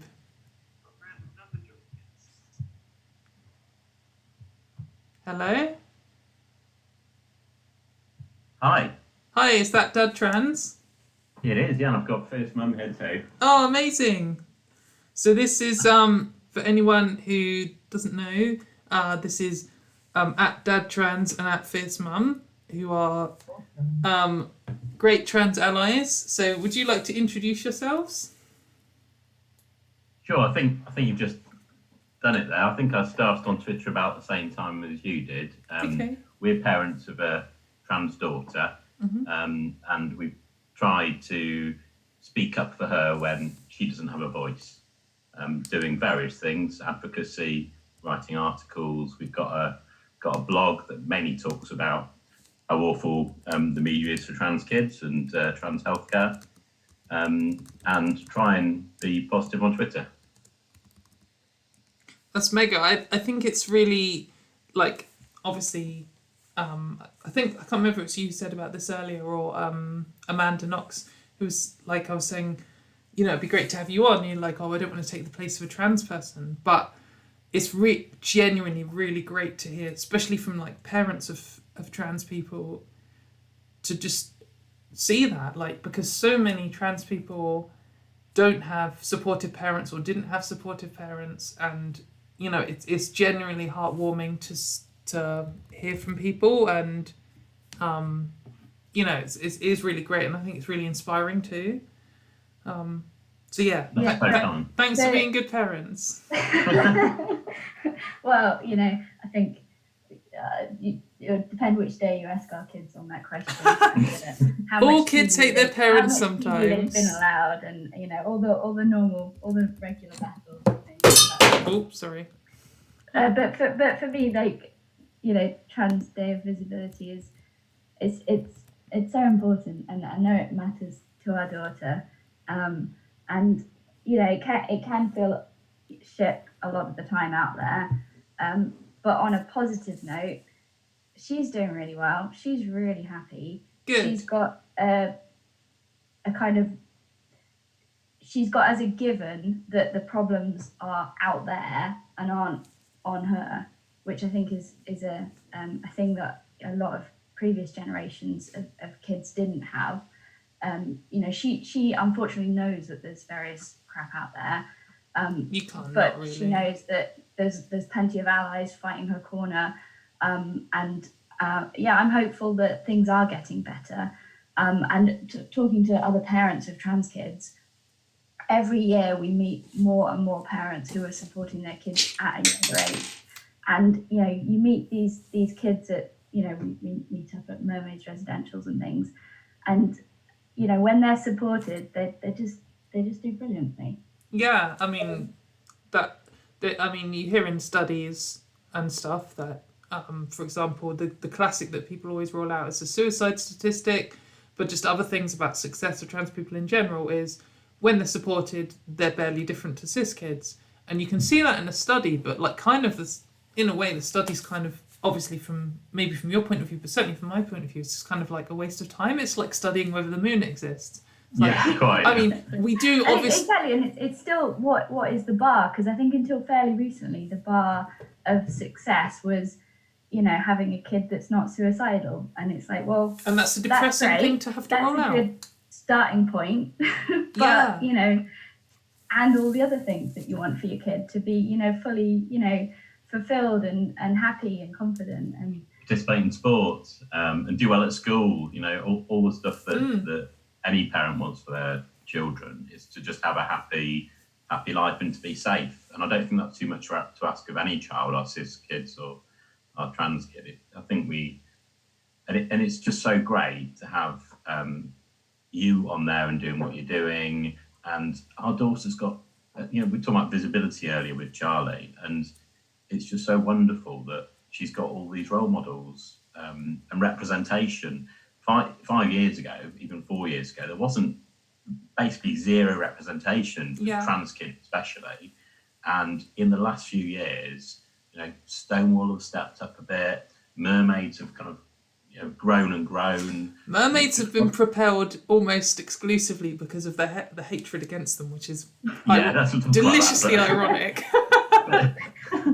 It's just so daft. I mean, if I wish some of these people could come and, you know, see. I don't really wish that. No, it'd be horrible. From a distance, you know, they see what goes on at, you know, a Mermaids residential. They're just kids having fun, and you can't tell the trans kids from the cis kids, and you know, parents who are trans, parents who are cis, and just people interacting. You get speakers there, and you just socialising with friends, really, in a safe environment where you can be themselves. The thing that I find really exciting is, so obviously, you know, both of you are awesome role models to so many people, and then you kind of you meet the kids who are kind of, you know, the late teens, and then you meet the people who are like mid-teens who are looking up to those people in their late teens, and then you meet the people who are like Emily, who's, you know, done some stuff on media, who's like 12,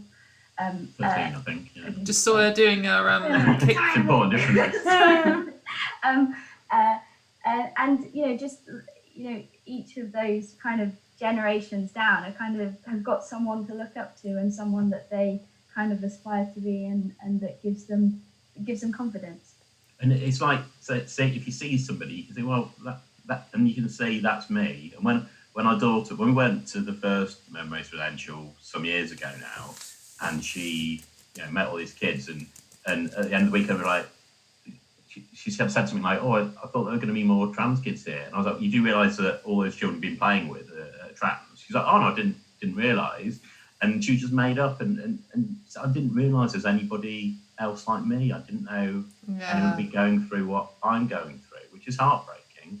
But she's met so many trans people, she probably thinks about, 20% of the population's trans at this point. Well, so does the Times also thinks that. So yeah, quite. Yeah. But she's met Charlie. She's met some amazing people who are succeeding in their careers and just being visible and out there, and no future is closed for her. And that's all we want for our kids. It's so amazing. It makes me feel emotional. As also said, the first people supported by mermaids are now in their 40s. So Really? They're just living their life. Yeah, they're just living their lives. I mean, I guess it's always. I'm sure you've heard this before, but for many trans person who came out a bit older, or just pretty much any stage of your life that you came out, loads of trans people at least have some part of them that's like, I wish I could have come out earlier, and to know, that there's more pathways and stuff now. It can make you feel a bit like, ugh, I wish that was when I was around, but at the same time, it's just incredible to hear. It really makes me feel amazing to just think that some of the struggles that people before me and even people after me have gone through just are not gone, but changed and made easier and better, and that there's more support and stuff. It's just it's amazing, and your daughter will be carving the path for people who come after her, and that's what I kind of hope for, because a lot of things are going really well, but it's certainly not been easy for her at various points, and it would just be really nice if we can get to a future in, I don't know when it will be, 10 years maybe, might be a bit longer, when there just aren't those issues, and just every kid can just get on with their life without having to face additional challenges and hurdles. Yeah, for sure. Like you saying about her meeting other trans kids and just realising that people are the same, like that, it got me. It's when I was little, when I was really little, I didn't know anything about trans people. I didn't even know it was a thing. And I just had this impression that all boys wanted to be girls, and that was just obvious, but it was just something no one talked about. And if someone had told me, no boys want to be girls, that's ridiculous, you're a weirdo, that would have destroyed me. But if someone else said, oh well, actually, some do, and it's that you can meet some others and they're just normal, that would have been incredible, I think, to find out, and just to show people that, oh yeah, actually you're just normal, you're different to a lot of people, but everyone's different somehow, so it's fine. Yeah, brilliant. There's a new series that's just started in Australia called First Day. Okay. Which is about, I think it came out as a special about 2 years ago, and it did so well they've commissioned a series on the basis of it. And the main star of the piece is a trans teen called Evie McDonald. And she plays Hannah, who's just starting her first day in a new school. And I think she's 14 now, but she's playing a 12-year-old girl starting at a new school as herself. And it's just such a brilliant piece of TV. If you can get hold of it, using VPN technology or anything else, and you're in Australia. It would be so good if anyone if there's anyone listening who's majorly powerful in the UK media, because I know that's definitely something that is likely. Never know. I've got my fingers in lots of pies. So. Yeah. I mean, that's the kind of thing that I'd love it to get commissioned and shown on UK Kids TV, because there's no easily available positive trans representation. I remember we went to the cinema one time with our daughter, and she said, "Oh, how come there's never anyone trans in any of the films?" And that's kind of true. Like, it's really hard to find kids media. I mean, it's hard enough to find media that has a trans person in who's not horrifically represented. So, like, even if you get nothing, like, nothing is better than lots of things. So. Exactly. And it would just be really nice that there were just some more positive representation that is accessible to all ages. And it's trans and rather than trans because, if that makes sense. Oh, absolutely. I totally feel that, like, so much. Like, I know that there are many people who enjoy, like, LGBT content as, like, sort of almost as like a genre, but I guess maybe related to what I was saying about earlier, I don't feel like LGBT is my first identity. Like, it's not my main thing, and I'm glad there is, like, LGBT focused content of, like, about people coming out and stuff, but I just want to see, like, an interesting story where someone is trans. And maybe it's a thing that you could make jokes about it. There's so many jokes you can make about trans people that are good. And there's so much, like, scope for just making an interesting story, but not about them being trans. I don't want to see people doing the same coming out story or the same woe story or dying or getting murdered or something. It's just like, I don't care. I just want, exactly, trans and, it's like, you're a trans person and also a really cool, like, shred guitarist. Whatever. Yeah, so, racing car driver. Yeah, exactly. Helicopter pilot. Yeah. Footballer. I actually had a conversation with his mum about this a couple of years ago. So I've got a daughter she's 10 now, but she's cis, but it's kind of from the other way. So all this sort of media will benefit her, knowing that kind of she's got a parent that it's just normal. And all her friends at school, see, when I first came out, one of my biggest worries was if the kids that go to school with her find out that I'm trans, are they going to give her a hard time? And just seeing this kind of media just for cis kids, just normalising it would be so good. And I remember having a conversation with his mum about a book, George, I think it was, and I did buy it and I've read it. I've yet to give it to May. So my daughter, one of her favourite books was Charlotte's Web growing up, and this book is about a young trans girl who wants to play Charlotte in this play, and it's the perfect kind of marriage for her of having a trans parent and something she loves, and it's just normalising it. And this media doesn't just benefit trans people, it benefits our loved ones and our family and our friends. It's so easy for people to forget that, and it's always overlooked. Like, one of the classic times it's always overlooked is when people are arguing about, should we teach kids about LGBT people? And they're like, oh, they're too young to understand. It's like, well, many kids have LGBT parents, and it's not too young for them to understand, because literally before they're even capable of understanding, they knew about LGBT people. Like, they knew that they had two mums or two dads, or a mum who used to be the dad, or whatever it is, like, from the moment they could conceive anything. And it's completely ridiculous to say, oh, it's just, for the kids themselves or whatever. It's about everyone. For our cis and some of his role models also happen to be trans, and that's like mega. That's by the by, but they're just awesome people that he looks up to, and why wouldn't that be the case? And it's just so simple. Those intersections. You talk about your parents might be LGBT or LGBT, but your neighbour might be, or your uncle, or the your milkman, teacher, or anyone. Yeah, the milkman, exactly. Like, this is just about society and acceptance and kindness, basically, isn't it?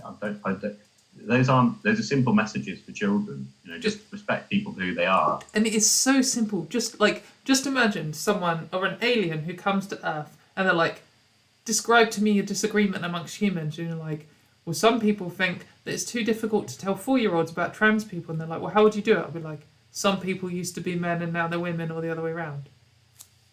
There you go. Like, it's just so mind-numbingly easy. Kids can understand it in a flash. It's not an issue until you get brainwashed into thinking it's an issue. It's so sweet hearing our daughter speak to friends or new people she meets, or other trans people or not, and they'll just have a little conversation, and it might come up or it might not come up, and they might say, "Oh, you're trans," and she'll go, "Yeah," and they'll say, "Oh, what does that mean?" And she tells them, said, "Well, when I was born, my parents thought I was a boy. Actually, I'm a girl. Silly them." Yeah, usually she, especially when she's a bit younger, she just explain it like, sometimes your parents are just really, really stupid. Yeah, you two seem very stupid, so.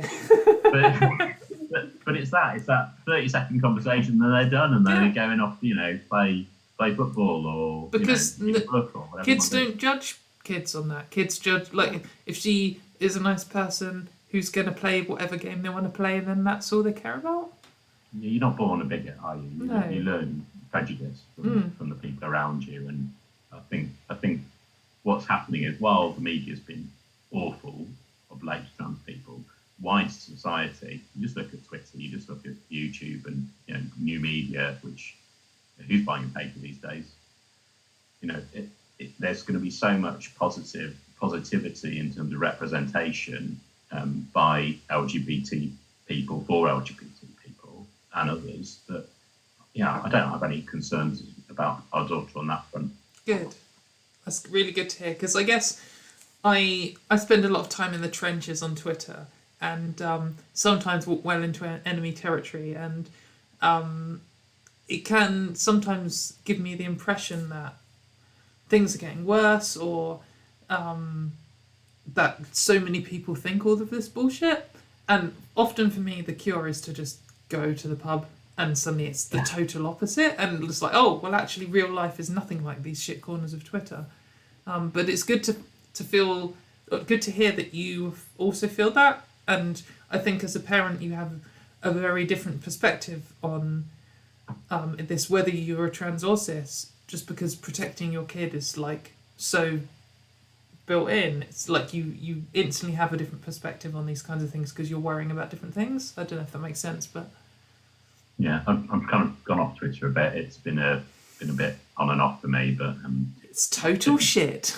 Yeah, it's kind of a bit off at the moment, but it's been nice taking a break, because I think some people have built those arguments, and I'm not, and I find it demoralising where you end up having the same conversation again and again, and you're back to trans 101, trans kids 101 in our case. Yeah, I think there was that question the other day about what's the most common anti-trans arguments, and I looked up a blog I wrote like 4 years ago, and it was just, I looked through it and I was like, oh god, it's the same. And I know I haven't been paying attention for that long, so the people who've been paying attention for 30, 40 years, I can understand why people are just so bored of it, because it hasn't changed. I know. Argument. I've talked to trans women who came out in the 70s, and they're like, it's been the same the whole time. The only difference now is it's more mainstream. And that just means there's more of it. There's no new arguments. No one's devised a new... It's just like, I don't know, probably derail the conversation a bit, but it's like a religion as a discussion. All of the arguments were formulated over 1,000 years ago. And it's the same for trans people. Like, if there was an argument in the 60s against trans people, it's the same one now. And we've had it. It's been done. Much of it is recycled homophobia, as you said. It's a lot of it. Oh, it's all I saw it. We've grown up under Section 28. It's appalling, and it's the same. Same again. It's been so lovely to be on, and this has been a wonderful streaming event, and happy Trans Day of Visibility, and thanks for being visible. That's okay. Thanks for being excellent parents, and thanks for coming on as well. It's I'm glad that this, because I'm totally winging this, and it's gone all right, so that's good. You're doing brilliantly. Yeah, it's really good. And I hope we can meet for Katie for a first glass of wine, and Christina a second glass of wine sometime soon. Yeah, I'd love to.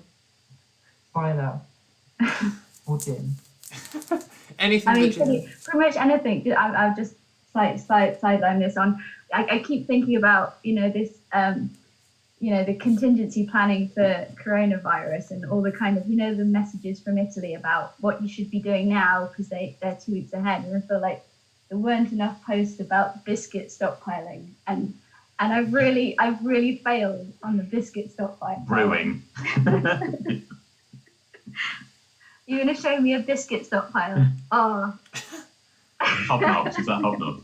Yeah, chocolate hobnobs. I had a packet for my lunch today, and that was all of it. So I think we're gonna not take up too much time on That's here, all right. but, That's all great. I wish you lots of best wishes in everything, and especially in biscuits. Yeah, and thanks to all the awesome people in chat as well. Yes, the chat's been Good night, amazing. all. Night.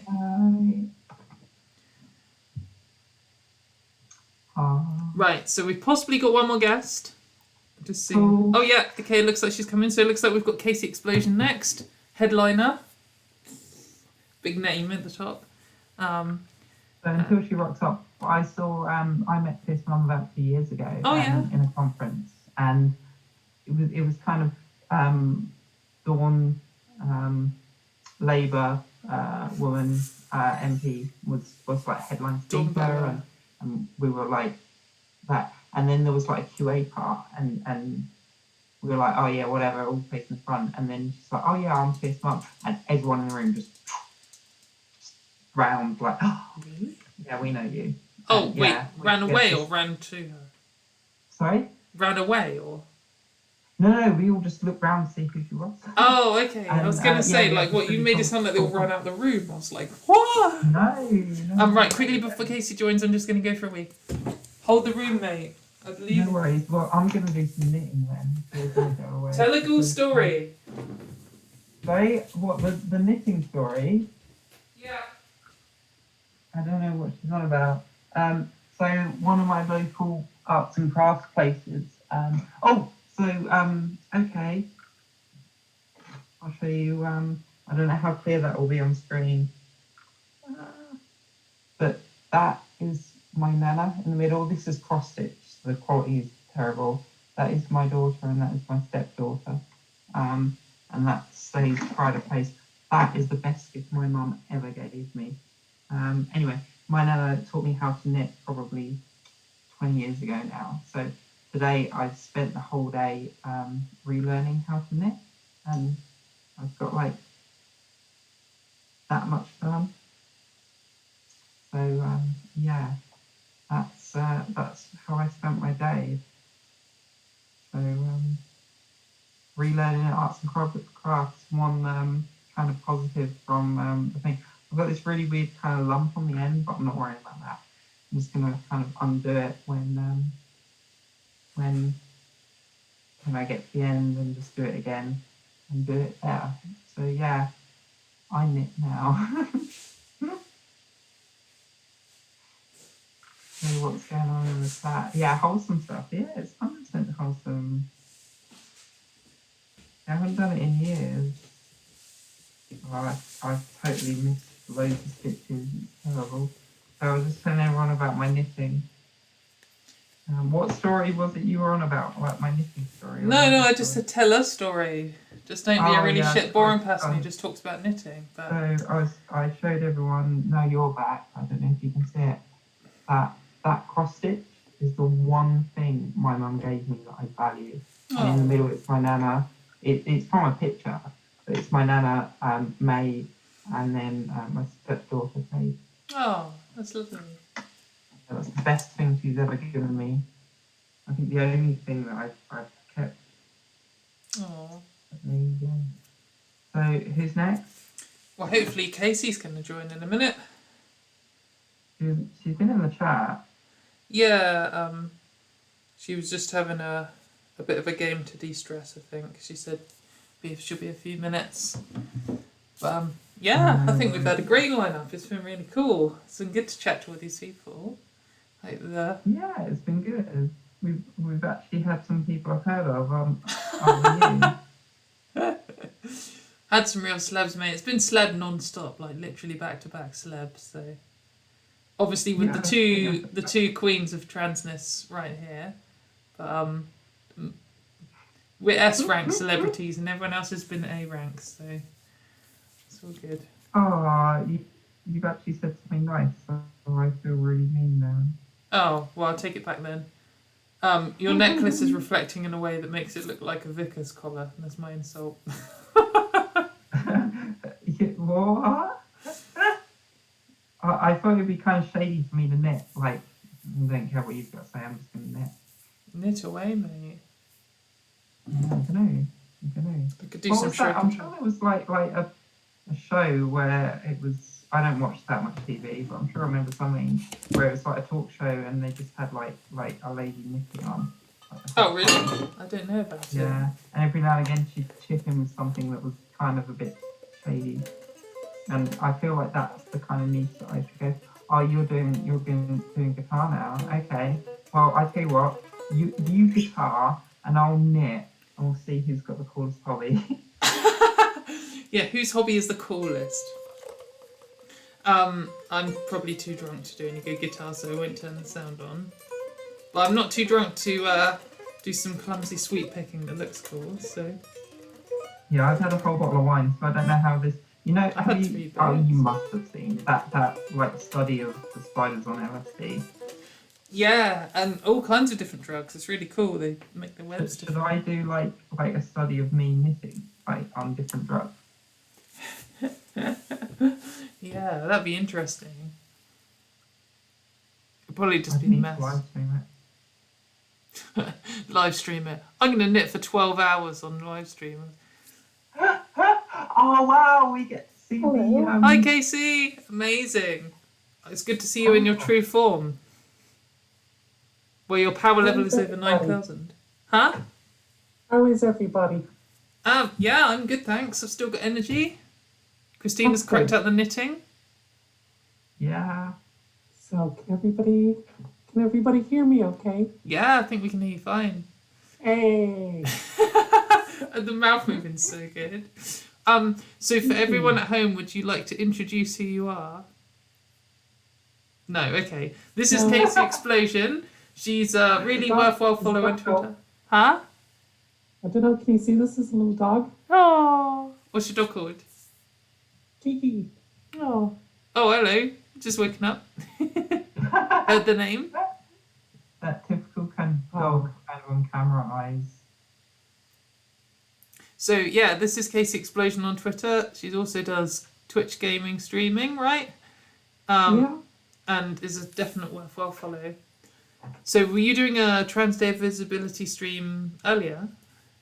I was meant to, but it didn't work out too good. Oh no. Yeah, so I was kind of disappointed with that. I think the problem was the internet is just on kaput at the moment. Yeah, well everyone's doing the same thing, I guess. Yeah.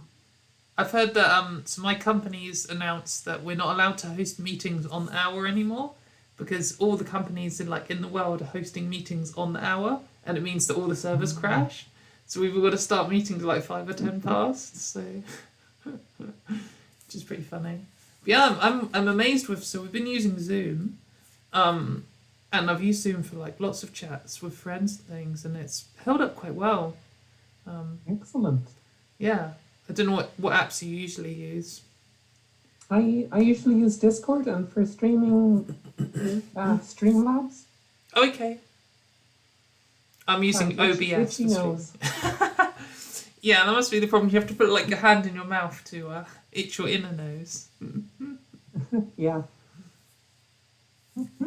Yeah. So, your slothness. So was that I saw someone was designing it and stuff. Was that something you commissioned, or was it a fan project, or? I usually get commissions. Mm. Hang on.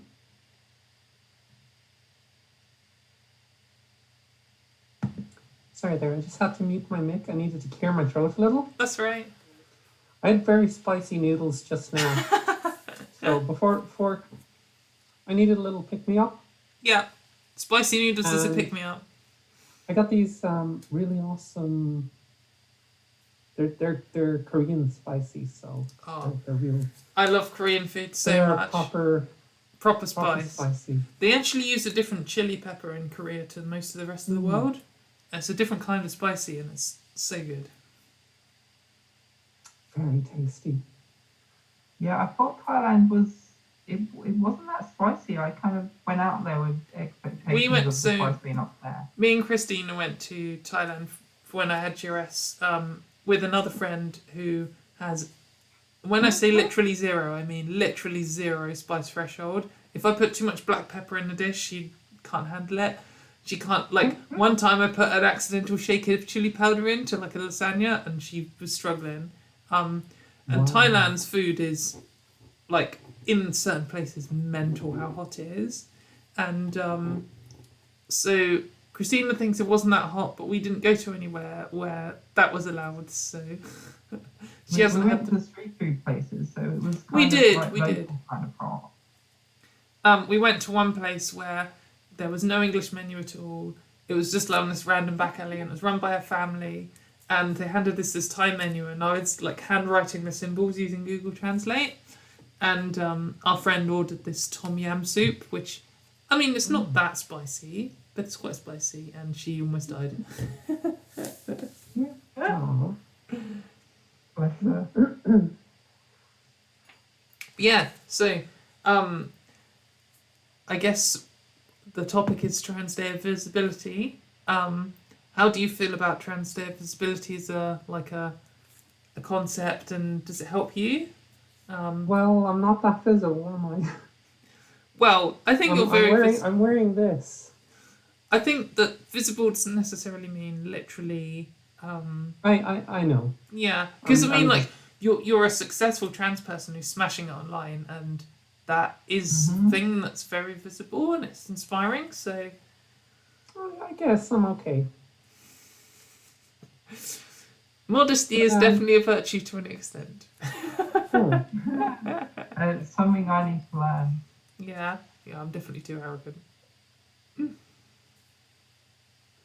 But Yeah. I think there's different sorts of visible. So there's the kind of visible as in visible, but there's also the kind of, I don't want to say loud, but kind of loud and like highlighting things. And that's, I think, something that you're quite good at is like picking out the bits that, right, your season on that is something we need to talk about, and kind of like pushing that out there. And I think that's definitely a different way of being visible, and I think is just as important as me sitting on YouTube knitting. Yeah, you're Yeah. just as important, Christina, for sure. No, but for sure, like, how I first became aware of you, Casey, on Twitter was seeing your, like, informative threads piecing things together. Like, oh, Yeah. here's an organisation, here's one of their founders, they're funded by this person. Here's the time they did a talk with this neo-Nazi or whatever, and it's, like, I'm very... Well, I'm just going to say it. I'm very good at really super micro discussions where I'm battling people over one logical premise, but I'm so bad at big picture stuff, so bad at strategy and understanding, like, meta things and all this kind of stuff, and I think that's something you've really, like, got a mind for. I guess so. A little bit, at least. Well, more than me. But I'll be honest with you. I kind of got very burnt out with that. Mm. And like it's not something that I ever had intended to do, but rather it's just something that, well, nobody else was pointing this out, so I might as well. Yeah, for sure. I mean, I guess with almost anything that I do online, it's not anything that I've like set out to do. It's just something that I do, and some people think it's not horrific to watch. So, but yeah, it's I mean, I guess it's like some skills you have aren't things that you aim for. Yeah, I mean, most of what I enjoy doing, what I actually like doing online, is more talking about games and things like that. But I think that's like, so earlier when we were talking to Charlie, who's like a race car driver, I've forgotten already what kind of races she says she does. Oh, wow. She races cars. Le like, Mans. yeah, she's aiming to do Le Mans 24-hour race, which would be amazing if she does it. It's like one of the top races in the world. But I was saying to her, like, for her, like, race car driver is what she is, and she's trans.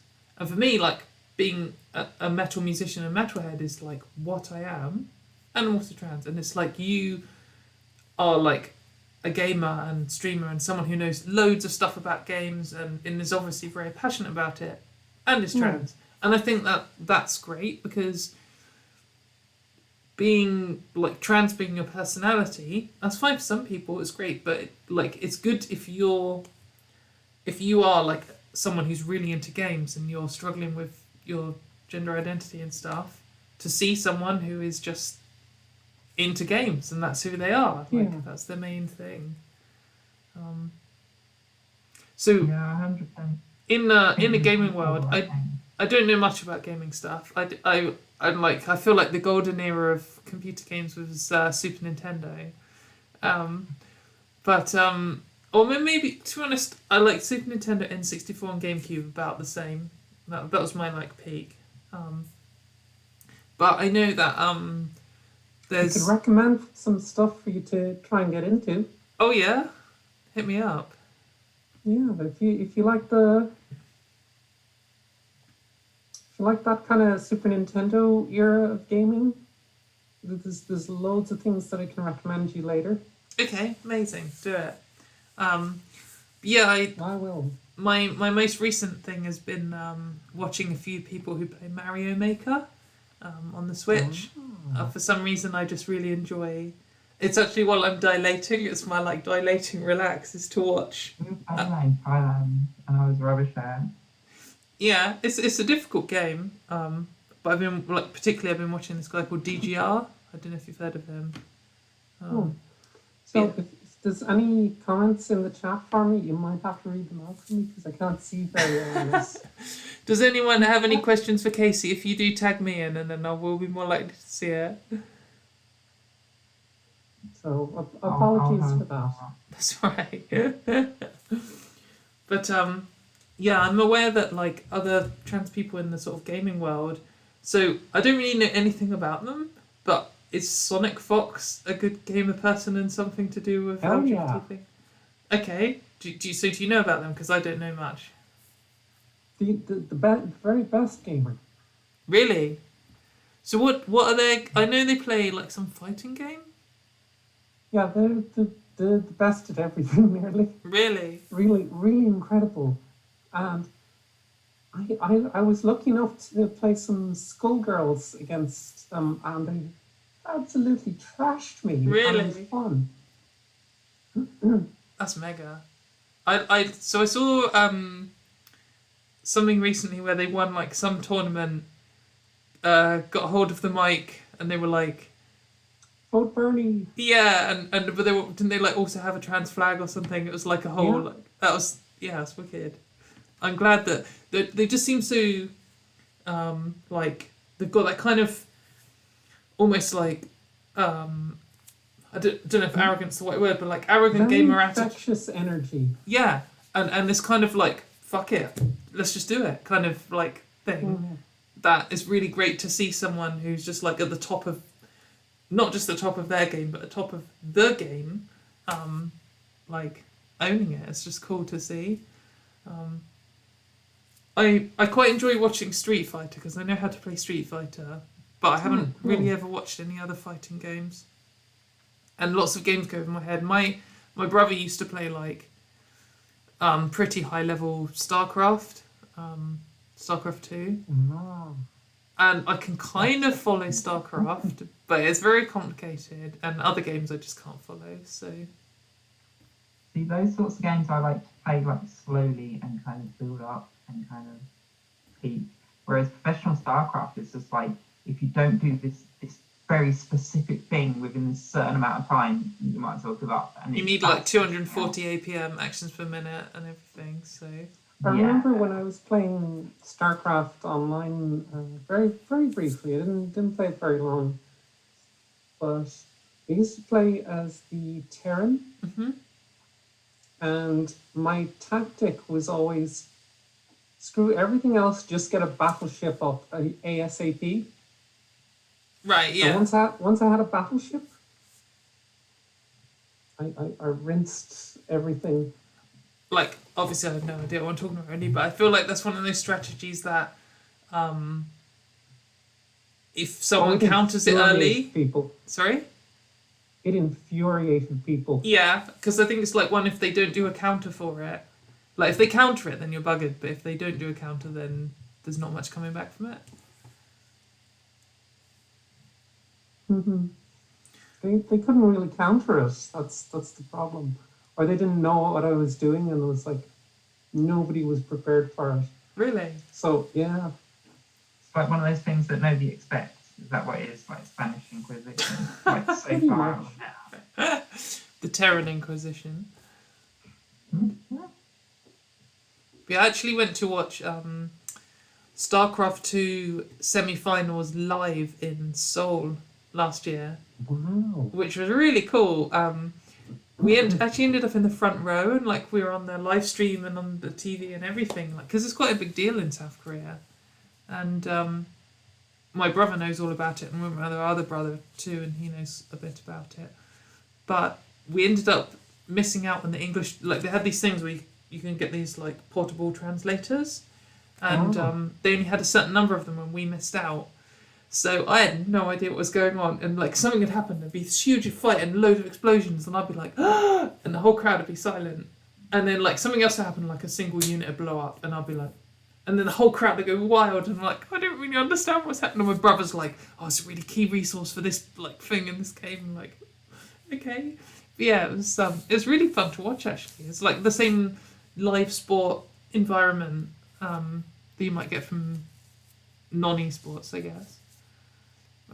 Have you seen any like esports stuff live?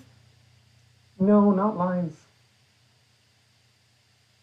Oh well, I recommend it as a more experienced esports spectator than you. I used to be really into League of Legends, and that got really? really intense. And it's the kind of thing that it's almost like people are, oh, why do people watch esports? Or why do people watch football? It's like, I play League of Legends because it's successful. The same with football. Football's successful for people, and they like watching people that are kind of this whole kind of level above where they'll ever be. And I think it's equivalent. People that like to watch football and people that like to watch esports is the same sort of thing. Yeah, for sure. I mean, that's why I watch these people play Mario Maker, because they're significantly better than me. But I understand. I think that's the key. Like, if you have no idea what's going on at all, then it's just nonsense to you. A bit like when I watch American football. But when you know the game, like Mario, or I know enough about or like Age of Empires 2, you know what's going on, and you know why people are making decisions, and you know what's a good move and what's a bad move. And that's suddenly makes it really exciting. And I think, for me, it's more exciting than physical sports, because in a way, physical sports is a bit like big muscle win. Like, you know, like, oh, okay, well, you just got longer legs, so you're going to win. You talk to somebody that's into that physical sport, though, and they'll Oh, I know, that's really insulting. That's not it. To everyone in the chat. But that's just kind of what it feels. I've just never been hype about... I don't want to say real sports. What's the PC term amongst gamers for sports that aren't esports? Physical sports? I don't know. Sports? I don't know. No, because that's like trans women and women. Sports and esports. It's like cis sports. I'm not really into real esports. Okay. So it's kind of, that's kind of something outside of my wheelhouse a little. Yeah, I mean, I haven't really watched that many esports stuff. I've watched a few Street Fighter finals, and I've watched the StarCraft thing. But I think the gaming thing that I'm most hype about for some reason is speedrunning. Do you ever watch any of that? Oh yes. That can be mind-boggling. I don't understand why I love it so much. like I'll watch a speed run of a game that I don't give a crap about, like SpongeBob's Yeah. Adventure or whatever, and I'll be watching this breakdown of the glitches they use, and I'll watch a flipping like 4-hour long video about the glitches in SpongeBob or something, and like I just love it. I don't understand why. It's just so good. I actually for a while was in the top 800 fastest Mario 64 16-star emulator players in the world, so Wow. which isn't actually very good. I completed it in 31 minutes 4 seconds, I think. So I never broke half an hour, but Sorry. that's right. Yeah, it's just I just find it really fascinating for some reason. Yeah, I'm kind of the opposite. I'm more of a slow walker when it comes to games. I kind of take my time a little. I haven't actually. I apologise. I haven't actually watched any of your gaming streams. I should do. I haven't really watched. How dare! I haven't really watched any like live gaming streams. I guess I've watched these Mario Maker compilations, but that's pretty much it. What game are you playing at the moment? I was playing Sekiro, Okay, and last week Shovel Knight. I've heard of Shovel Knight. That's one of the ones that I always get recommended, and I've never got it. If you like the old school Mario kind of NES era games, yes. Okay, I know it's on Switch. Definitely. Like I'm a casual Switch gamer, so It's on at Switch. all. Yeah. Yeah, it's yeah, I've heard a lot of good things about it. So See, I've been playing Stardew Valley recently purely because I don't own a Switch, and everyone's been playing that game, that farming game, Sorry. Animal Crossing. oh yeah, And Stardew Valley is like the closest thing I have to that, so I've been playing that just because I want to get my farming fix. someone in the chat's just said about American Dad speedruns. Have you ever seen those? No, American Dad, I assume is going to be a it's so- terrible game. No, it's so funny. It's not about the game. It's about the intro screen. And someone uploaded a joke speedrun like American Dad intro in, and like say the intro is like 30 seconds or something. Someone uploaded like American Dad world record 30 seconds, and then like someone else uploaded American Dad world record in 27 seconds, and they did an explanation and like making up this joke thing like, we found that if you hold X and tap R 3 times just to the right frame on the transition, you can actually skip the part where he jumps into his slippers and it glitches straight into the kitchen. And then there's all these people build on it, and there's like this whole lore for American Dad intro screen skips. Like there's so many of them, and people just agree. Like as soon as someone makes up a new one, it's just the lore, and they all just like build on top of it. Like, it's worth watching the history. I think Summoning Salt did a history of like American Dad speedruns or something. Maybe it wasn't Summoning Salt. It might have been Easyscape, but one of them did one. It's really funny. Because it's like they're taking it like really serious, but it's just watching the DVD intro screen. Yeah, I like that sort of satire. That's interesting. Yeah, it's good. It's very niche. But yeah, I've there's one trans speedrunner who actually was one of the people who got me into speedrunning, which is Cosmo. Someone who's now Narcissa Wright. Narcissa Wright, yeah. She's lovely. Yeah, so her explanation, I think it was Zelda 64, Ocarina of Time, in whatever time, like where she did like a live speed run but explained every single glitch. It's such an amazing video.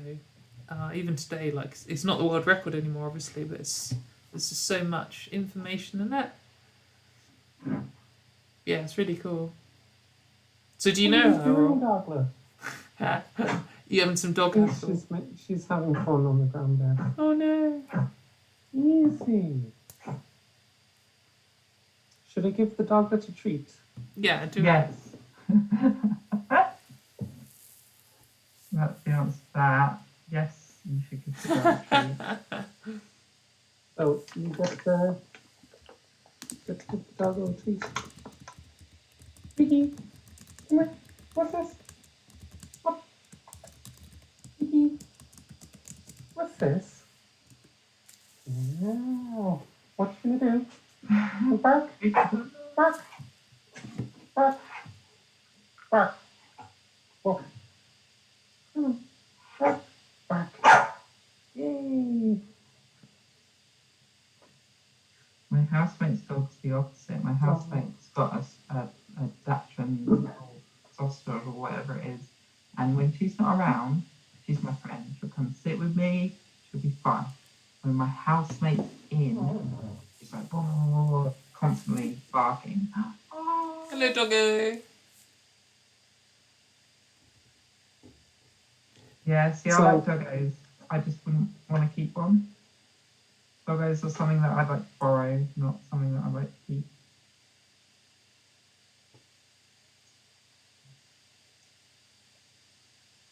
Yum, yum, yum. So we've got a question for you, Casey. How long did it take for the craftsperson to make your head? Over a year. Really? Wow. That's mad. Yeah. Well, they did. I think like what normally happens is they do it in stages. So they'll do blanks for like a load of different projects at once. But it's usually long waiting lists and everything. So Yeah, I imagine. I got very lucky getting this. It's because you're celebrity, mate. It's like batch production. You're past the 30k line that takes you from peasant to royalty. I don't think it works that way. That's what, I can't remember what it was, Huffington Post or something said there was a study and it was like 30k was the line. Okay, he's closing in on that, so just... Closing in, mate. I'm going to take you and live in 2024. Good girl. So I've just had a message from Caitlin, who I said could come on and I forgot about. Shh, don't tell her. So I might get her to join. Would you mind if she joins? Not at all. We can go on for a little bit more. Maybe we can call it a day at 1 o'clock. I'll send her the link now. Yeah, get her in. Get her in, Alright, well. mate. Kiki's here on my lap. She's been really lovely. Such little. She's so adorable. Casey, I love you, but I like your dog more. Oh, everybody does. See, that's the disadvantage of having a dog, is dogs are so loving that everyone always loves the dog more than you. Whereas with cats, people love your cat and then they meet her and then they're like, she's a bit grumpy. And like, Poppy's lovely, she's just a grump. I don't know what she is actually. She's probably asleep. She's sick of me. Right, I've messaged Caitlin. Poppy's lovely, to be fair. She's not a grumpy cat. No, she's not. She's a She's demanding cat, and she knows what she wants. She's a little bit nervous around people, but she's happy. So, before we kind of wrap up, is there any other questions or anything that people might have for me? Someone asked, do you have the microphone inside your head? Nope. So it's just normal microphone in front of you. And someone has asked, does it get too hot? Yes. So do you does stream in get it? rather warm. Do you stream in it like the whole time? Not the whole time, no. Have you ever done a face reveal?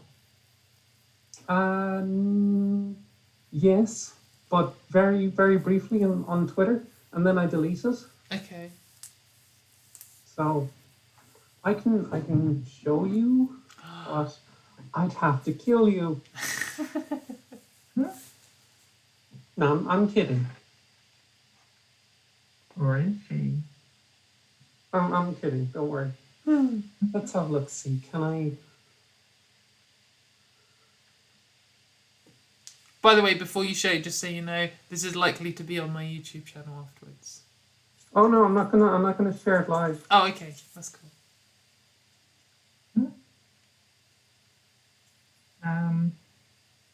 Are you gonna get the rest of the rest of the furry costume?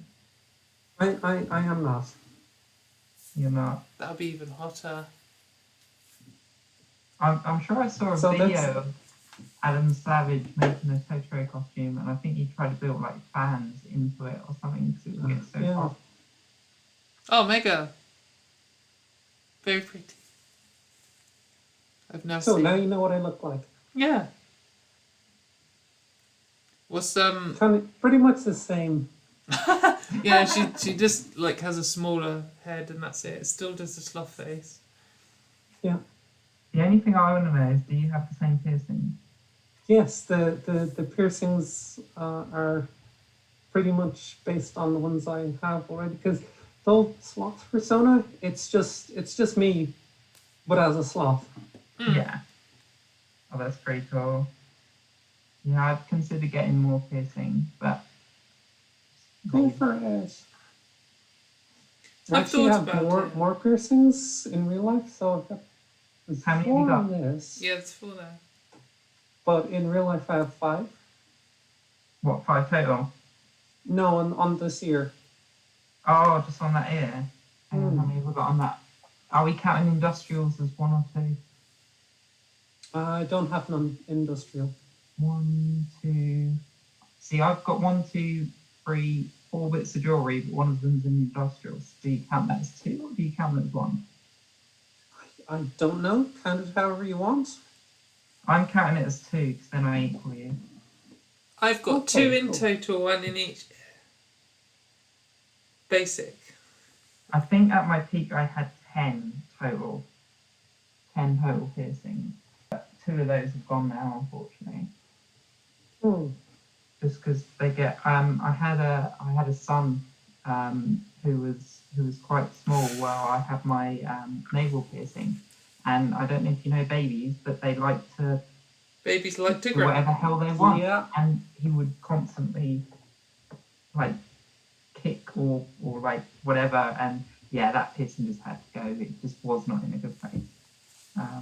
I have thought about getting my belly button pierced. I was considering it for this year. I'm gonna get it redone as soon as I kind of lose my winter weight. No one's going to lose their winter weight this year, though. I am because I'm in quarantine, so I've got. I don't have as much food as I like. Oh, that's true. Yeah, I'm getting fat at the moment, but in a few months' time, I'm going to be getting thin fast. I bought some Bluetooth scales a few weeks ago. and my Bluetooth weight's trending scales? down. Yeah, so it syncs to my phone. So it automatically updates to my phone app. That's an interesting idea. Future. So I might be getting a little too warm right now. That's all right. We're probably going to call it down a bit anyway. Caitlin said she could join in a couple of minutes, and we'll last till 1 or something. But if you need to go, that's cool. What I might do is I might just turn off the camera. Yeah, that's fine. Right, Okay, yeah, can you're gone. we still hear? I can still hear you, and I can't see you. Yeah. So Yay! Okay, that's good. So I can still chill and relax. someone asks, they say, "I'm Irish. Where are you from?" Go away. Galway. I have heard of it. I don't know anything. I've never been It's to very Ireland. weird how I know more about American geography than I do Irish geography. So Galway's in the west. Okay. Yeah, I've been meaning to go to Ireland. I've never been to Scotland either, or Northern Ireland. Oh. Well, you've not been to Scotland? See, I've been to Scotland. Whoa! Less warm. Oh, I needed that. Wow. But yeah, no, I've never been to lots of the UK. The problem is whenever I get to go on holiday, I always think, I'll be where back do I want to in 2 go? seconds. Okay, I always think, where do I want to go? Do I want to go north where it's colder or south where it's warmer? So I would just always go south or east. Yeah, I know what you mean, but I kind of live on the East Coast, so apart from like Cornwall, which is like literally the opposite end of the country from me, there's not really anywhere that's got warmer climate because I'm so close to the continent. If I'm going to travel that amount of time, I might as well go to France or the Netherlands or somewhere. And return. but my knowledge of Ireland purely comes from Sally Rooney books or Derry Girls. And that's pretty much it. Mine just comes from scrolling through Google Maps. Like sometimes I just go on Google Maps and look around. Yeah.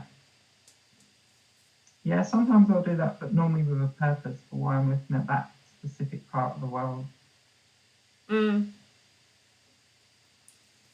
Yeah, it's interesting to discover new countries, and then I get all excited about visiting the country, and then I search for LGBT rights in that country, and it's just depressing. Why do you upload a video, a photo instead of doing video? Yeah. Hi, Caitlin. Hello there. You right, love? We're on with Christina and Casey Explosion. Yeah.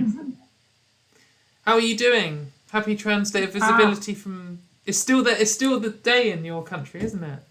It is, yeah, for about another 4 hours. Okay, it's just past for 1 hour here, so... Oh, really? Welcome to the future. Is it better than the present? It's tired. Oh, pets on cam. Yeah. Oh, what a good boy. That's adorable. He's not very good at the camera thing. So, Caitlin, do you want to introduce yourself for the people at home? Yeah, hold on, let me get this cat off of me. No, we want the cat. No, but he doesn't understand that when we're alone in the apartment and I start talking, he thinks I'm automatically talking to him. Aww. So he You should. Yeah, I don't know. He's more important than we are. Myself. I am Caitlin Burns. I'm a political writer for Vox.com. That's Vox with a V, not an F. And,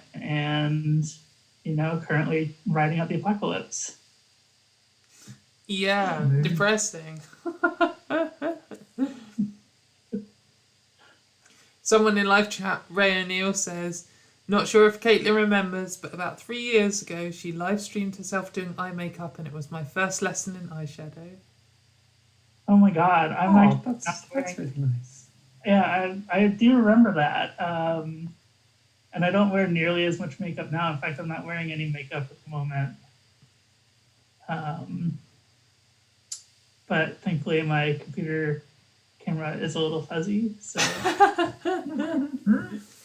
Yeah, that's why I use a 4-year-old Android for all my selfies. Yeah, it works, doesn't it? Mm-hmm. I've got full foundation on because without it, in my current setup, I look really red. I feel like I look a little bit red even now, but like I look too red without it. So yeah, I was tuned you're a in. gamma, mate. I was tuned into your live stream earlier. I saw you talking to Vonnie. Oh yeah, Vonnie's great. I know you and Vonnie talked in part of her transition out of her previous probably not a good word to use here in her movement out of where her previous sort of political views were. Yeah, right? I think that we started. So I heard her audio essay that she did, and I remember I think you got a shout out. The story from India that made her really angry at trans people, and I think I sort of stepped in and was like, it's not as bad as you think it is. What we're saying, we also think that this is completely horrific, but this is So what's this India thing? So there was a 3-year-old child that was just brutally raped and murdered, and the gender critical feminists were using it to make a point about trans people because they use everything to make a point about trans people, and they said, well, this little girl was raped because of her sex and not anything to do with her gender.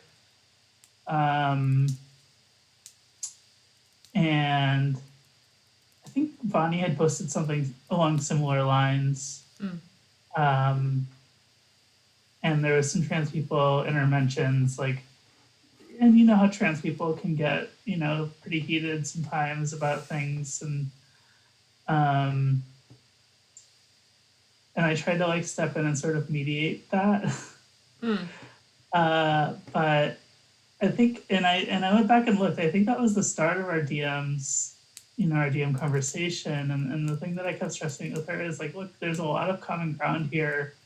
And there's a lot more common ground, you know, between rad femmes and trans feminists than what we're being led to believe. I think it's a huge overlap. Like, in terms of conclusions, like, we make all the same conclusions and there's just a couple of premises different that they're wrong on. Right. So you know, our conversations were more, let's find our common ground and sort of go from there. And I think that sort of helped.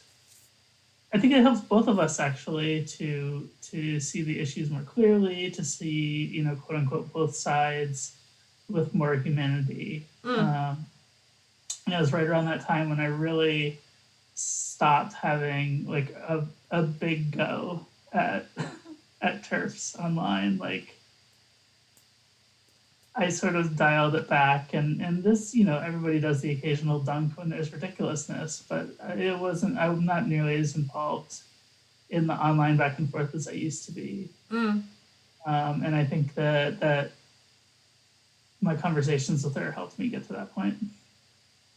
Yeah, I mean, that's interesting.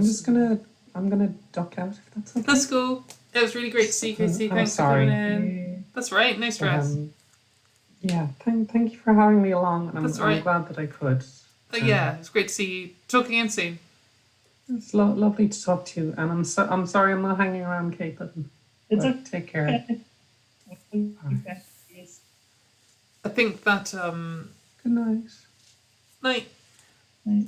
I've gone through phases. Like, I've spent a lot of time making friends with gender critical people and listening to what they have to say, and finding real common ground from not just about gender stuff, but like, you know, everything. I've got several gender critical people on WhatsApp. You know, I've spent so much time talking to them, and I do have a lot of empathy for some of the decisions and positions, and certainly the conclusions given the premises. I don't necessarily agree with the premises, but I've recently gone through, I guess,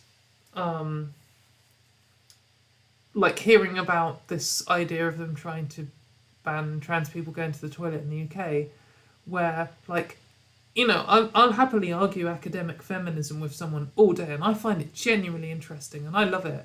And if I can find a feminist who truly believes in feminism, who totally disagrees with me, that's amazing. Like, I love to talk to them for hundreds of hours, and some of them I have just talked to for so long. But in the end, if you're supporting a position that's imminently potentially going to ruin my life, there's a line, and I can't, like, I feel like I'm too forgiving, and I'm worried that I justify some people's positions. I'm worried that they think, oh, well, no, because I'm friends with Katie and she's a really vocal voice, so, you know, my position's okay. And I think we are friends. I think I am friends with lots of them. But at the same time, some of them hold positions that literally, if they had their way, would ruin my life. And I don't think I can just let that sit. So I think maybe I've gone the other way to what you're saying here, where I chilled off quite a lot. For like, my introduction to like TERFism and gender critical feminism stuff was like, this is fucking ridiculous, like, fuck off. Talk to loads of them. I'm like, okay, I can see where you're coming from in some of this, and you know, I disagree with it all, but there is some. I've learned from them. I have learned things from them, like, or from radical feminists in general, and I've refined my own views and I've become a better person. But at the same time, some of what they think and what they stand for, it isn't just wrong. It's immoral, and it's hard to hold a friend who holds an immoral position that affects you and your friends. Yeah. So, in fact, in the last week, I sent quite a few of my gender critical friends, like, quite honest messages, like, I think you're a nice person, but honestly, what you're advocating for is horrific, unforgivable, and indefensible. Yeah, I don't know. I mean, I guess I've tried all the options. I've tried being nice to people. I've tried being logical with people. I've tried putting my emotions across or being totally emotionless. And for some people, you're not going to change their minds. And the only thing I can do is be honest. So, Yeah, I think my approach these days is to sort of appeal to the neutrals. Yeah, and that's and like, I'm not going to change anybody that is set in stone. Like, I'm not going to change any of those minds, but you know, if I can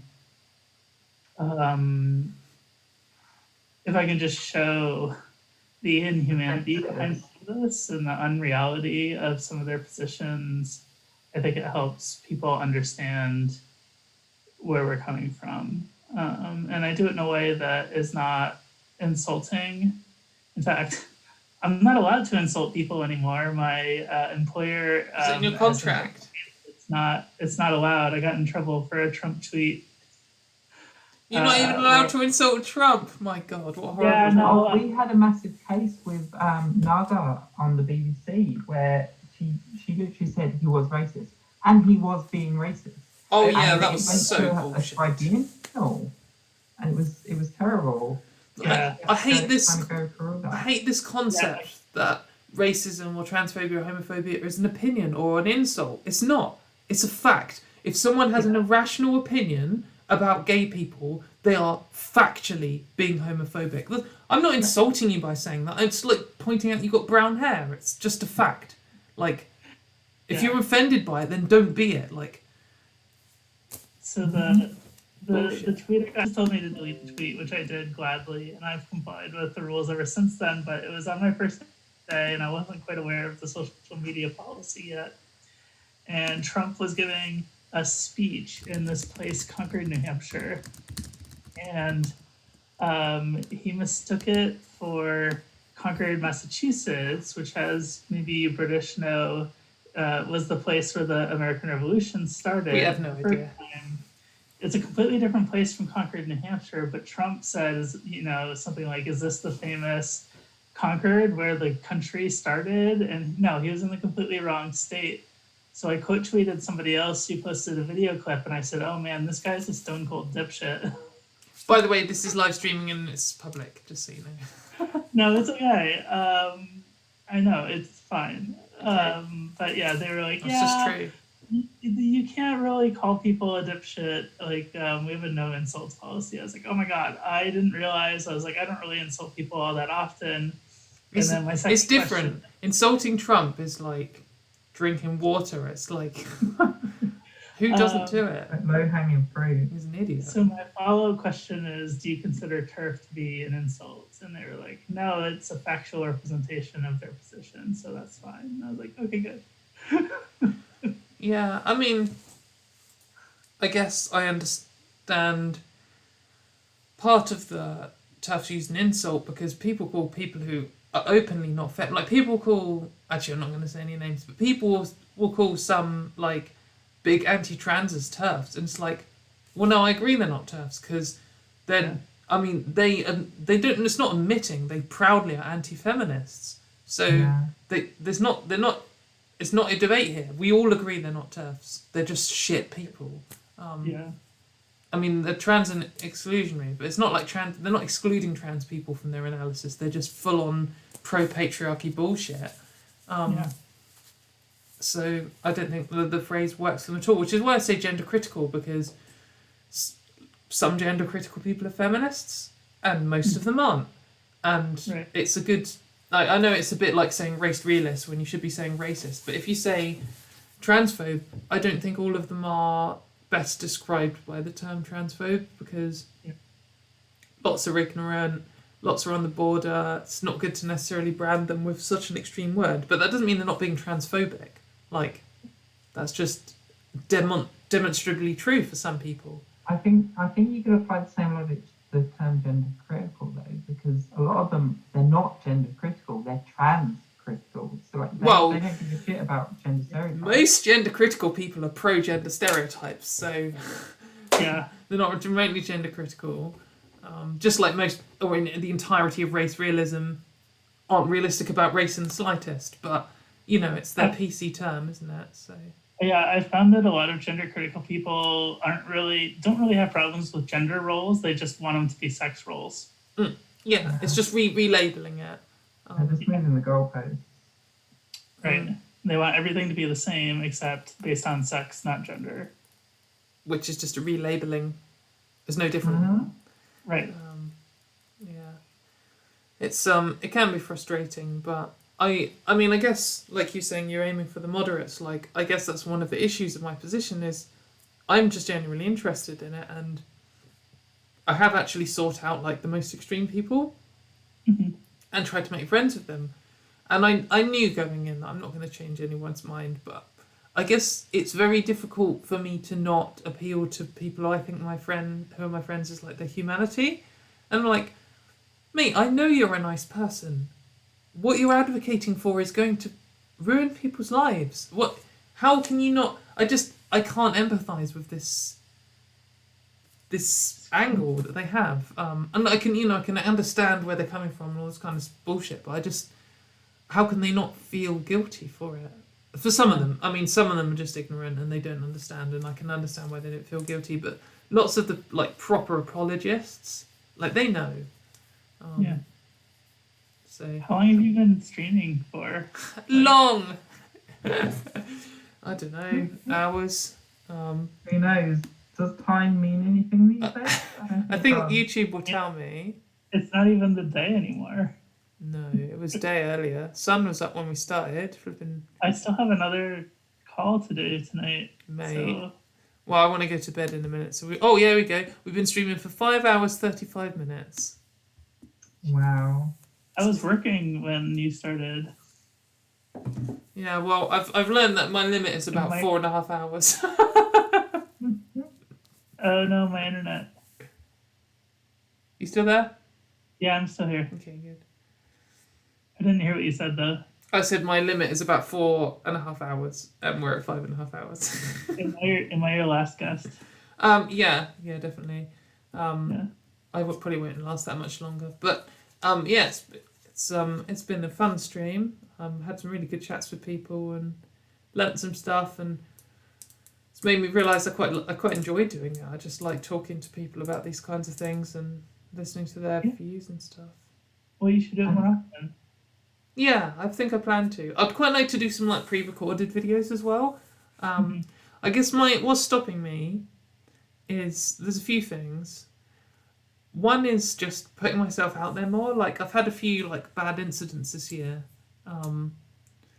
And I just think if I keep going, my platform's just going to get bigger and I'll become more of a target. And do I want that? Like, at the moment, if I deleted my Twitter and YouTube accounts, I could move to another city and just go stealth, maybe. I don't really want to do that, but it would be so refreshing. Like, I do feel the pull sometimes, and yeah. I mean, what keeps me going forwards is this idea that, like, I don't, like, the biggest success is just me living my life and not buckling to them. But it'd be so easy to just not. But then I didn't even know what else I'd do. I mean, I play, like, sometimes I play 6 hours of guitar a day and I still argue on Twitter for 6 hours and I still do a full day of work. So, like, what else is my life? Like, but no, I mean, that's what it's like at the moment. But, in the summer when I go out all the time, like, I could just drop Twitter altogether. And, like, last summer I went to a music festival and camped with a load of people and we didn't talk about it. I don't know if they knew I was trans or not. Didn't tell them. And it was great, and it was so refreshing to not have it. And, like, I'm far away from it now, but if I ever got, like, a proper big platform, maybe I could never do that.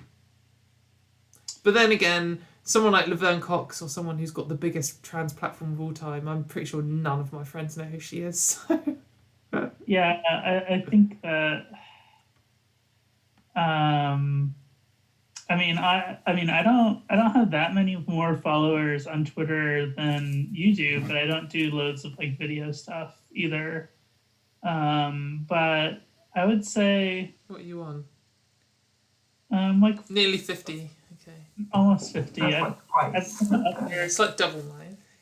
Yeah, I've been in the upper 40s for quite a while and not quite getting to 50, and it's a little frustrating, but that's okay. But I do get recognized in public sometimes, like when the context is right, like just random every day. If I'm like in the coffee shop, nobody knows who I am, but like if I'm at a conference or if I go to a friend's book reading, you know, I tend to get recognized a lot at book readings for some reason. It was really surreal going to my first trans pride. I mean, I've got like the fifth following that you have. But going to my first trans pride compared to my most recent trans pride. First trans pride knew no one. No one knew who I was there. The more recent one, people are coming up, oh, can I have a selfie? Hi, hi, hi. I didn't really know who they were. And I knew who they were because they tagged me in on Twitter later. It's, oh yeah, of course it is. Yeah. But I think that's the problem when I like post selfies every like 2 minutes and then not everyone does the same, and it's my excuse. And there's a lesbian bar here in DC that I get recognized at quite often, or I'll meet people and they'll ask me what I do, and I'll tell them, and they're like, "Oh my God, I know who you are. I read your article this morning." And I'm like, "Oh, that's no. That's pretty cool." But you know, when I'm out and about and I'm not in like a trans or like reproductive health space, like nobody really knows who I am. And I mostly get left alone, and I'm okay with that. Oh yeah, I'm hoping that's probably going to be the case for me in the metal world. Like, I mean, if there are any metal trans people who want to come and say hi, that's great. But you know, I don't really. It's good to just mosh in peace. Yeah, I've had a few people recognise me, and it's a really surreal feeling. It's quite cool. It's pretty weird. I'm kind of used to it by now, but I think I've had like 4 or 5 people recognise me. I was gonna say I've never moshed before. Oh mate, you haven't lived. I like to describe moshing as full contact dancing. I don't think that's for me. I'm too old for that. No one's too old. So I used to go to gigs at Brixton when I was like a teenager, when I lived near London, and there were these 2 guys in the pit in the Brixton Academy, literally every gig I went to, and they were like, I don't know, 70 or something. One time one of them introduced me to his grandson, and his grandson was 2 years younger than me. And oh my God. They, you know, that kind of like used to be hench, but has deflated a bit kind of old man look. They're both like that. They both always had their tops off and like white hairy chests, like machines. No one's too old to mosh. I'm kind of into that, to be honest. Yeah? I'm pretty sure we compared notes a while back, and I was in one of those pits that you were in, Brixton. Oh yeah, me and Christina have been in the same mosh pit without knowing before we came out at Download 2007. And one of the Brixton ones as well. I went to Black Crusade. Oh yeah, Machine Head, when they played with Dragon Force, Arch Enemy and Trivium. Yeah. And Shadows Fall. And Shadows Fall, yes, they did. Come on, get with it.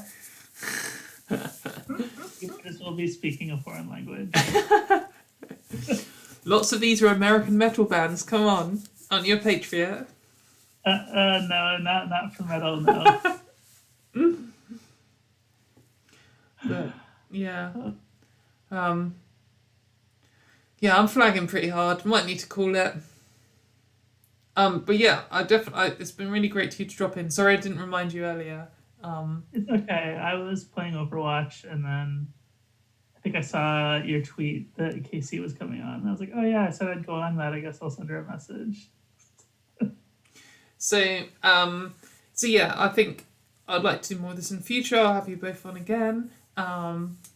Is there any questions anyone has for Caitlin? Would you like to say anything about your upcoming projects or anything about Trans Day of Visibility? I don't have anything to say about Trans Day of Visibility. I think that for trans women, it's a double-edged sword. Visibility is a double-edged sword where some people find out about us and they become allies, and most people find out about us and they just hate us. So I think I disagree. I think most people find out about us and they're like, all right, okay, whatever. I think most people find out about us and then go home and go on Pornhub, mate. Yeah, probably. that's probably true. Regardless of whether they turn out supportive or not. Upcoming projects. I have a feature coming out, I think tomorrow or Thursday, where this was back in November, but there was an all trans hockey team that got together in Boston, Massachusetts. And I went up and spent the weekend with the team. And I think that piece is coming out either tomorrow or cool. Thursday for SB Nation, which is Vox's like sports vertical. And the funny part about that is they assigned the piece before I started working for Vox, but it's like still technically a freelance piece. So they're paying me loads of money for it. Oh, mega nice one. Awesome. And we have a couple other projects in the pipeline too that I'm working on that it should be good. So Wicked. other than that, I'm writing about, the coronavirus, the round spiky boy. Yeah. Not fun. No, it's not very much fun, but it's necessary. Yeah. Okay, cool. Well, thank you very much for tuning in, everyone. Good luck for anyone who tries to watch this on YouTube afterwards. Bloody hell. It was great on Trans Day Visibility to be visible with other fun trans people. So I'm going to call it now. So, guys, I think when I press end stream, we have to be silent for 10 seconds or something, or people hear what you say. So, bye, everyone.